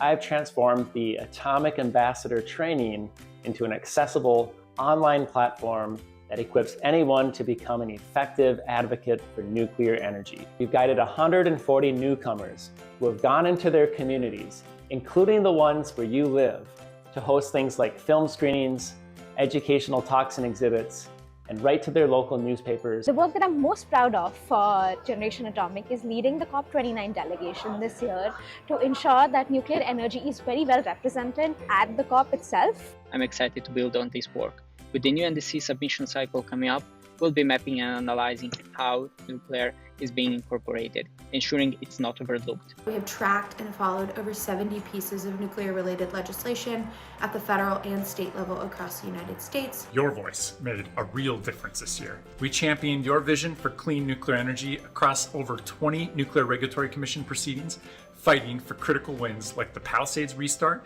and innovative uranium mine cleanup technology. When complex regulatory proceedings might have gone forward without pro-nuclear perspectives, we stood up and spoke out. We've been able to connect many of our volunteers to this political process, whether that's contacting their representative to support or oppose a bill, or even getting our volunteers into the room with some of their elected officials.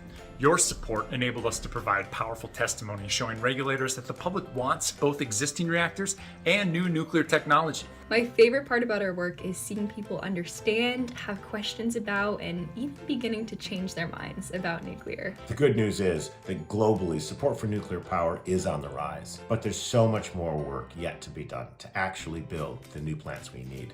Next year, we want to launch new programs to inspire young people to be a part of this future nuclear workforce. We hope to reach even bigger audiences with energy education that is so desperately needed. But here's the deal. We need your help. Your support will help us expand this growing army of advocates. Every contribution, no matter the size, helps us share more inspiring stories about nuclear energy and its potential to transform our world. My challenge to you: make a gift to Generation Atomic. I challenge you to support Generation Atomic so that we can promote nuclear energy and ensure that it's always integrated within the climate framework. Support Generation Atomic today and help us inspire the next generation of nuclear advocates. From all of us, thank you. Oh man, amazing. Welcome back. We are here for now the second to last hour of our live stream here, and I'm happy to report we have hit another milestone.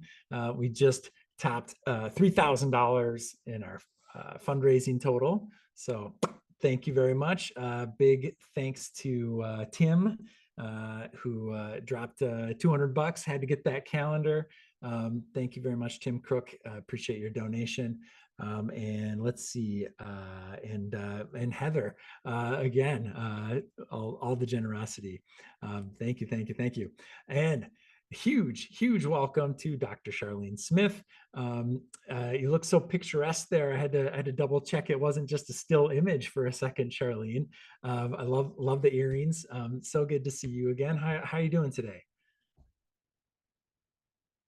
All right, I think we got a little bit of a audio issue that maybe Philip, maybe, I thought I heard something. Can you talk a little more? Testing 1, 2. Okay, it's coming through kind of quiet, and Philip's probably working. Yeah, why don't you keep talking a little bit more and let me see if. Testing 1, 2, 3. There we go. Okay, it's cutting in and out a little bit. Philip did mention that it is on your side, and if you get a little closer to your mic, it might help if that's possible. Okay, better audio? It is, yeah, I sound great. Okay, awesome. I've just been enjoying this entire stream. I've had back-to-back meetings all morning, but I've had it in my headphones the entire time on the side. This has been great.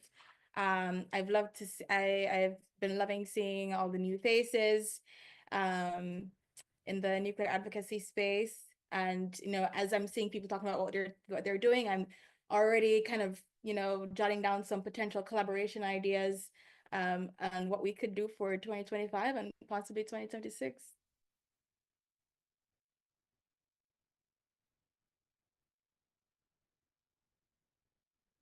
Oh, now I've lost audio. No, it was my bad. I muted myself there. Sorry. Okay, got worried for a second there. Yeah, no, we're good. I've been pretty good about that, but hey, we got 2 hours left. Anyway, I was just saying, I am. Thanks for coming along, and we have had a lot of great guests, and you are one of them. You've been up to some very cool stuff since the last couple of years certainly, but I was also just going to reminisce the first time we met. I think it was 2018 at a ANS student conference, expertly hosted by University of Florida, your alma mater there. Go Gators! And yeah, you had a awesome poster presentation. You're nice enough to break it down and explain it to a way somebody with an opera degree could understand. Thank you for that.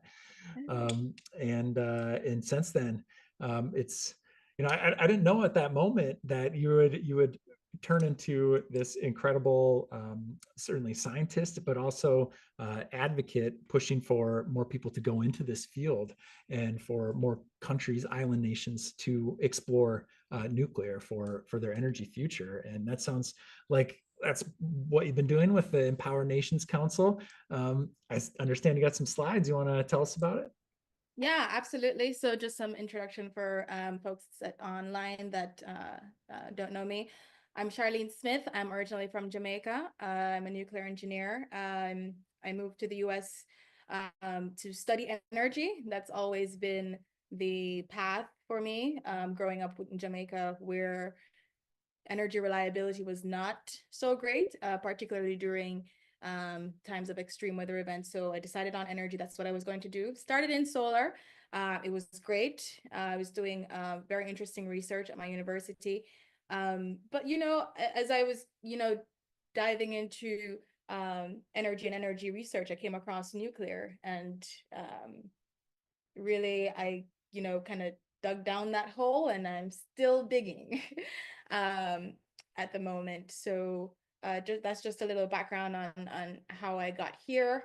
And now a lot of the work that I'm trying to do, in collaboration with many of the folks that you've heard from all morning or afternoon, depending on what time zone you're on, to be able to,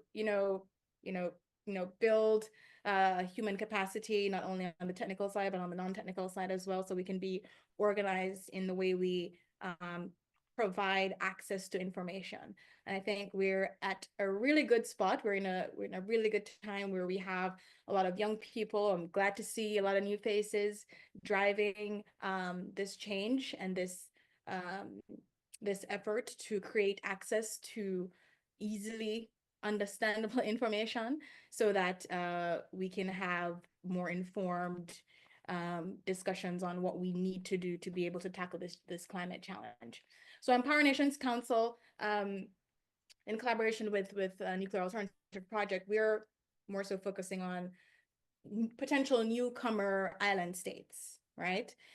Ultimately, we would love to broaden that. I had my eyes on sub-Saharan Africa as well, so not just Latin America and the Caribbean. So what we want to do here is try to get ahead of the wave in these potential newcomer countries, to make sure that information is accessible from jump, so that when we start having these conversations and we start making formal decisions, that we're well informed about the possibilities, the pros, the cons, what's strategically good for a state, a country, a region, and kind of make the best decision for the region and also the world. Amazing. And I didn't introduce our other guests today. We're going to be presenting here. Valerie, thank you so much for joining us. Yeah, go ahead, take it away. All right, and I think we got an audio issue here as well. Yeah, go ahead and adjust. There you go. Can you hear me? Perfect. Yeah. Okay. Hi. Thank you for having me.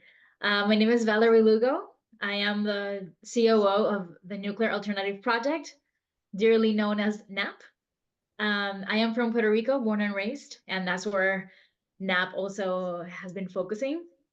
And pretty similar to Dr. Smith, we want to get the ball rolling in getting information, because when governments start making decisions, we have to have updated information, relevant information, information that is crucial to make decisions that will affect the livelihood of millions of people that live in our islands, um, governments, businesses, and the life of people in the future, our kids or grandchildren. Hurricanes is just only one of the issues that we have to tackle with. There's many other problems in the Caribbean, and just being an island and the lack of access of other sources. So nuclear is definitely one that we hold dearly to our hearts and are pushing and trying to educate and bring awareness. We've also it would be ideal to bring Cuba in, DR, all of us in the Caribbean, and then of course many other islands around the world. This is a project, not only what we do or what Dr. Smith does, but anyone trying to bring nuclear to be relevant is something very important. We need to make it normal again. It's used in so widely in so other ranges, and people just get scared of it. And that's just fixed with education and research, and that's what we're here to do. Anything that can help us bring the message out, anything that can help us have more resources or tools or people that could help us gather more information, get access to other places and other institutions. We are welcome to do this and to work towards it, because at the end of the day, it's the people and the governments and them who make the decision to actually go into this new energy sources. And that's where we come in. We want to educate, we want to bring awareness, we want to do the dirty work of doing the studies and bringing all this minds together. And then when the time comes, everything is readily available for them and for us. Yeah, fantastic. Such an important mission right now. And I'm so glad you guys are working on it. I understand we have a slide deck to present here. So I think Philip will cue that up. All right, take it away, guys. Yeah, I think we can jump to the next slide here.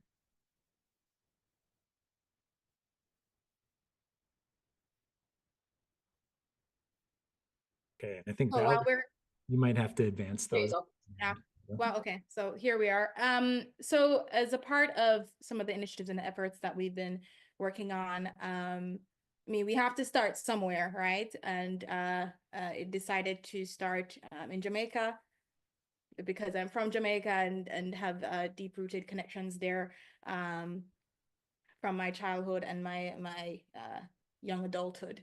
So if we look at Jamaica's clean energy commitment, Jamaica has declared to have 50% of their energy grid come from renewable energy by 2030. Currently, Jamaica's renewable energy capacity is around 12%, but Jamaica has huge capacity, massive capacity for solar energy expansion. And it's something that I think that the country should definitely pursue right now in this time as we're trying to reach our clean energy commitment. Why? Because we have really good solar capacity. It's something that we can do now. It's cheap. We should just build out as much solar as we can at the moment, while we're laying the foundation to essentially prepare for what our base load energy is going to be to support or intermittent clean energy partners. So I mean, you talk about nuclear energy, and you talk about putting it, deploying it on an island in a region where nuclear energy hasn't been deployed before, of course, you're going to have some reactions on the ground to what that is, what that means to people. And so as a part of our film, we can have Philip cue up the Jamaica's reaction to nuclear energy for us to kind of get a sense of how people are feeling about it when it was just introduced.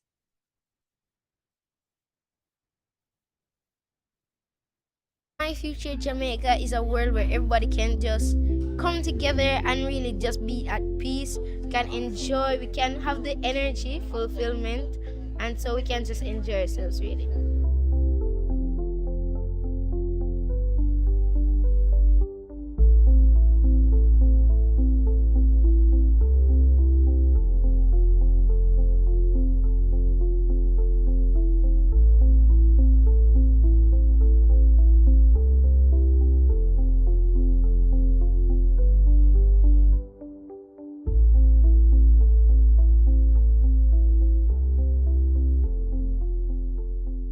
Say that when I first heard about nuclear energy, that it's really kind of scared me a bit, because I was thinking, why would you put radioactive material on the island? I just think of the average person hearing nuclear and hear bomb. So, well, mostly nuclear bombs, but bombs. I think a nuclear engineer create bombs. I think there is a negative connotation that goes along with nuclear energy.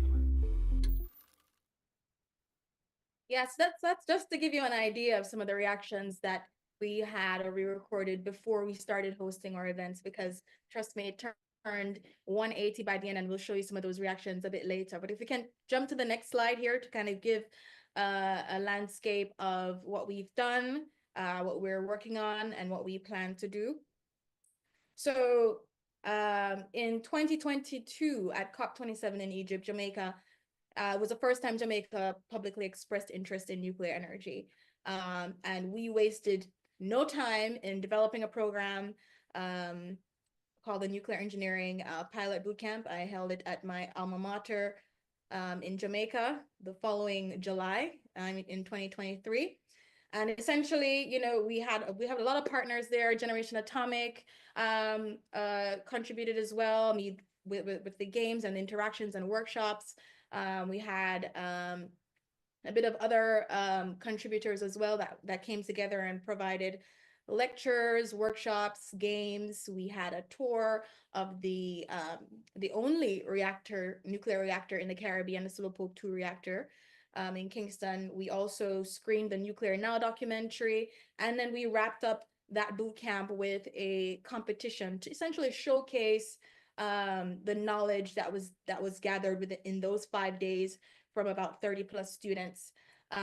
So while Philip cues up the results of that competition, the challenge there in that was to, you know, take everything that they've learned throughout the 5 days, what they've seen at the reactor, what they were able to take from the documentary and from the experts in the field that they were exposed to.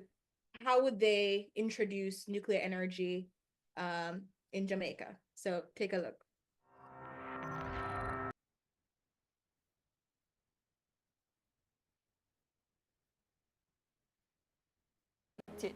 I am Davian Irwin, co-founder of NESA. Nova, Safe Nuclear Output Version Alpha. Nuclear Fissionaries Incorporation of Jamaica. Position 4. Nuclide Gen 4X. I have someone that tell me about light bill 50,000, everything plug out, TV plug out. The Met Service of Jamaica recorded the highest temperature ever in June. Fridge plug out of my yard. I must joke here run. Imagine coming from work and there's no electricity because the sun has set. Imagine a place where skies are bright, no longer tainted by carbon's light. I'm really sorry for feeling like I can't afford to be paying $30,000 and I'll be living with the light. After the SMRs are built, it will provide up to 94% of Jamaica's power, reducing the country's vulnerability to energy price fluctuations. And will also lead to a major cut in the cost of electricity. The water that flows through the reactor core is kept at a very high pressure to prevent it from boiling. The steam generator will generate steam to the turbines. The rest will go to a hydrogen plant Using a CANDU reactor allows for that reactor to be fueled while it is in operation, and so it is a lot more reliable. As you can see here, the circles represent earthquake activities around Jamaica. So we decided to place the nuclear plant here. Money, right? We need it, so we can make this. The world set free from a carbon sting. Imagine what a spectacular beauty it would bring. So how about we get money from the Caribbean islands around us and say, you see, when we get the extra resources from the nuclear reactor and our benefits and the medicine and the sciences and the little extra knowledge, we give you some of that and make a nuclear reactor for you. Coming in first place, the nuclear engineering specialist and safety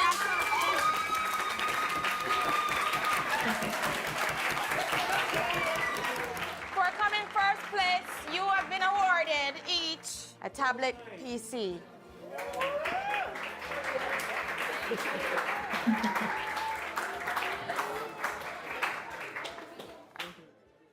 That we were very, very impressed with all groups. And so we say, you know what? Everybody I get tablets.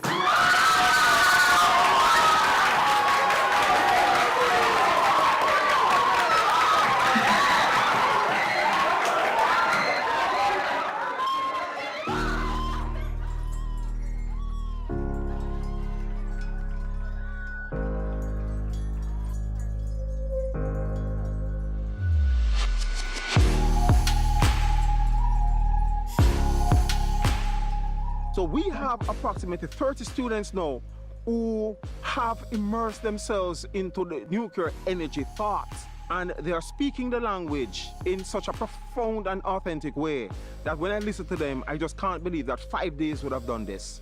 After this week, you folks know more about nuclear engineering and nuclear energy than most people in the...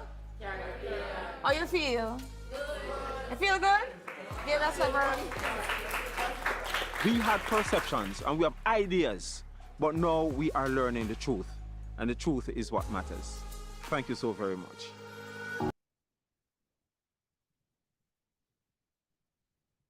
Awesome. And so that's just kind of a taste of what happened for our first pilot boot camp, and we're continuing to lay the groundwork and the foundation to continue that into 2025. So a few months after we had boot camp, leading up to COP28, Jamaica was a part of the countries that signed the pledge to triple global nuclear energy by 2050. So we're really excited to see that Jamaica was serious about their commitment, and they were coming back a second year to reaffirm that. So, moving on from that, we wanted to keep the momentum, right? So we wanted to, expand and go a bit further. So we designed this nuclear energy SMR symposium that was designed to talk about the technology of SMR, specifically to give a bit of background on nuclear energy, essentially look at, as Dr. Lawrence referred to it, hindsight, insight, and foresight of the entire nuclear energy industry. And that's exactly what we did, again, with many of the collaborators that you've heard from today, including Paris and some others. We put together a team and we were able to execute this. And I just kind of want to show you some reactions to this symposium that we held this year in May. The target audience this time was, university faculty, university students, lab technicians, high school students, professionals, anybody and members of the public, anybody who wanted to attend. We broke down the material in a way that could be easily digested by all audiences. And so these are some of the reactions post-symposium. It can be very beneficial to a small island country like this, as most of our profit we import fuel and like oil from other countries, and if we had a nuclear power plant we wouldn't have to do all that, and we could have our own power source and energy. and I think it's clean for the environment.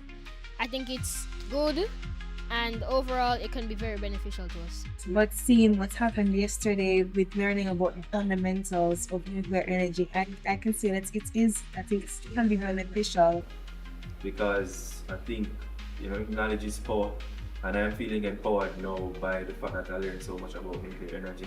And the main thing that keeps sticking with me overall is how safe it is. Like, I really and truly didn't know. No one wasn't aware of how safe nuclear energy is.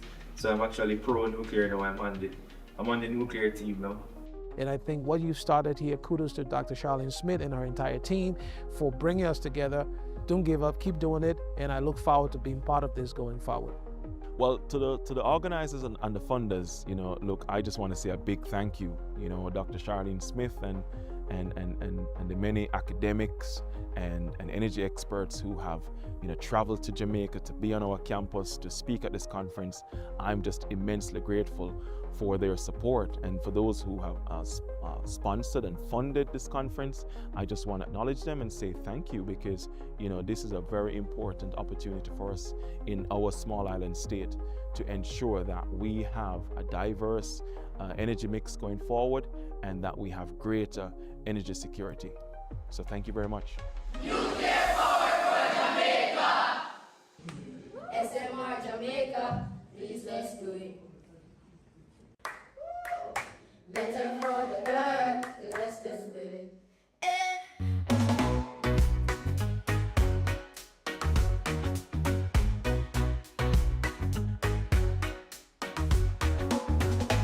SMR Jamaica, please just do it. SMR Jamaica, please just do it. Turn on hype with this, let's just switch it. Turn on hype with this, let's just switch it. Better for the earth, let's just build it. Better for the earth, let's just build it. Better for the earth, let's just build it.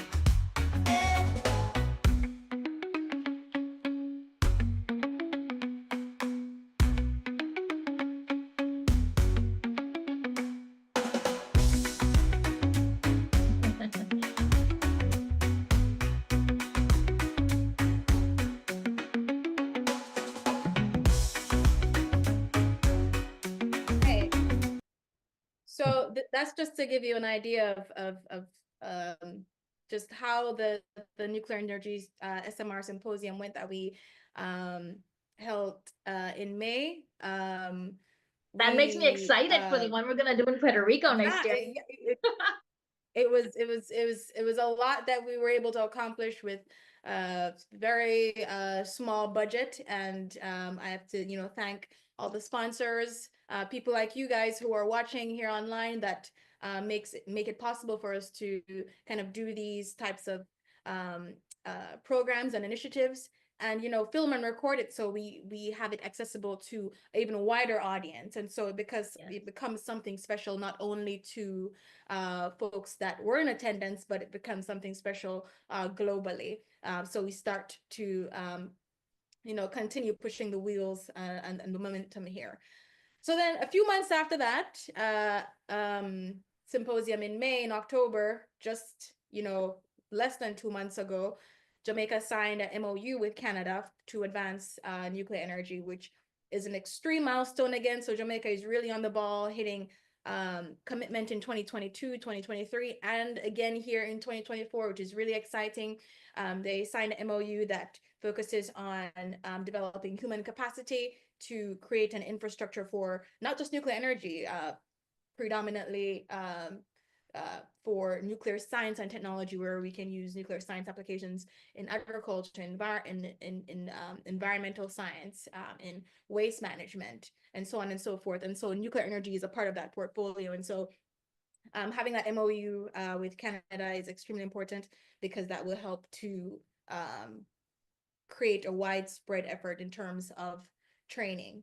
And so I just want to show one more clip, if you guys will bear with me. It's the university reaction. So this is the reactions from the faculty and the professionals that were in attendance of the symposium, who who I'm in contact with, and they're incorporating a lot of the slides and the lecture material that we shared in the symposium into their own courses at the University of Technology, which is very exciting. And so we see a passing of the baton here locally with the University of Technology faculty being, essentially sold on nuclear after attending our symposium, to the point where they're starting to include nuclear technology or nuclear energy in their curriculum and syllabus. So let's take a look at the university reactions.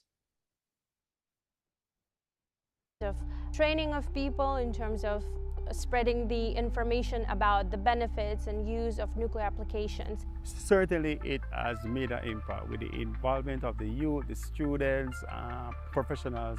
At minimum, it is creating an awareness and an interest, and to see that nuclear could possibly form a part of the energy mix in the nation. SMRs are the next logical step with regards to the development of nuclear energy. And certainly as we are having this discussion now with regard to Jamaica, and so it is important for us to have the appropriate awareness and education in place to ensure that by the time we get to the implementation of the nuclear energy, that the population is appropriately aware of the risk or any negative preconceived notions that they have, so that we have a greater acceptance. My hope for Jamaica is that we will be able to provide energy in a much cheaper way, so that many of our industries become more competitive. It's been a wonderful experience. We've never had anything like this before in Jamaica. What we did was to get a chance to be exposed to experts in the field, not just to hear, but to interact with persons who have had this great level of experience and technical knowledge, but also those kinds of skills that are required to develop this sector that we possibly could implement in Jamaica. So it's been a wonderful experience for us. The School of Engineering is one of those founding schools of the University of Technology Jamaica, established over 65 years ago. And we think the school is best placed in Jamaica to be able to facilitate the human resource development to support nuclear engineering. You know what it has done? It has really helped to demystify some of the misconceptions that were out there about nuclear, and certainly in the environment of decarbonization and the need to be more sustainable. It would appear that nuclear energy is becoming more and more critical in solving those environmental challenges that the world is facing, and certainly us in a developing state as Jamaica certainly need to be also on the front line, adding our own value to this whole business of carbon reduction. We're quite happy at the University of Technology to be a part of this. You and your team members have been so good in your conversations, in your panel discussions, in your presentations. We've all been benefiting from this wonderful, exceptional experience. It's been some excellent talks, not just from the presenters that were invited here, but the interaction that we got to see with the students especially, I think, has been tremendous here. My hope is that we in Jamaica will integrate nuclear energy within our energy mix. I look forward to it happening, because the whole aim is to reduce our energy costs, and not just to reduce the cost, but to ensure that we have enough energy to boost our production. So if we can generate low-cost energy that is reliable and clean, then our manufacturing industry will be boosted, and then Jamaica will benefit. I think. Awesome. So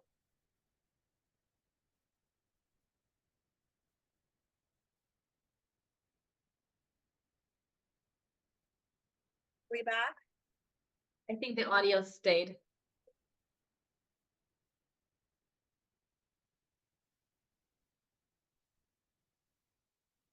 I want to cut that audio on the video. I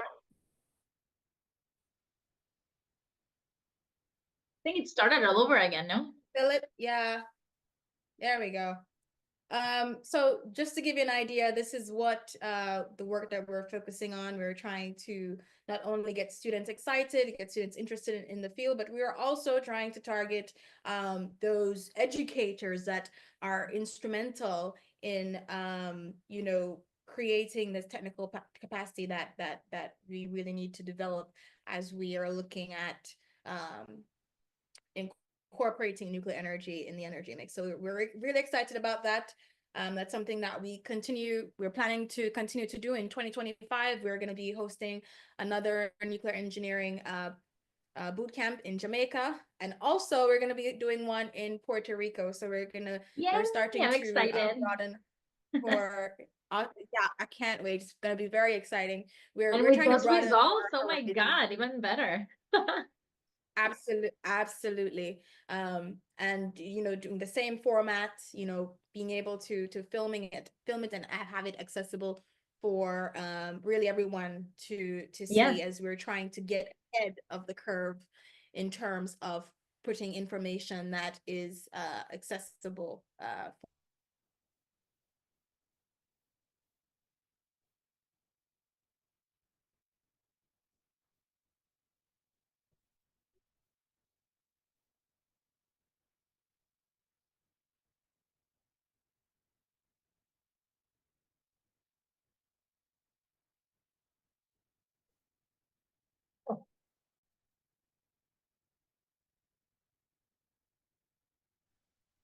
Do I have audio? I'm back on. Sorry, I dropped off there.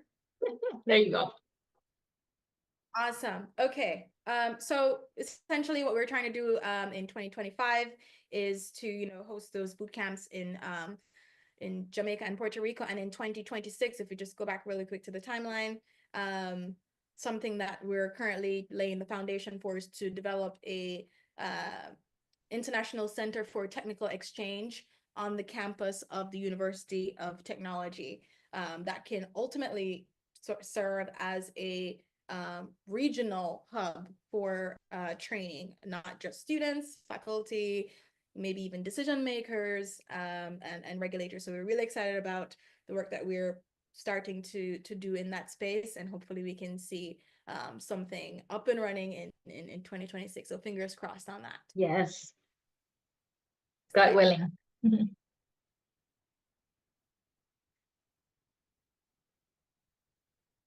Yeah, I think that's really where we kind of want to, you know, talk about you know, just turn it into a discussion now about different efforts, you know, because this is essentially, what is this?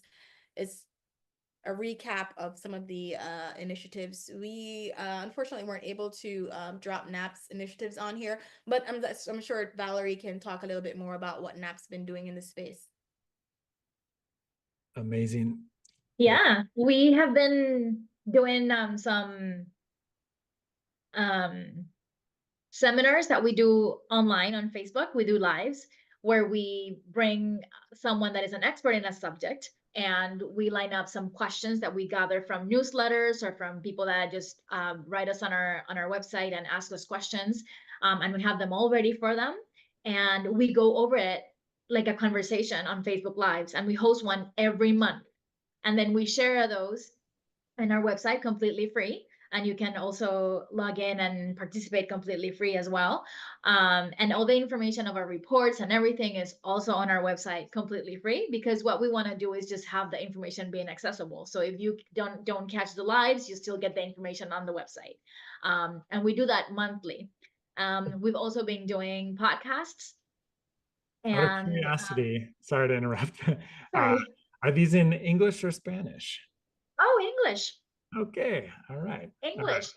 We've had some Spanish ones as well, but the majority of them are English because we have supporters all over the world that are supporting our cause, and we want to reach everyone. So, yeah. Amazing. Man, I haven't caught one yet, but No, you have to follow us on Twitter, on Facebook, on Instagram. I gotta Our set the newsletter. notification. Yeah, I don't know. To be fair, I have been, you know, cuddling a baby for the last 3 months. So, Oh, congratulations! Yeah. I know how that feels. I have two of my own. Oh, yeah, you know what that's about.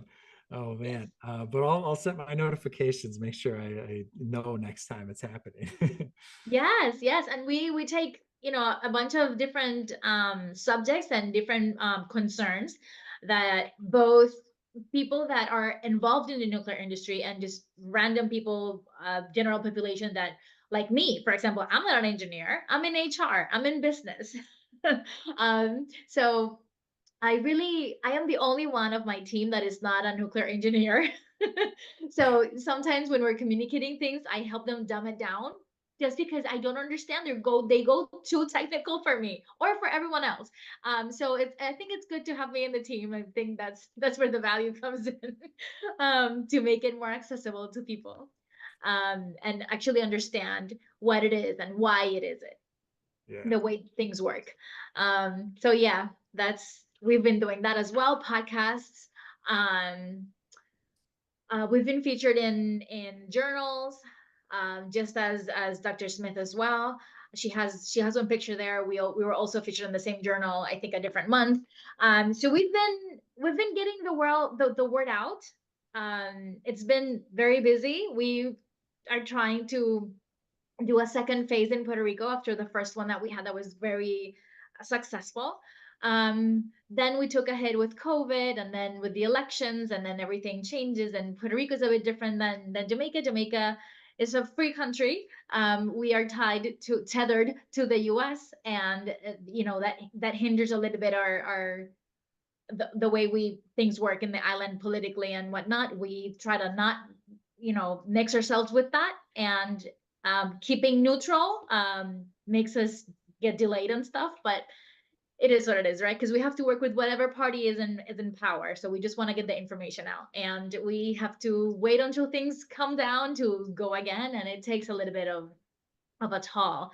But other than that, the mission is the same eagerness, the wanting to investigate and get the information out, and keep bringing an awareness, and I would say debunking myths. That would be the most important things for general population to understand.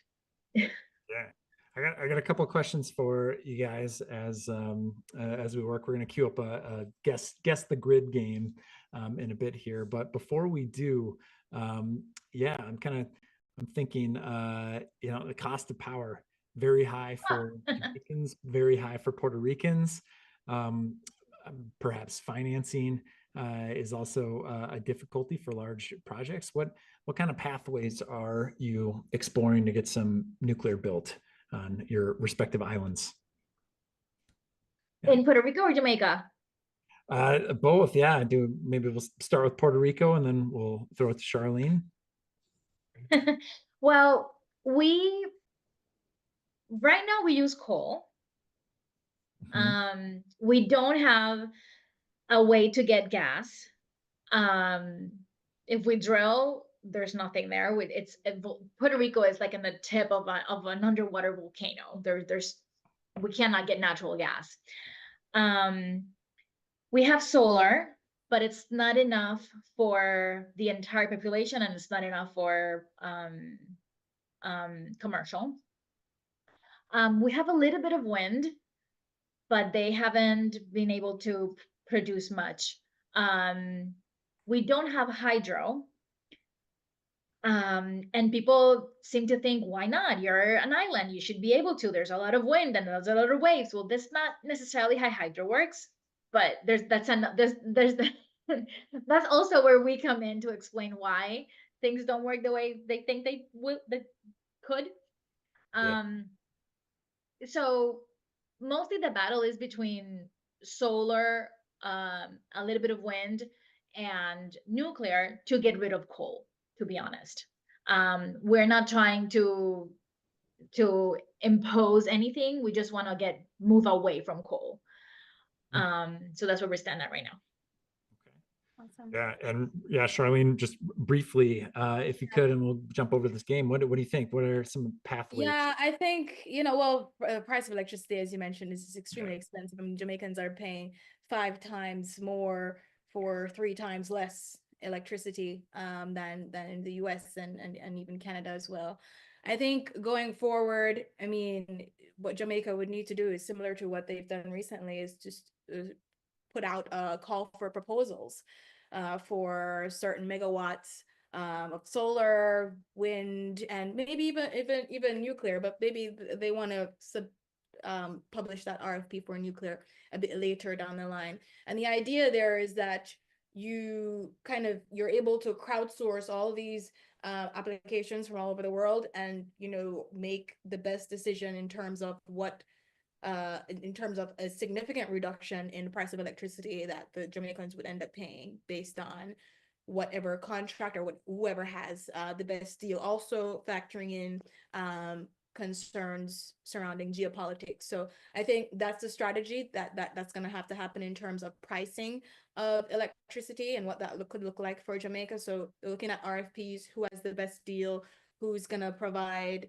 the most reasonable cost of electricity, and then make a decision from there. Yeah, that makes sense. It's going to be tough, but I have hope that we'll figure it out, and hopefully some of these developed countries can pay some first mover costs and bring those down for island nations. Great. We're going to move to our game now. This is called Whose Grid Is It Anyway? And in this game, we will look at, so each of these cards, by the way, this is from the Megawatt card game, which is a lot of fun. You can buy it on our website, great teaching tool as well. But the way we have this game set up, each of these cards represents approximately 10% of that respective place's electricity grid. So I forget if we have states or countries here, but we'll show you a grid. And if, for example, if there's 4 gas cards, that means 40% of their electricity is from gas. And you'll see the whole portfolio for each of these. So we can go ahead and I'll turn it over. I think Matt's actually going to host this thing. I don't know why I'm talking so much about it. Go ahead, Matt. Sorry. And we do have a country theme this time, and Eric explained it perfectly. And I think you two, I actually made it pretty hard this time. I think I try to choose countries that are similar.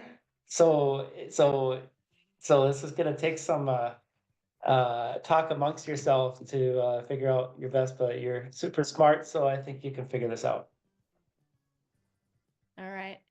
So just to be clear, these different decks encompass all the energy sources that are being used in the country, or just that country? Yep. Yep.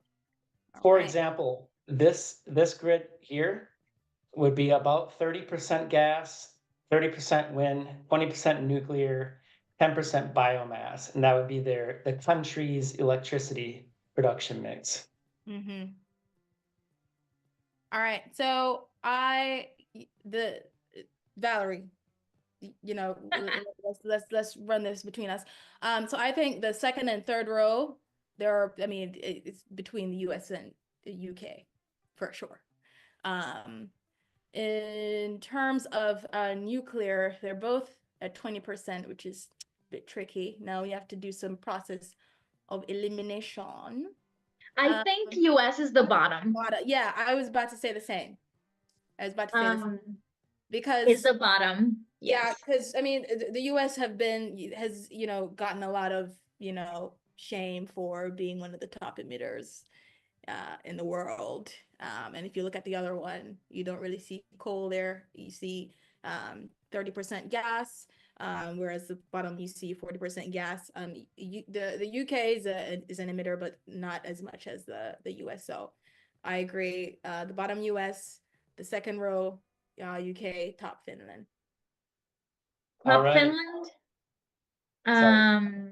Those are the options, right? This is kind of like of elimination at that point. I thought initially that US was bottom, but maybe Finland was the top one, and then the middle one was UK. Yeah, that's what I said. Yeah, that's what I said. Okay. Yeah. Okay. All right, final answers. Yes. And you are totally correct. High five. Virtual high five. Yeah, you want to try another one? Yes. Of course. All right, here's 3 more grids. Choices are Denmark, Germany, and Argentina. And just note, any source that was under 5% didn't make it onto this grid. Got it. Okay. Cool, yeah, solar.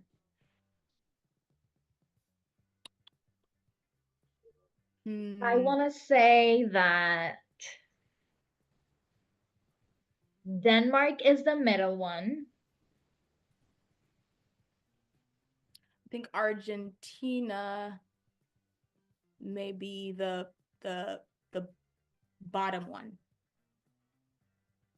Argentina is the last one. Argentina is introducing nuclear. Yeah, maybe that's Argentina. I don't know if Germany. Remember, Germany is definitely not the bottom one. You know that for sure. Yes. We won't talk about Germany. It's a very sad situation. So it's gonna be Germany top, Denmark middle, and Argentina bottom. That's kind of to me what it feels like. All right, I'm gonna lock those answers in. Hey! And you Oh, inverted them. Boom. Love that. Right. I have more. How are you all doing on time? Should we end it there, or do you want to do another one?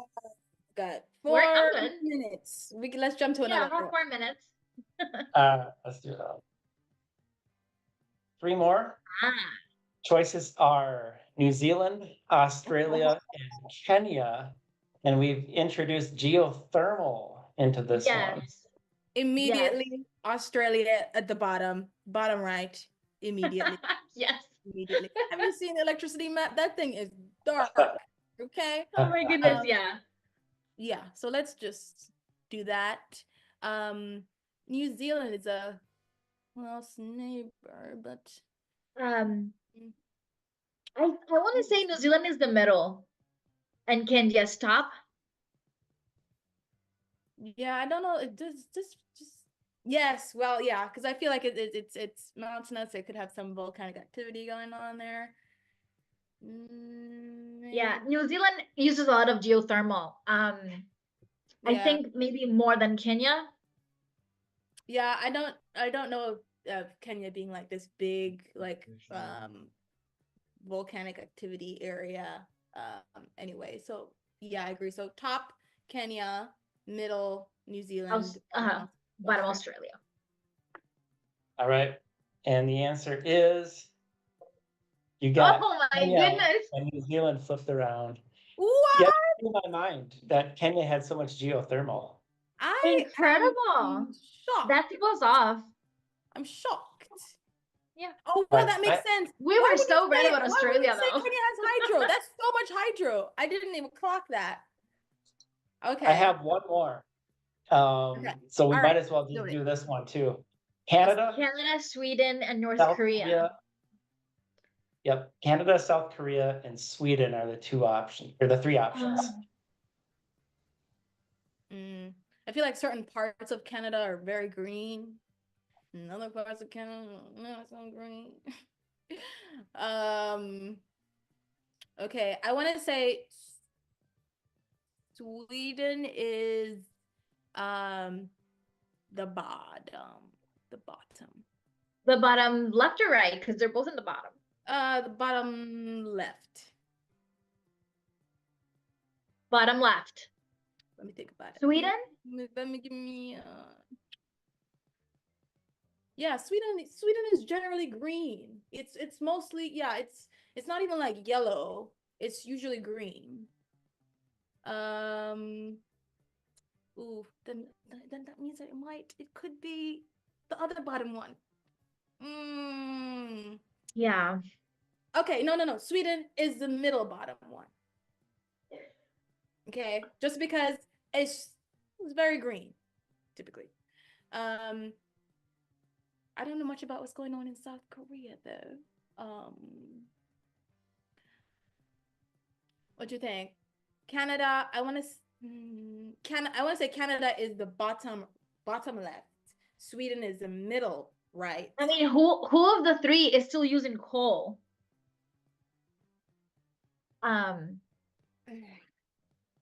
That much coal.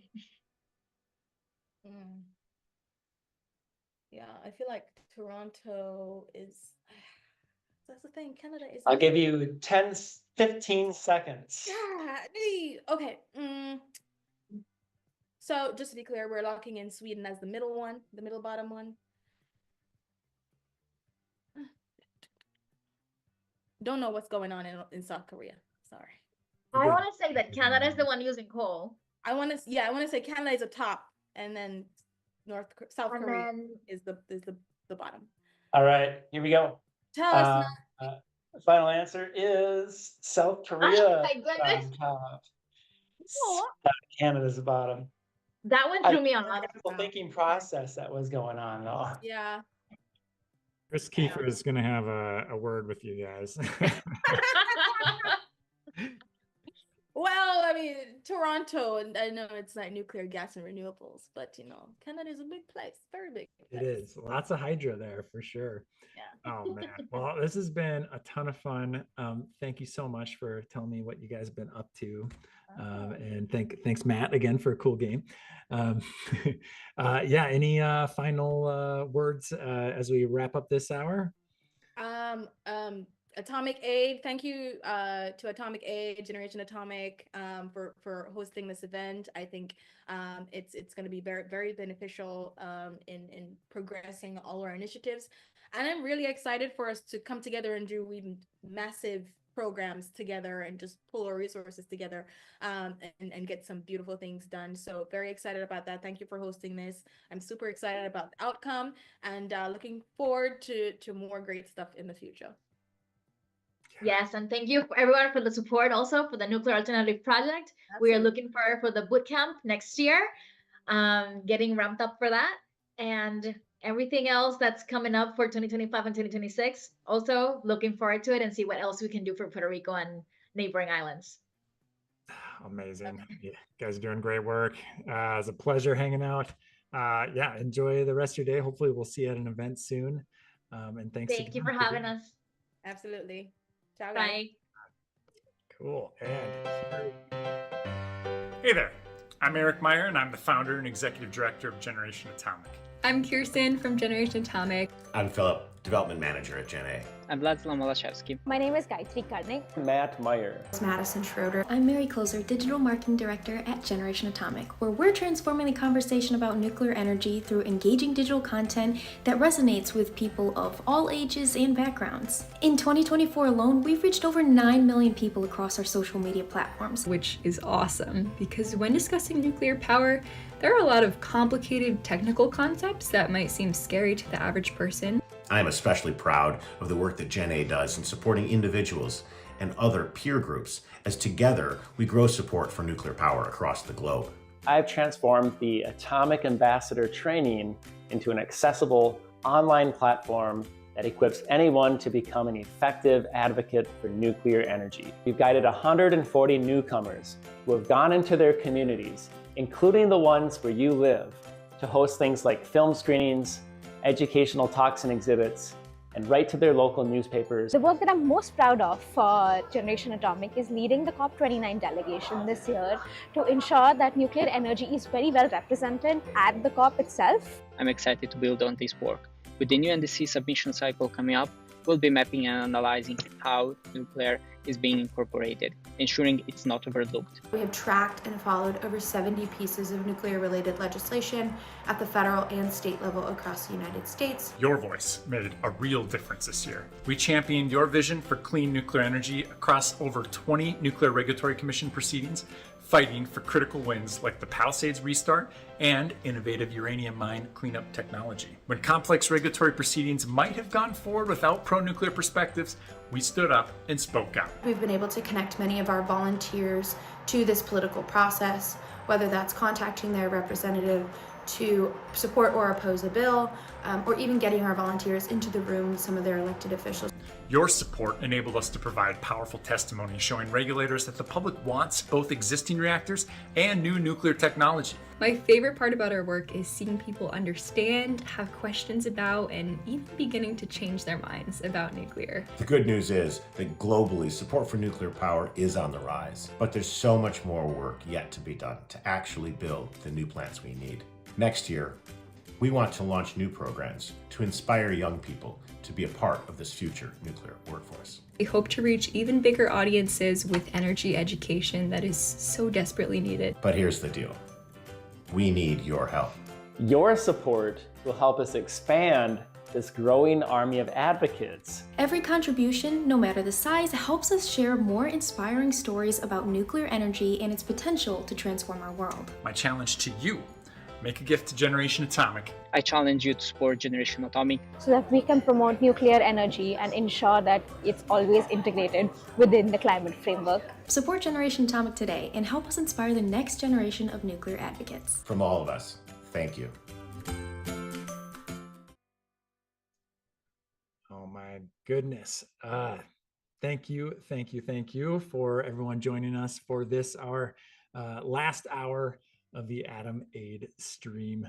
I'd like to just provide a quick donation total update here. I was looking and I was absolutely thrilled, humbled, so grateful to see our donation numbers kick up significantly since the last time we checked in. So since then, we've had several donations.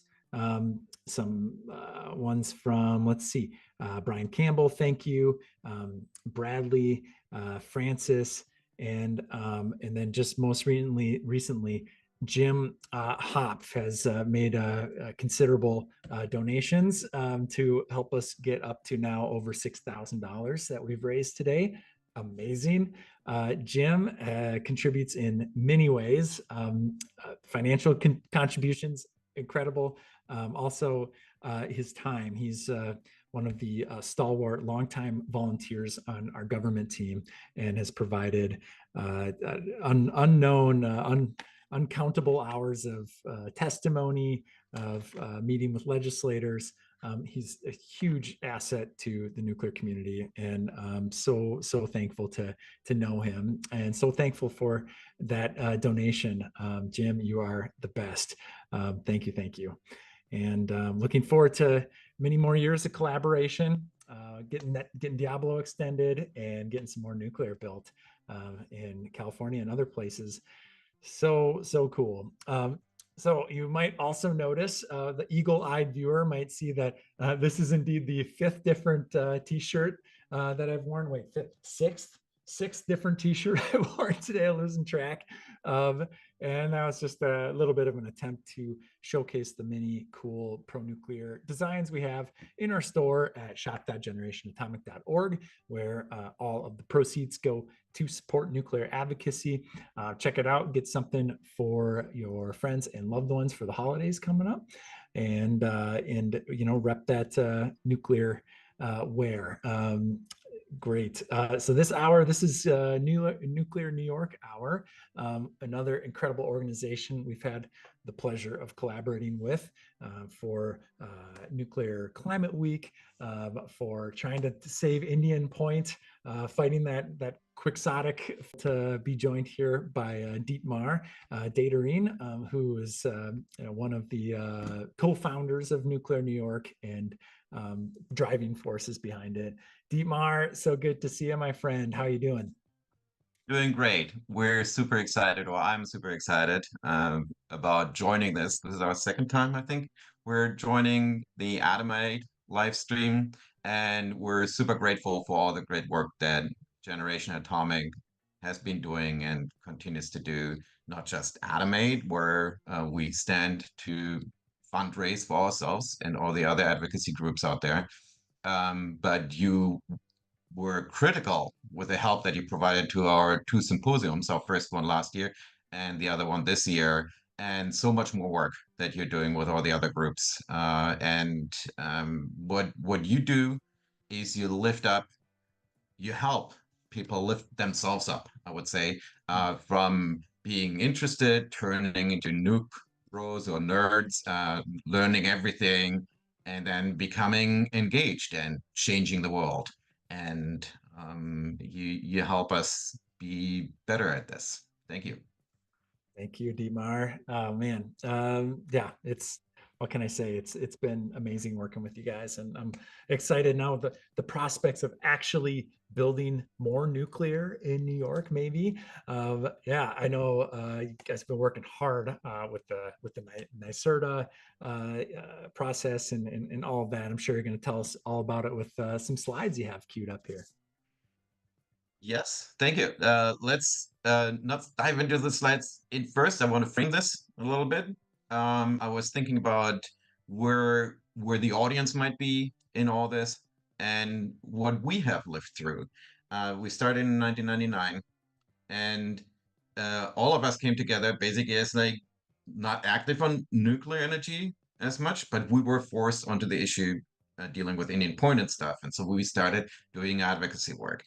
That level of work is where we still are. We don't have paid staff, but from being basically only interested and reading up and getting all these questions about what about the waste and things out of the way, the next step is to become active. So that's where we are. We organize as a corporation, and we're fundraising, and we do events and push ourselves into, but we don't have paid staff. And that would be then the third level of activity. And some of these groups are out there and they're doing great work. And for anybody thinking about making a donation, that's really what it is about, right? You bring people up from basically just doing chat rooms and participating online and talking to friends about talking their ears off about how important nuclear energy is, to doing actually professional work, and then being like really professional, like doing consistent work, and that takes a lot of dedication. Nuclear New York, we're all doing other things on the side, like not just family, but jobs. So, and many other groups are doing this as well. Nevertheless, we're proud of the work that we've been doing. And and now we're going to look at Nuclear New York, where we have gone through stages of what we focused on as advocates. So so this is for us. You stared at the screen long enough, I believe. Come on. So this basic, again, this is our kind of world where we work with. We try to bring together as many groups as possible. The more voices we can make heard that are for nuclear energy, maybe they don't quite know yet, some do definitely know it, and the more we can bring multiple voices together, the better it is.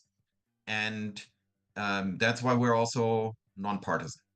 We try to bring in not just the widest political spectrums, but also different reasons why you can be for nuclear energy. I joined nuclear energy cause for climate and for nature conservation. Others did maybe for other reasons. Good jobs, maybe the fighting against the loss of good jobs in the case of Indian Point, energy reliability, energy independence, things like that. We welcome them all, and I think that has helped our cause quite well. While few things in politics are being agreed upon by all sides, nuclear is the exception. Nuclear energy is the exception. It's the one nonpartisan issue that we can still find. So we came together as a group in late 2019, sorry, and because of Indian Point. Indian Point was about to shut down. A lot of people were quite upset about this absurdity, so we started fighting that. Now we failed there. Indian Point, as you know, did shut down. We lost over 2 gigawatt of reliable, clean electricity, and our grid got dirtier. We're burning more fossil fuel now than before.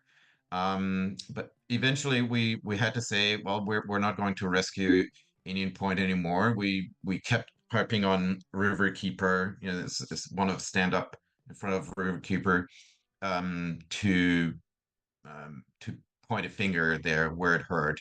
And we managed to turn the narrative.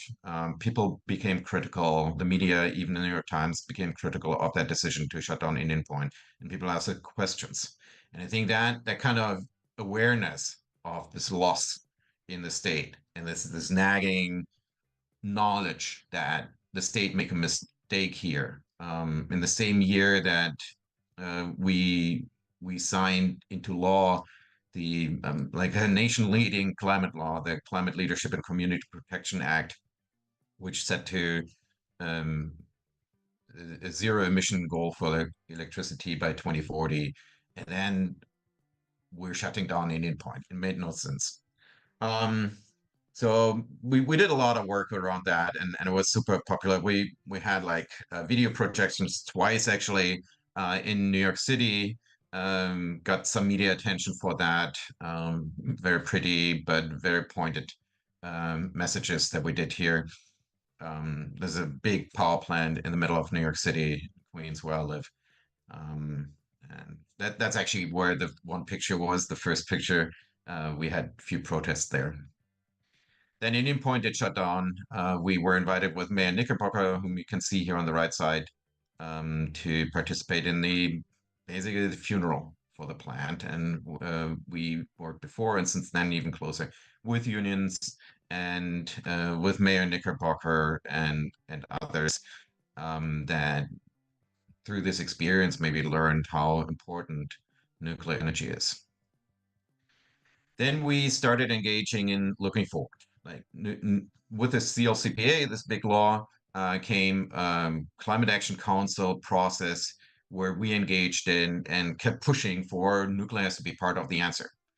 In the planning of the Climate Action Council proceedings, nuclear was not even considered a resource, a candidate resource. And in the end, we managed to change that. Here we are with Dr. James Hansen, who came with us to Albany, providing testimony on to the Climate Action Council. So from there on, we were pushing more into the state with the message: we need nuclear energy in this mix, and I think we have succeeded.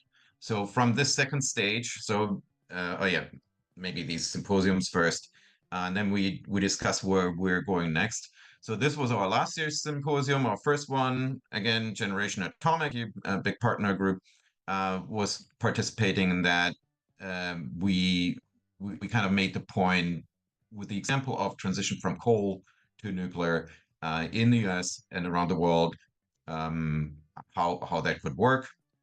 And then this year we had a symposium where we came in with a very positive global message, uplifting humanity. Like we're not, because this is Climate Week, the UN General Assembly comes to New York.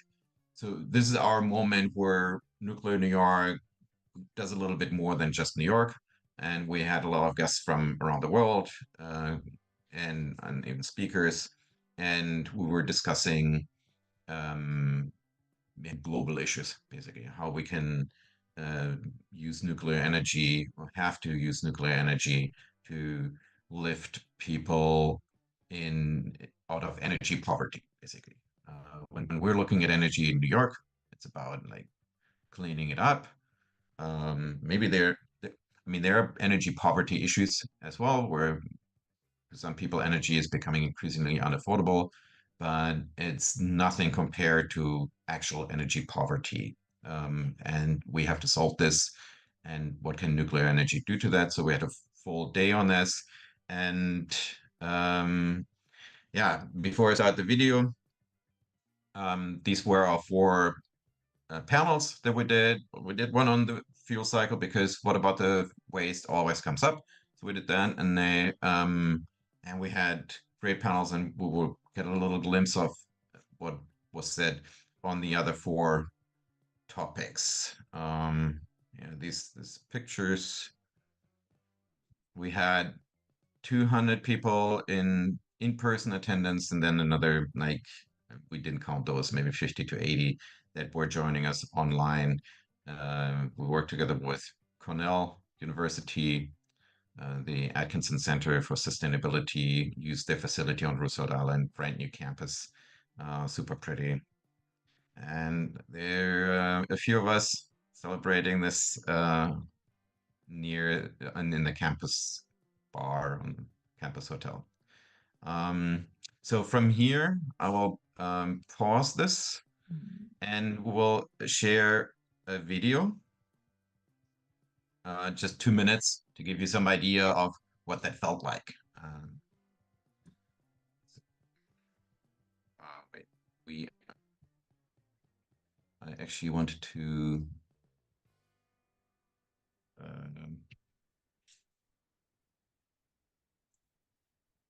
sharing this again. Gotta to make sure I get the sound optimized optimized for video. Yeah, I get all the checkboxes checked now. Excellent. Okay. Okay, can we start this?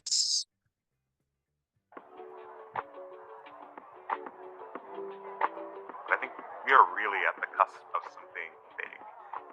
Welcome to our second annual Nuclear Symposium. I had read the narrative that was portrayed in the media saying this is dangerous, terrible stuff. And what happens if you look at it even closely at all, you see that we really need this energy source. Among young people, we have found overwhelming support for nuclear energy. Young people are pumped up about this technology and about what it can do for the planet, and they want to see more and more of it. We also often get asked the question, are you for or against nuclear energy? And I actually think that's the wrong question. It's not simply a choice of being for or against, but how does it fit into that mix of solutions that we're going to need to solve crisis of climate change? Nuclear, an energy source that is resilient in extreme weather events. It can provide reliable power, it's low emissions. Let's make it feel like the more energy we give to this moment, the more likelihood we have of creating a new energy future. You feel us on that? Yeah. All right, let's do it. Oh, I've got the clicker. And if you're waiting for like, when am I going to dance? Like, when does the dancing start? Maybe let's dance right now. You know what I mean? Yeah, this is a good you chance. Can stand up. You could move over here and like shake your buns around. You know? We need change.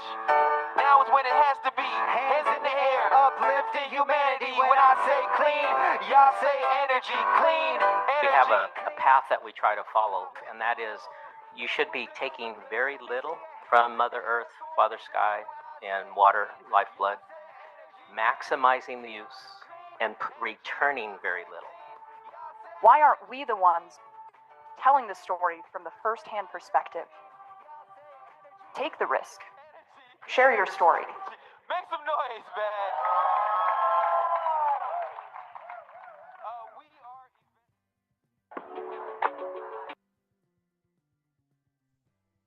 Awesome.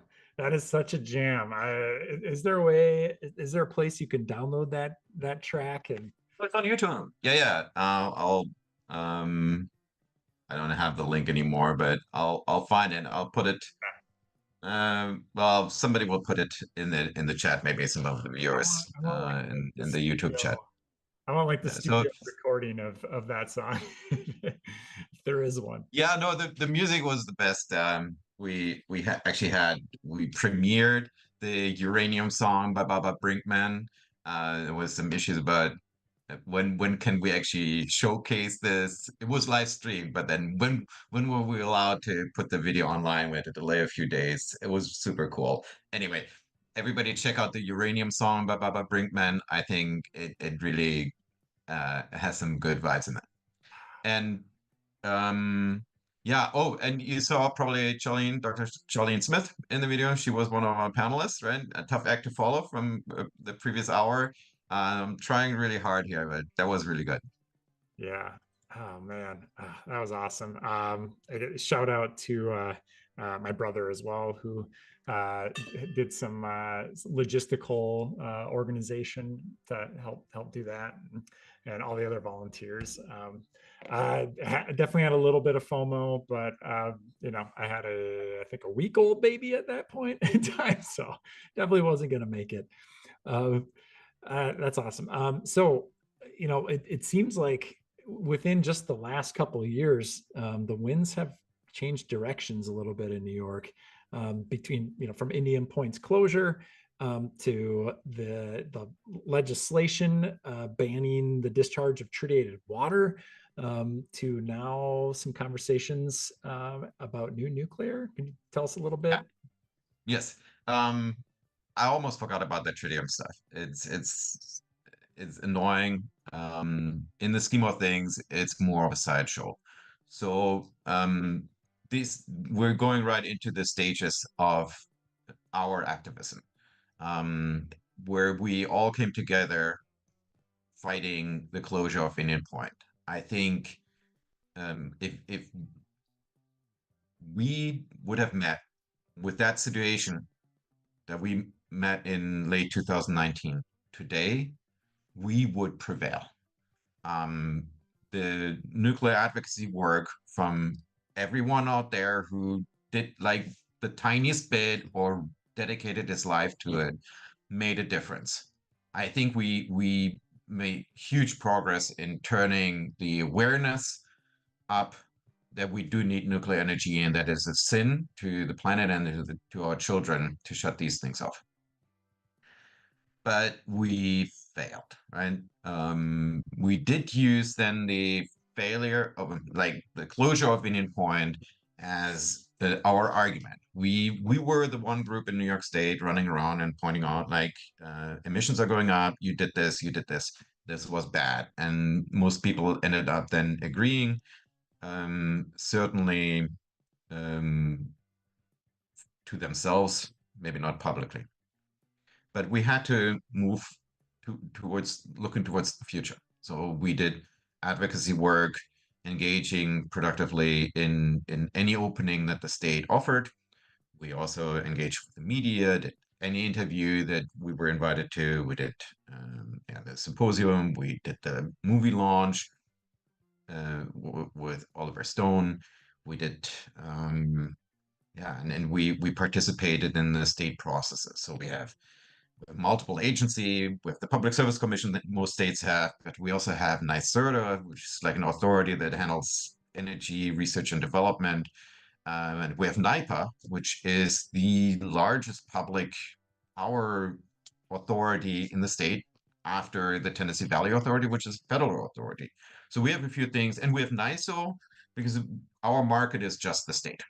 Other states are together, other than Texas and California, I think, and New York. These three have their own grid. So we have a number of organizations that offer participation in multiple ways. We engaged on there.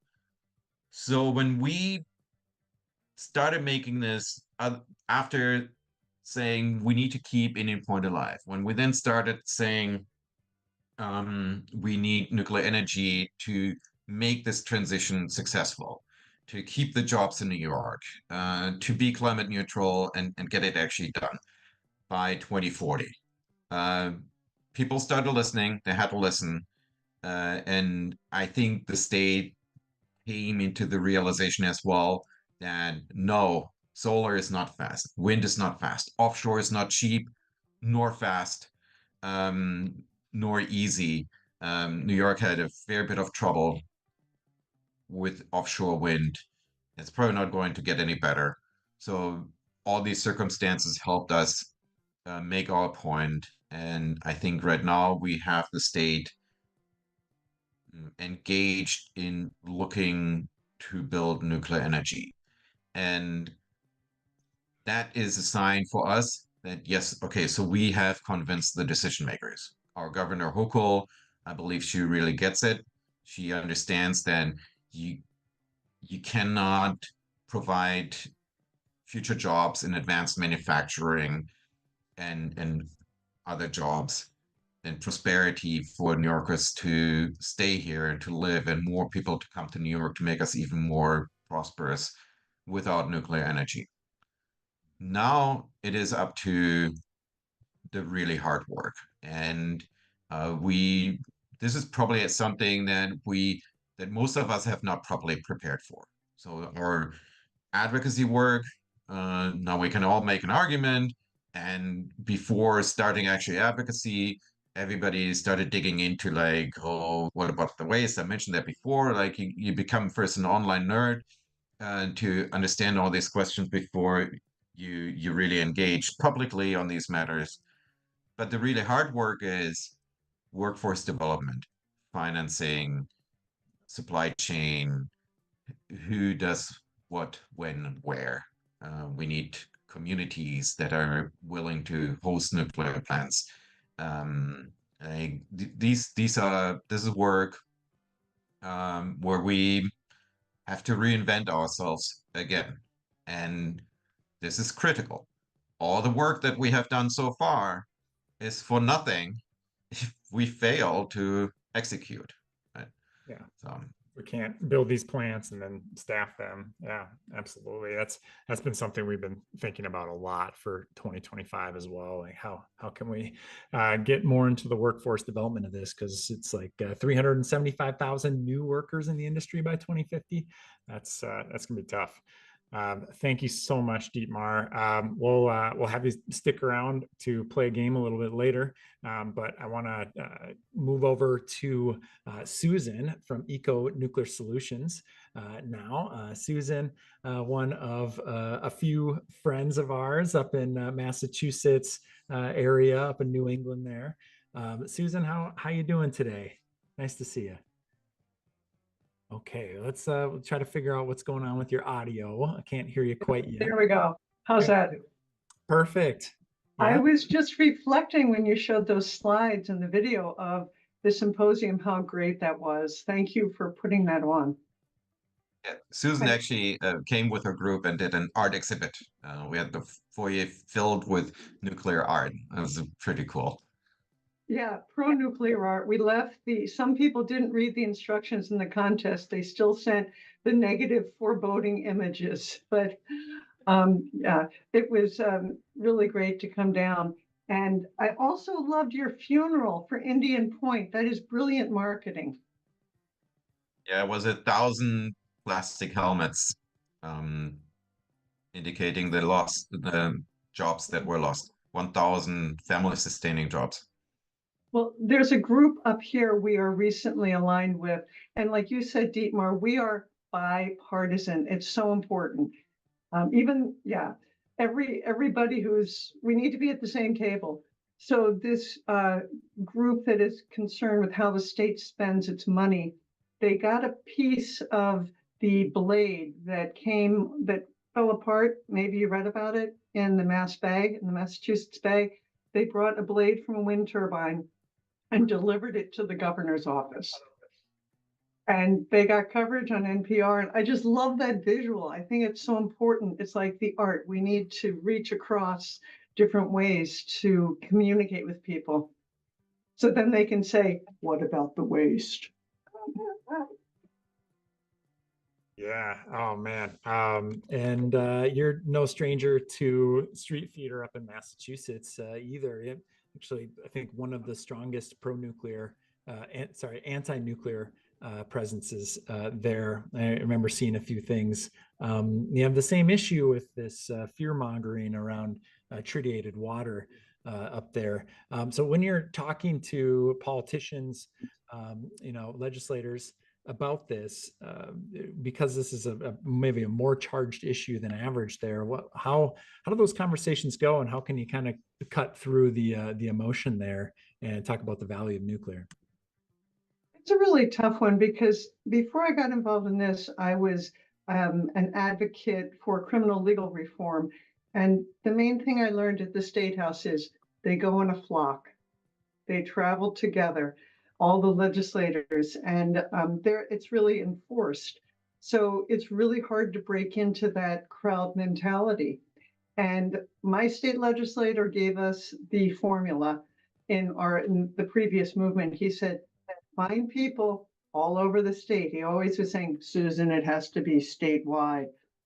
Find people in different districts, ask for a face-to-face meeting with their lawmaker. And so, oftentimes one of us who is more versed, like you said, Dietmar, so you could answer the tougher questions, we would meet with them face to face and talk about it. And we had to ally with other groups to get this 110-page bill passed. And that's one of the challenges around here. It's hard to ally with the other groups.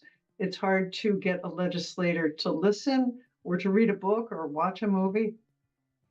Yeah, what works for you all in your states? You've been at this a lot longer than we have. Yeah, it's showing how your values are aligned. It's listening well. It's building coalitions to help you back you up. All those things. But yeah, it can be done for sure. I wanted to do a quick screen share. We'll share some of the artwork. This was a fun project that we got to collaborate together. I'll hit this screen share button. Hopefully this will work for Philip. That was the first place prize. The woman who did that didn't know much about nuclear power. So one of the achievements we did was to get more people to think about it. And she told me she wanted to win the contest. And those are actually pictures cut from many, many different books that she put together. And that was our unanimous first place. And we got money from the Massachusetts Cultural Council to put this contest on. Beautiful. So I encourage other people to, think sideways, think of different ways to enter a space. How big was this piece physically? Like a poster, I would say like 3 by 5 or 3.5 by 5. It's pretty big. Pretty big, yeah. Awesome. Yeah. Yeah, this one actually an entry from Gayatri Karnik, who is also the Gen A's International Policy Fellow, and headed up our team at the Climate Talks with a traditional art form. I believe it's called Worli, of some kind of her heritage in India. Some really incredible art came out of this contest, and she was tied for second. And if you look at the detail required in that one, look at all those little people that were done by hand. Yeah. That is one of my favorites. And to create something so descriptive with just 2 colors is really a great achievement. Yeah, absolutely. And she's a person of many talents. I'll say. I didn't know she was connected to Gen A. I'm glad she didn't tell me. She wasn't at the time, but she did come to our organization through an art contest that we helped facilitate for the Nuclear for Climate folks. That's how we first found her and turned her on to your contest. And it was great. I really enjoyed it. I really appreciated Kirsten's and your help on that art contest, because we were just kind of, someone else on our team had done art contests, so that really helped. It's hard to get the detail in some of these. That was by our youth entry. Oh yeah, that one's kind of fun. The one with the car crash, we had 2 youths enter. The one right before that one, yeah. DeLorean, very good. Yeah. Awesome. And the other one that looked like a cartoon, that's from the Philippines. That was our tied for second place. We had first, second, third. Go back one more. Yeah, it's towards the beginning here, actually. Oh, there. This one. Whatever. And she did that with her students, and she's from the Philippines. And they got up and they colored it all in. Yeah. Oh, that's awesome. Yeah. All right. Looking at the clock here. We gotta keep moving along here. But Susan, great to catch up. Thanks for being here and doing all of the work that you do. And I just encourage you all to keep up the strong work. You're great examples. And it's hard to be the skunk in the room and say, come on, what about nuclear power? And they all go, oh, you stink. But just be strong as the skunks. Yeah, that sounds like nuclear advocacy in Massachusetts right there. That's tough. Great. We'll bring in now Stephen, who is the founder, I believe, of the Columbia University chapter of NICE, Nuclear is Clean Energy. Stephen, thanks for joining us today. Thank you guys for having me. Awesome. All right, we got a little bit of an echo there. Hopefully we can figure that out. But in the meantime, yeah, I'll ask you how did you first become interested in nuclear, and what are you hoping to accomplish in 2025 with the NICE Club? Yeah, no, great to be here. Yes, I first got interested, only one of the co-founding board members at NICE. Charlie was, I believe Charlie met a few other people at the symposium NY hosted, and they sort of put together this amazing idea of having a NICE chapter at Columbia. Yeah,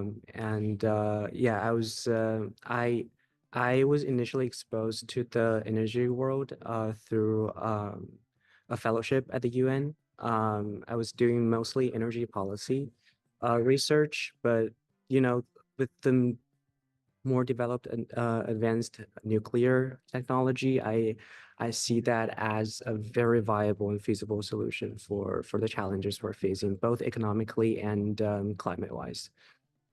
Amazing. Yeah.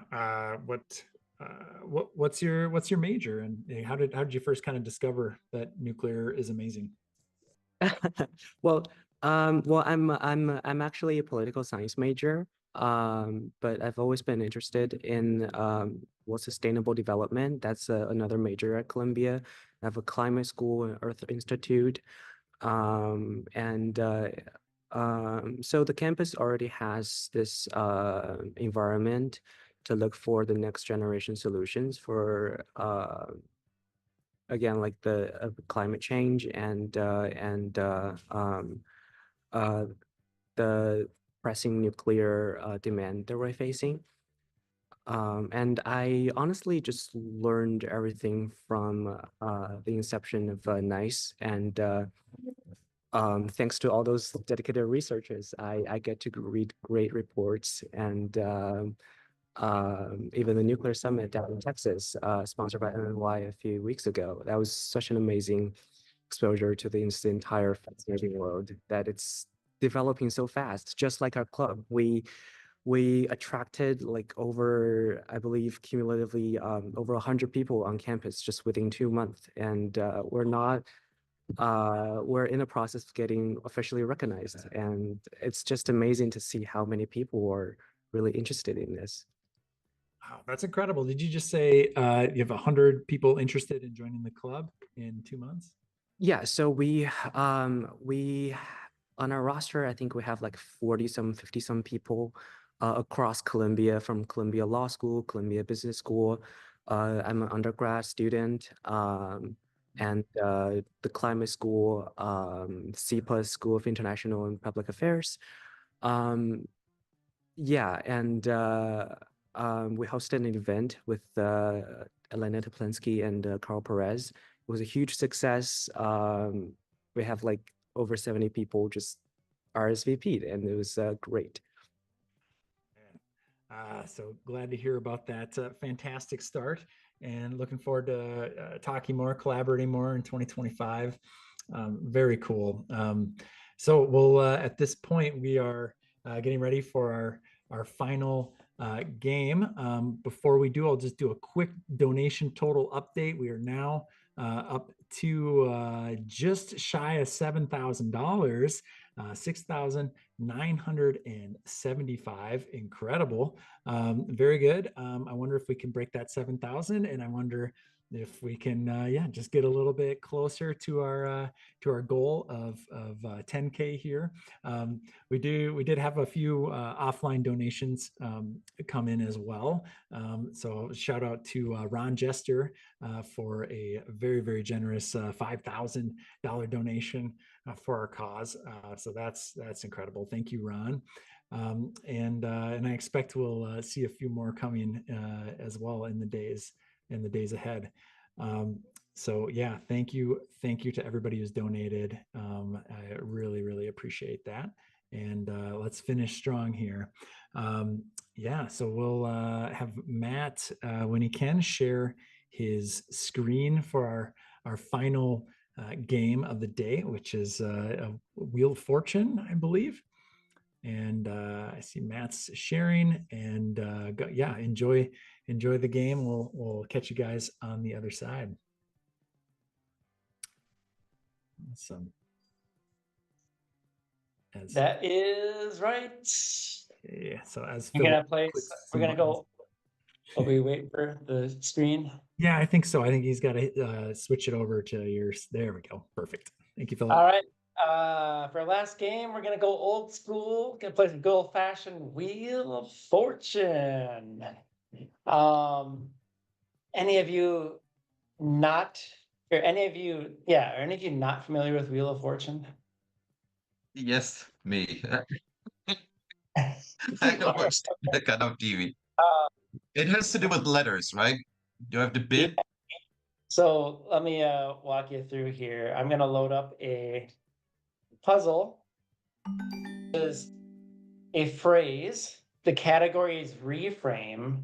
And you're gonna have to start. You're gonna spin a wheel, and you can guess a consonant. Or if you have some money, you can buy a vowel. If you guess correctly, it'll review the letters on here, and you can go again. If you guess incorrectly, you'll pass the turn on to Madison. So I'll start you off here. We spin a wheel. You landed on $650. Now you get to guess a consonant that you think might be in this puzzle. And for each one you get, you'll earn $650. Real money, I'm telling you. All right.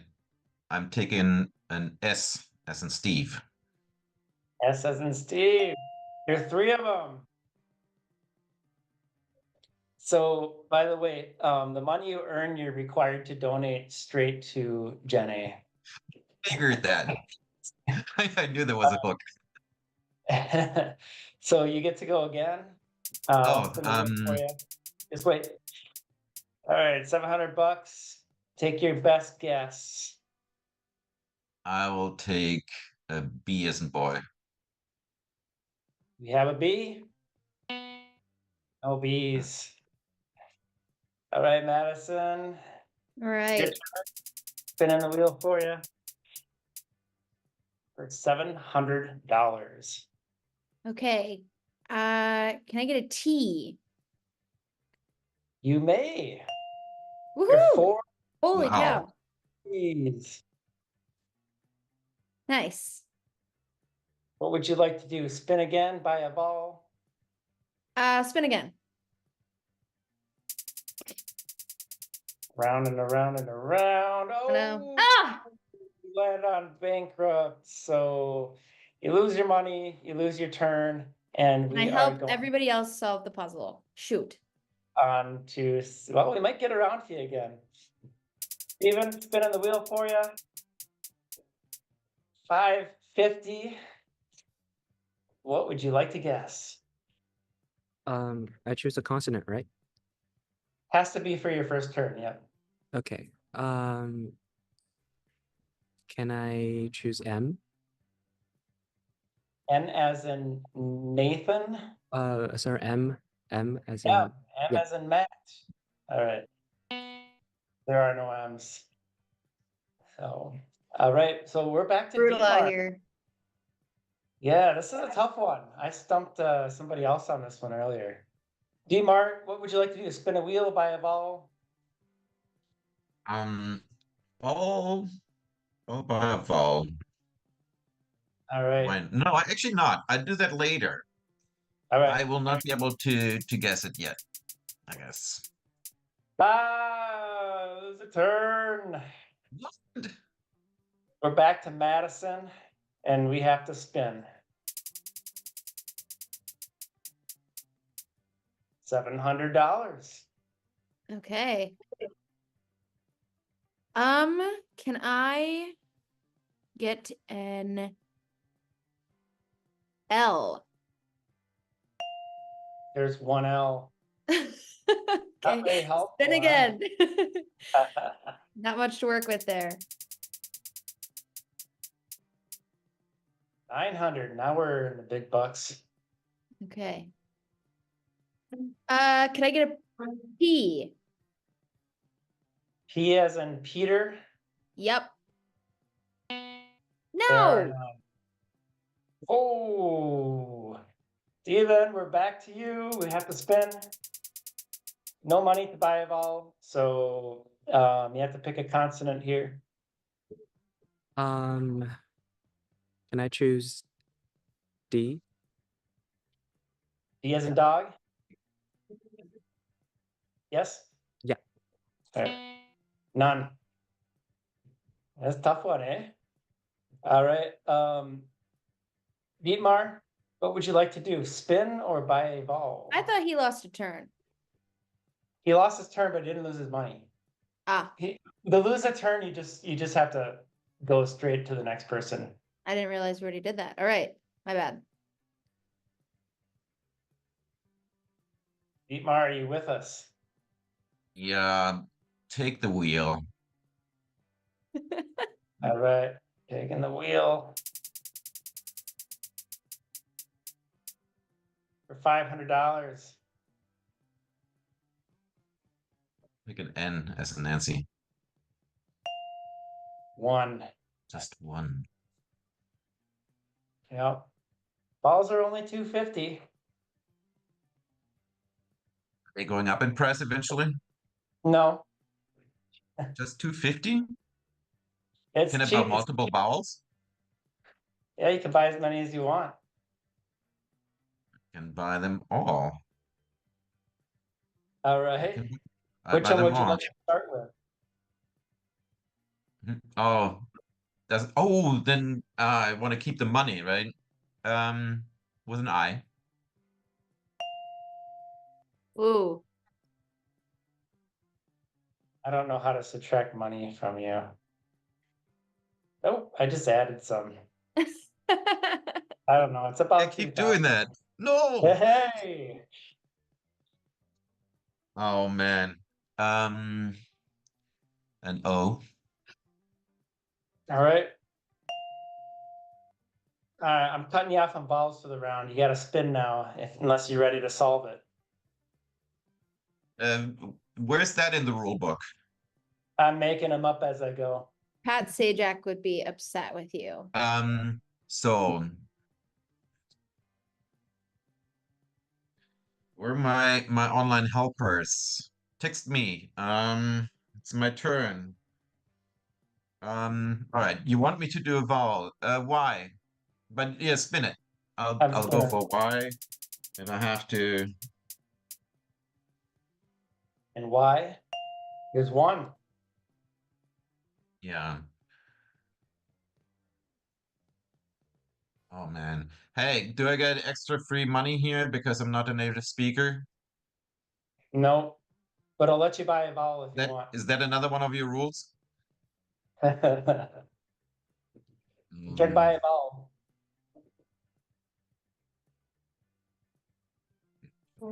Yeah, I do a consonant. A wheel Okay. spin and consonant. Yep.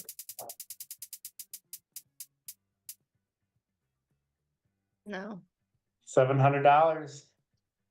What would you like to pick? As in Foxtrot. F as in Frank, did he say?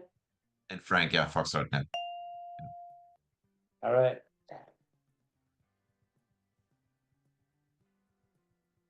I'm sure there's like 50% of our audience that has it already. Okay, I buy a vowel now and it'll be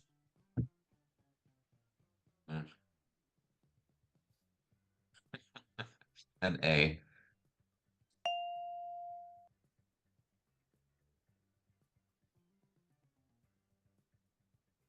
It's only Edit that. Yes. All right, you got a pick. Madison, I'm gonna pass it to you. this is the time when the audience is laughing at the people in the studio, right? Yep. All right, Madison, you're up. I'm gonna solve. Yeah, go for it. Oh, okay, solve it.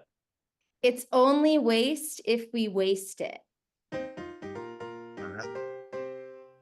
You Got it. Nice. Go. I won no money. Actually, I won $700. Stole it right from Dietmar right at the last minute. The one joke that I would be able to make here is at least I didn't guess straight up the butt.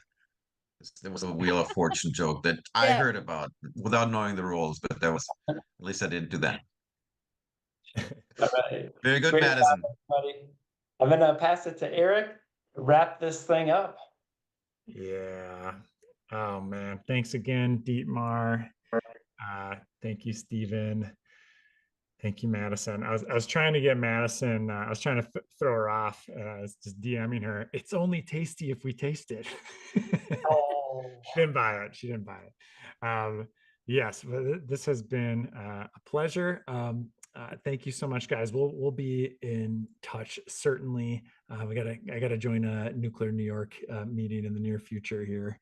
Because yeah, you guys, there's a ton of amazing volunteers with y'all that definitely deserve shout outs. But we don't have time to shout them all out.